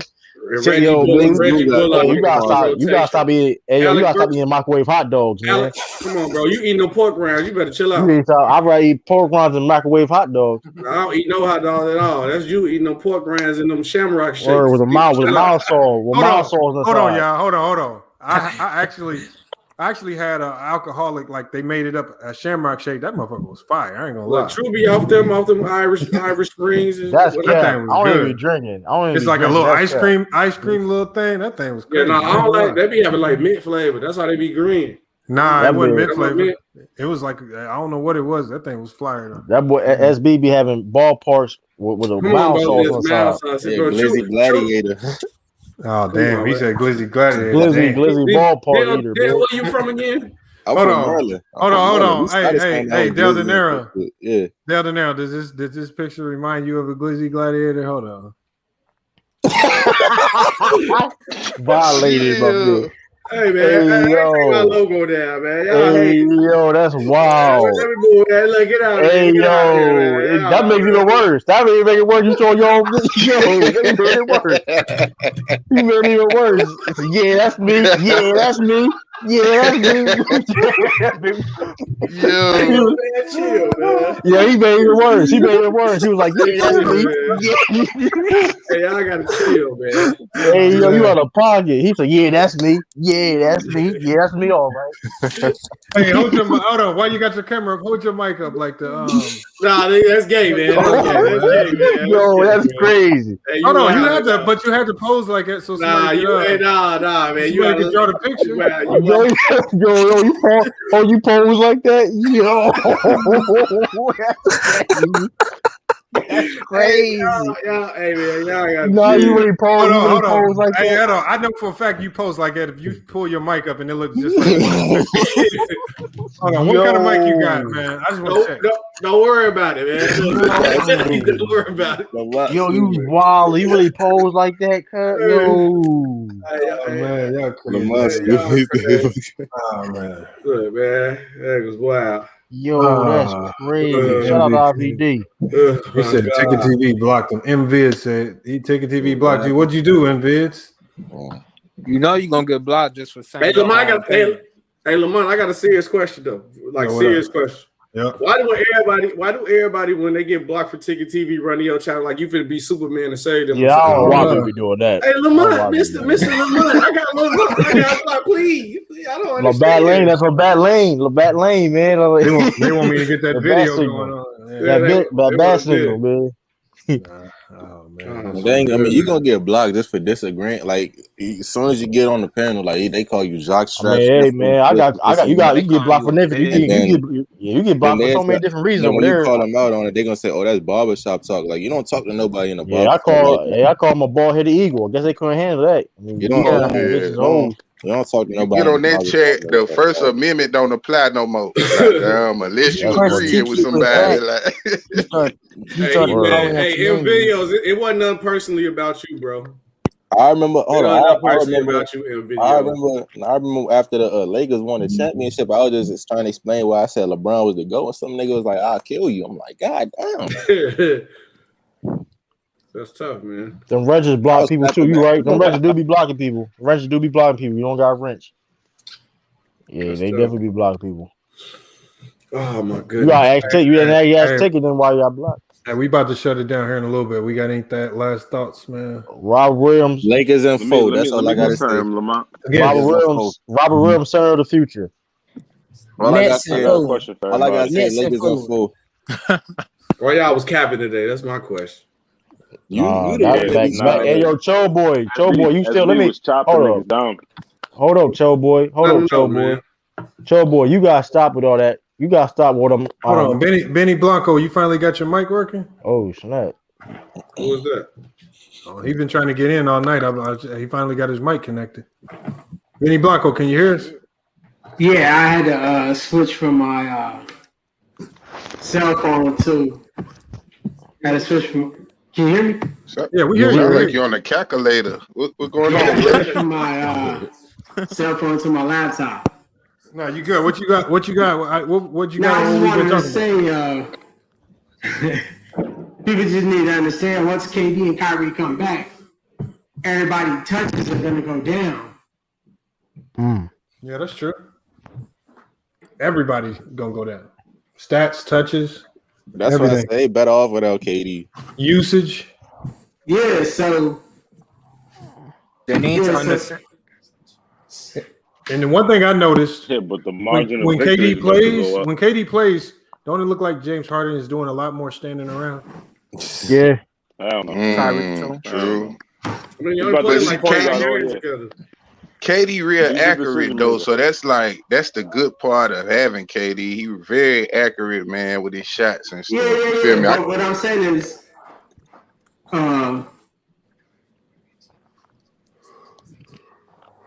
He's still there.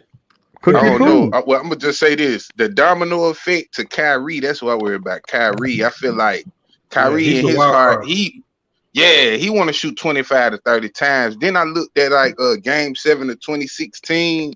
He almost sold the game at the end. He still wanted to keep scoring when he could have just held the ball. If you notice, when they were playing the Warriors, he could have just held the ball. You feel me? Let the time run out. He still tried to go score. Like he didn't even care. Like, hey, fuck that. I want some more points. Almost threw the ball out of bounds. I'm like, damn, bro. I don't know. Like Sean Marks, the executive of the year. What SB was trying to say that KD, James Harden, Kyrie, and all of them, they ain't play together, and I feel like that's gonna actually come back to haunt them because we seen what happened with the Clippers last year. They couldn't develop any chemistry, or they couldn't play together. Now I don't disagree with you on that, but I'm just saying that to say this XYZ about them like this, but we haven't seen like enough games of them to even analyze what they really can do. But I believe that too, though. Why people always bring James Harden? I think they're gonna have moments where they look excellent together, dog. Personally, I think it's gonna be times they look excellent playing together. Then it's gonna be times they're gonna look like complete crap. Like they gotta get it together before the playoffs, though. That's one thing I'm gonna say. I want to know why they ain't making the finals. We'll see how. But anyway, like I said, Lakers and we'll see what Steve Nash got. I mean, you know. By the way, salute to the champ. But SB, oh snap! That man, Franz Ngannou knocked out Stipe. Philly gonna rely on. Hold on, wait. No, I can't hear you. What you say, Blanco? And he's below average scorer, but the same thing can be said about James Harden. He's folded in the playoffs. Mm-hmm. Blanco, I definitely agree with that. But the only difference is now James Harden folded in the playoffs before then because he was trying to have to do the scoring load like he did in the regular season, but he wasn't getting to the line. Now listen, let me finish. He wasn't getting to the line like how he was in the regular season into the playoffs, so he was not scoring as loud. He wasn't getting to the line because the rest wasn't giving him calls. So, but on this team, listen, let me finish, y'all. Let me finish. But on this team, his majority role is to play make. So his scoring ain't really the net end all be all. You know what I'm saying? So that's why he won't be as bad as in the playoffs with this team. Yeah, but we haven't seen him be this good of a playmaker with Durant on the court. Yeah, and that's all I was going to say. That's all I was going to say. Lamont the words. So the thing is, I got you, but right now in the regular season, he's only dropping these 40-point games because Kyrie and KD ain't there. No, it's that system too. They running it like 7 second off. They got a hell of half possessions, so he gonna score that many points a lot. So that's more of the system that he running. Yeah, I wonder how they gonna spread the appeal when they get in the playoffs. The game slow down and Kyrie still want 25 to 30 shots a game. In the playoffs, it's like what everybody says. This is always been true. The top 5 in assists. Somebody's gonna be disgruntled. Yep, that's what I was about to say. Yeah, Kyrie gonna defer it come playoff time because all it takes for one person, all it takes for one person to get disgruntled is, let's say James Harden has one of them nights where he shoots 5 of 20, right? And Kyrie only got 8 shots. We know how sensitive Kyrie is. That can get somebody disgruntled. See, and that's what I mean by when you have so much on one team. The one thing that an NBA coach has to do better than anything is manage egos. Yeah. And the thing, you got so many egos on this team now because everybody on your team is used to being the star. LaMarcus Aldridge, star. Blake Griffin, star. KD, star. Harden, star. Kyrie Irving, star. That's why they have are they used to being role players, and can they accept being that role player for a long period of time? I mean, maybe 1 or 2 games they can tolerate it, but can they tolerate it for a stretch of 20 or 30 games without it frustrating them or allowing them to get toxic in the locker room and that trickling down to the other guys, making the whole team toxic? Hold on, Lamont. I gotta say those guys want to play low minutes, 20 minutes. You don't think they want to do that? I want them to play 20 minutes so we can win. No, find me one NBA player that wants to play low minutes. Whose minutes is LaMarcus Aldridge taking? Jordan, Blake Griffin, they don't want to play 30, 40 minutes. They don't want to do that no more. 30, hold on. Find me one NBA player that don't want to play minutes. They don't want to. No. Extend their career. No, please tell me. Please find me one NBA player that says, play me less minutes. That don't make sense. Why do you say that? NBA players are some of the most ego-driven dudes you will ever meet, man. They want to be on the court. Even Blake Griffin right now, if you talk to Blake Griffin right now, I guarantee you he feels like he could be Blake of old. Hey, perfect example. What Melo say when he went to the Thunder when he said, "Hey, Melo, would you come off the bench?" He was hitting his head. That's why he ain't got no. It took Melo damn near being out the league for a year to really accept that he's a bench player. Yeah, and I ain't gonna lie, Lamont. You might have really you might have just really identified they kryptonite, dog. Like that's really a big thing. That's like managing these egos, dog. Like that's it. Yeah, but some of my best teams, my best team that I coached, we failed. We didn't win a championship because of egos, including mine. Yeah, they were playing. Including mine. Like the egos, like. That's what are you talking about, Lord? Your model like you about smacking through the screen. What? You guys don't want to see KD, James Harden, and Kyrie. Oh my God! All right, it's time for you a troll. You trolling, man. It ain't that though. It ain't that. But check it out though. I ain't gonna lie. It ain't that. But yo, on some real. That's why I see how Jed Dudley still on the Lakers, bro. Like. He helped manage the egos, you feel me, off the court. Like he helped the coach. Like man, he said that plenty of times. That's crazy, but that's real important, man. I'm gonna tell you another player. Another player who knows how to do that is Rondo.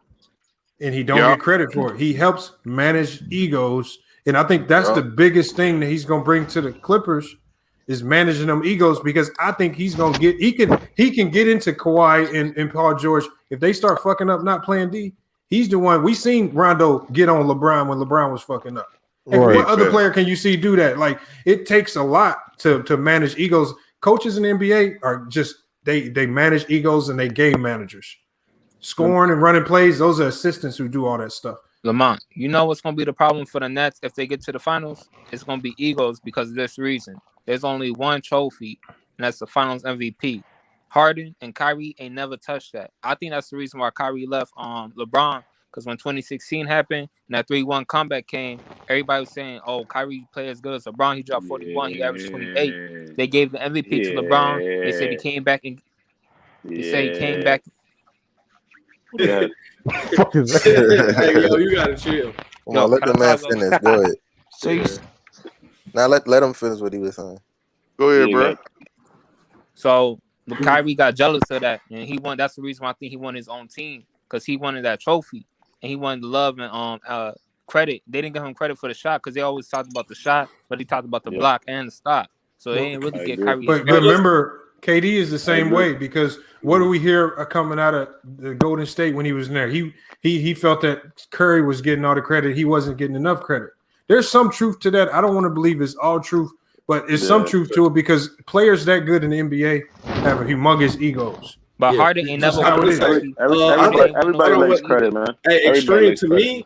I mean, not to me. From the other story I heard that, but I thought it was because Kyrie got hurt and they was finna trade him. I thought that's why he got mad.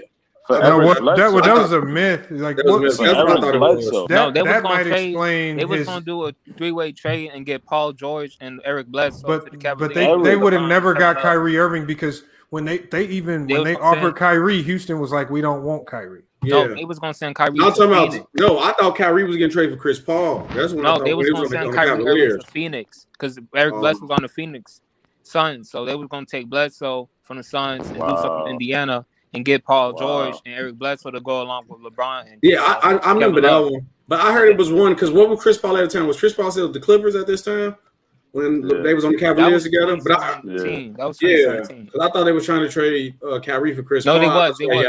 Yeah, I thought that's why he got mad. And then that's when he dropped 4 teams and he said Miami, San Antonio, Minnesota, and New York. See, me personally, bro, I feel like the joint with KD wanting to leave Golden State, I could see that. I could feel him on that because he know at the end of the day you weren't going to get the credit you deserve because that was going to always be Steph's team because he homegrown in their eyes. You feel me? But like with the Kyrie situation, if the first story you said was true, that's just pure selfishness because at the end of the day, that was epic that the big three at the end of the game all activated on different plays. LeBron activated with the block. You activated hitting a clutch shot in NBA history. And then right after that, Curry one-on-one with Kevin Love, bro, and missed the shot, bro. The defense he played was good enough to make Curry miss the shot. Y'all all should have, you know what I'm saying? That was a team effort. You feel me? But you know, Big Bless. Hold on, wait. Big Bless. You already know what people got to understand. With LeBron, him being the best player in the league, he always gonna get the bigger push. And I think Ray Allen's shot was the clutchest shot. Me too. I'm always gonna take Ray. But check it though. This the thing. When I was hearing analysts, I was hearing a lot of analysts talk about Kyrie's shot. They was talking about the block, but they also was showing mad love to Kevin Love about his one-on-one defense on Curry, bro. Like they kept showing that too. It wasn't all just on LeBron. Big Bless. I told you the problem with this is why whenever I'm doing my greatest all-time list, I never include clutch because people fail to realize. Hold on 1 second, Benny. We only look at clutch as offensive. I've seen so many clutch defensive plays or rebounds and other things, or even assists or playmaking, but we don't consider that clutch. We just consider whoever makes the shot. Like sometimes the people who make the shots are a byproduct of other people making clutch plays defensively or making clutch passes, getting you in the right spot, things of that nature. Like imagine if all the times when LeBron James passes somebody wide open and they actually hit the shot at the buzzer.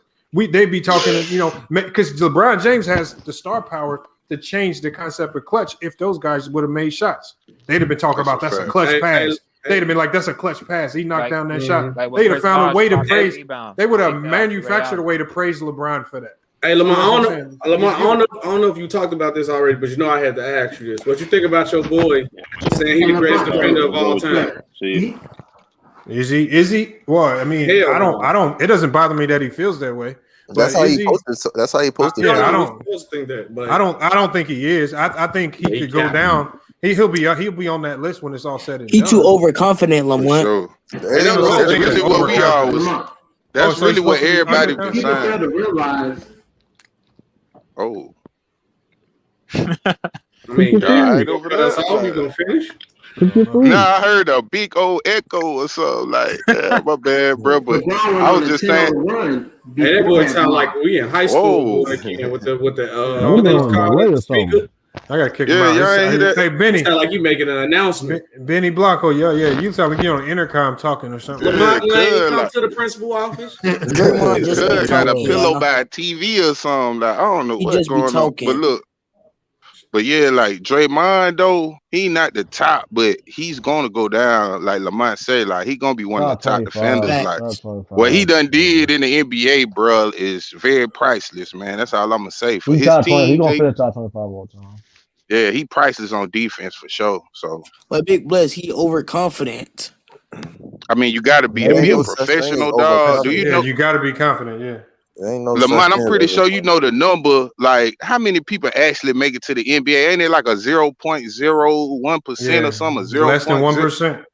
Come on, dog. You don't get there by being humble, dog. Like you can be humble at a point, but it's like, hey, you got to be confident in yourself, dog. To get Especially to when the you're pros. talking about a guy like Draymond, who, in all actuality, being a 6'6" undersized player at his position, he's not supposed to be here. Second round picks usually don't stick in the league. They usually go overseas.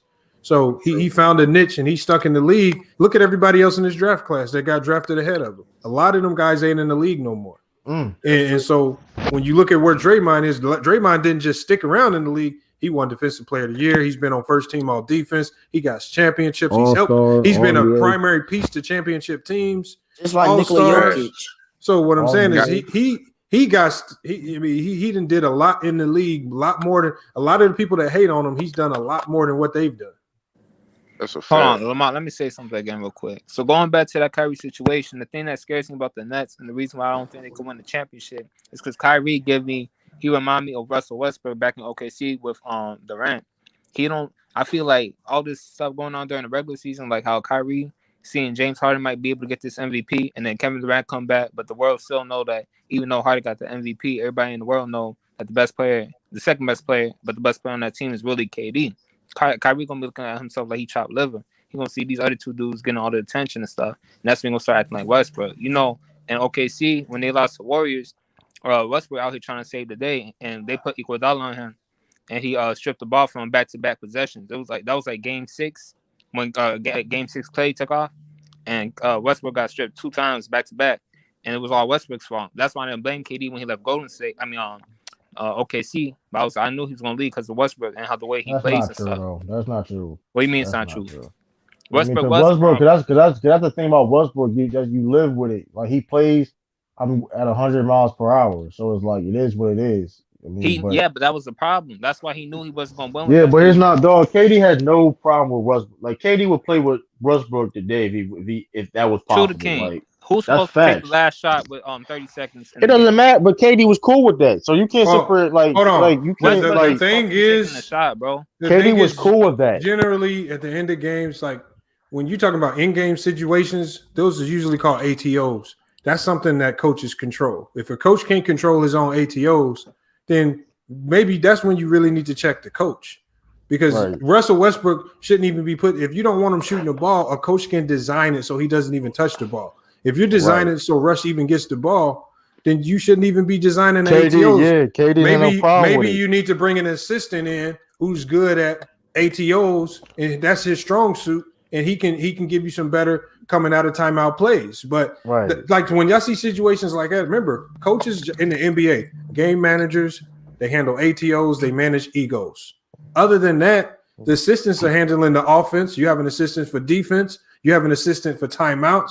You have an assistant that monitors replays, and if the coach you should do this.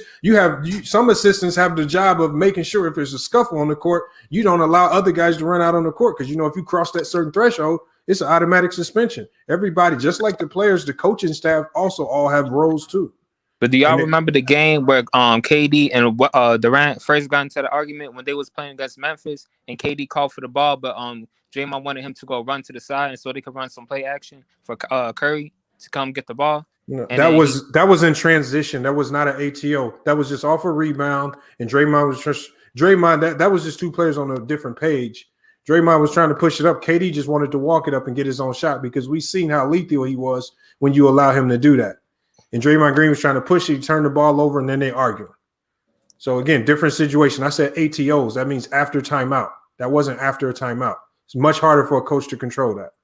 But KD, as the best player on the planet, well, not to me, but to other people, he needs to have the ball in his hand because he's the best player and he can make those shots. Westbrook should not have the ball in his hands because he can't hit those threes.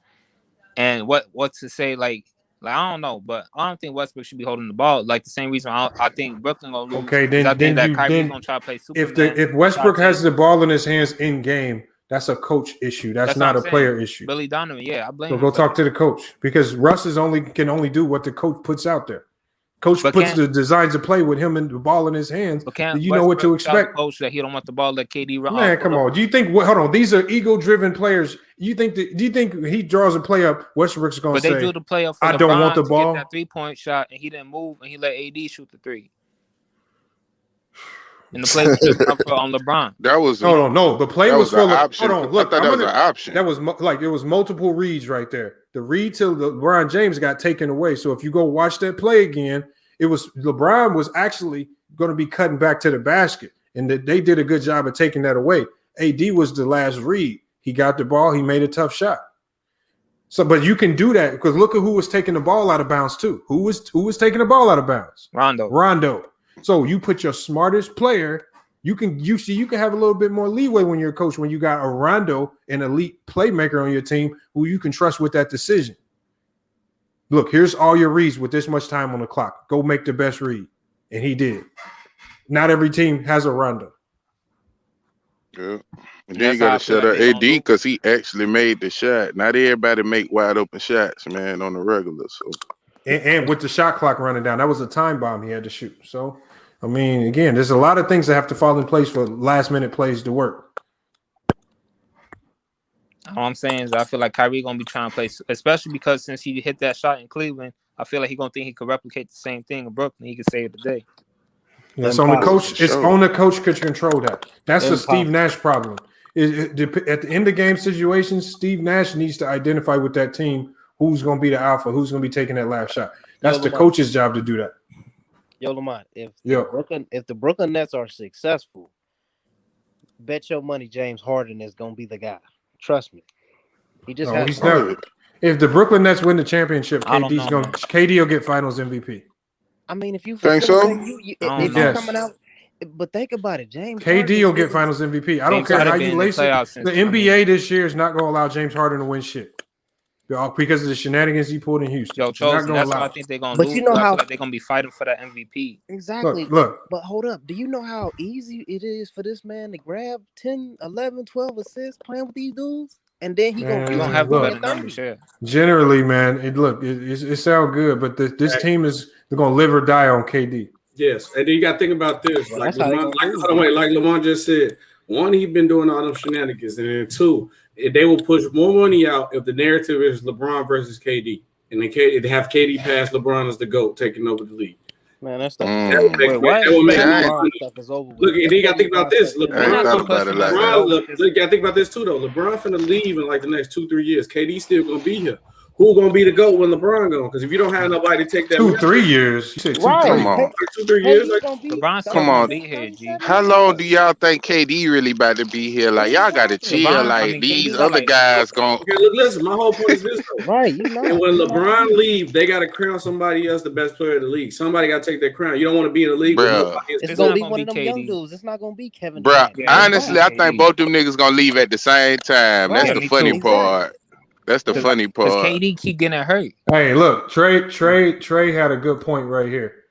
He says looking too much in the regular season performance because Harden. What I'm saying is cool. In the playoffs, when the game slows down, that's when I really want to see how people react. He's saying he's looking too much. I haven't seen this just like last year. Just like last year, we hadn't seen the Clippers in the playoffs as that team was constructed.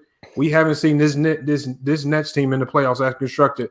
And the Clippers proved to us last year, if your team don't have chemistry and you've been dealing with injuries and different lineups all year, it's gonna come back and bite you in the ass in the playoffs. But they proved it to us. The Clippers. Hey, but look, but Kevin Durant is out, so it's like I gotta wait till he get back. They got like a couple of months to the finals come, and they ain't even been on the court together, let alone with all the teammates together. They're gonna be having to try to build the chemistry during the playoffs. Harden gonna be that ball handler. I don't care what you say. Period. It don't matter if Harden's the ball handler. That's still offense. I'm more worried about how they're gonna gel defensively when KD comes back. And then they've had some of their worst defensive outings when KD was on the court. Steve Nash as a first year coach. That's what I was trying to explain earlier. Everybody was like, I'm capping. About what? The reason why they look better defensively when KD is out because their better defenders get to play, like Claxton, Bruce Brown. Right, they get to play more, so they can help. Yeah. And then you put them two guys in with DeAndre Jordan, who's also a good defensive player. That gives you a better core defensively. But when now you got to put those guys on the bench, man, it's gonna look different. Well, you know what? Harden wasn't playing good when they all three was on the court, so I push back on that. I remember when because you remember when Kyrie was out and it was just Durant and Harden. And they was looking like okay. They were playing really good. When it was just Durant and Harden, they were playing really good. But why? Because you can allow your defenders to play more. Bruce Brown was playing great, man, at that time.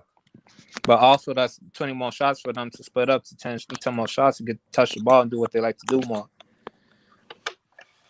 Man, but he picks up assists so goddamn fast, but he's so smooth. That is a good question though. Who will get the MVP for that team and stuff in the finals? I'm telling you, man. I'm like, this team. The Nets need to address turnovers. They're one of the. They turn the ball over the most. The third worst turnover team in the league. They turn the ball over a lot. Offensive rebounds and second chance points. That will get you destroyed in the playoffs if you don't fix it. Man, me personally, if I was a Net, if I was a Nets fan, you feel me? I would really want them to give James Harden at least a week off, give him a little mini vacation or something, because he's don't run him into the ground, because he's actually the only person who can run the offense and get James Harden been being an Iron Man his whole career. He's been playing like doing this his whole career. But you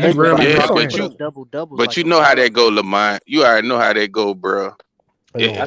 Once you get that name, then something else sneak up. You don't want no knick-knack type of injury sneak up on you. You feel me? But just like what Anti said, tell KD and them to play 25 minutes in the playoff game. Try telling James Harden to go take a week off. Yeah, and they ain't happening. Two egos, they not taking no. Give him a strip club VIP pass or something, man. And he's in the MVP race. And he in the MVP race? Hell no. Hey, man, I forgot about that. Tell him go to Atlanta real think quick, about man. this. How you gonna give Durant the MVP when he could when was he give you W? I was talking about the finals MVP. He talking about the finals MVP, right? Finals, Durant gonna get that. I don't know, man, bro. I'm sorry. If he played the Lakers and he cooked LeBron, boy, I'm sorry. He get that finals MVP easily. That ain't happening. Leo, chill out. He just cooked it with the Hey, I'm gonna tell you this though. If KD plays this, LeBron James is gonna try to lock up KD. That's it. Oh yeah, he's going. That's legacy against legacy right there. That's a legacy. That's a legacy match, bro. Like, but SB, yeah, bro. This ring, LeBron beat that 73 and 19. I don't want to hear that. But yeah, they needed to click up and get what 3, 4. They had 4 All-Stars on the team just to beat LeBron. Like, come on. I'm not even trying to talk about LeBron today, so let's not even go there. Ain't nobody even trying to hear that stuff, man. SB, you said that it's a lose-lose though. Legacy for no legacy. It is a lose-lose. It is a lose-lose for KD, because if he beat LeBron, everybody gonna say that's what he's supposed to do. They had all these All-Stars, and if he lose, LeBron the greatest player of all time, because he beat everybody. That's all they gonna say. I mean, but he made the choice to stack like he stacked though. Like, He ain't you feel a me? GM. They already got. You seen Twitter, bro. You know, Twitter is the master of investigators. They put out all the stats. I got a question. Hold on, wait. I got a question. Hold on, wait. This is the last question of the night. We gotta shut it down after this. Tell me one move that KD made on his roster. Bro, let's not act like the he recorded. SB, no.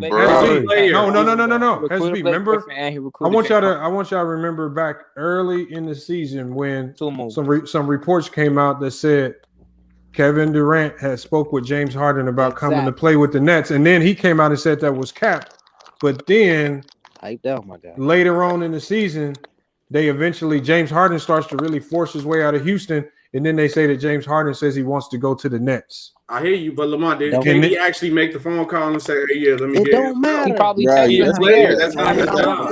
that's recruitment. He recruited Blake Griffin. But he's not the president or GM, nothing. He's a player. But this the thing. But this the thing, though. But this the thing. I can't really take it all that serious, because I'm not gonna say you, SB, but most people that will bring that into question, like, well, did he do it or did the front office do it? Them be the same people that'll say LeBron ready to trade his team. LeBron the one who got bro on his team. LeBron brought everybody there. Like, come on, dog. They stupid when they say that, because LeBron is a player. He don't run no office at all. Oh, they want to say that now all of a sudden. Well, now you want to. No, I say that all the time. He didn't make no moves. I mean, he definitely didn't make any moves himself, or he didn't have to hash out contract details and do the numbers on that stuff. So, I mean, it's definitely the team, but I just think the team needs to be more conscious of how they could potentially destroy his locker room by bringing all these guys in.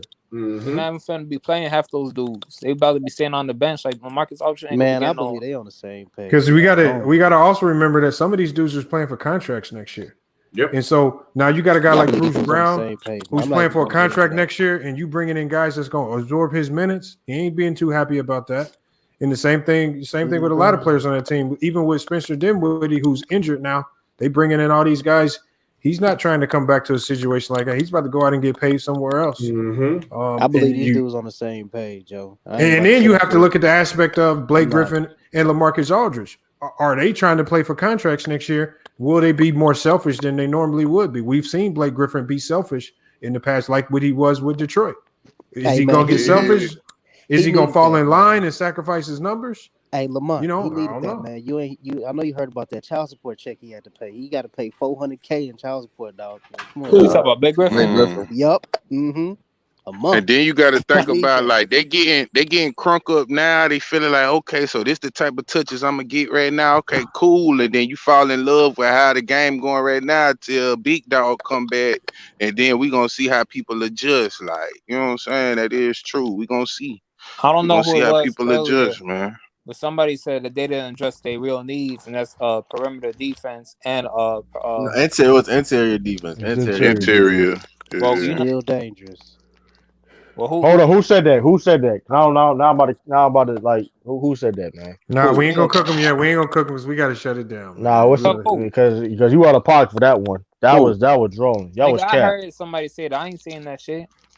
Hold on, I'm about to say my fault. I said that. Go ahead. You said somebody said ready to eat you. You said the Nets finna eat me. Hold on. He said the Nets. You said somebody. I heard somebody early on the panel saying that they didn't address all their needs. They didn't. They didn't. Hey, Pekish Hexagon called over to the Brooklyn Nets coaching staff. He said that he said KD's coming back in less than weeks. I don't know what less than weeks. So watch out, y'all. Watch out for what? Less than what? Less than what? 1 weeks or what? So just 1 week? Pick up Drummond than what's the name? He going to the Lakers most likely. Drummond. No, so y'all rather the Nets picked up Drummond than picked up old boy Aldridge. That's better, man. Nobody. Me personally, I don't give a damn what they do. I'm a Laker fan. I'm thinking about what the Lakers do. You feel me? Like I don't care about the Nets. It's the reason why the Nets jumped onto the LaMarcus Aldridge because they know they're not getting Drummond. Yeah, that's why. Yeah, like, I don't even care what they do. They do what they want. They can hide down, cut from down the street. It's all good with me. Like, that's still dangerous. What was the actual physical requirements for the Heat again? What do you have to be like a certain weight or something? Yeah. No. The weight requirement wasn't there. It was he has to take the physical test, and he has to. All the players have to monitor their body fat and weight on a week-to-week basis. That means you have to take a picture of your body, a before and after picture, monitoring yourself weekly, and then that fitness test. The fitness test was 10 down and backs. 10 down and backs in less than a minute. 2-minute break. Hold on. Then you get a 2-minute break. You have to do it again. Then you get another 2-minute break, and you have to do it again. All 3 times you need to be under a minute.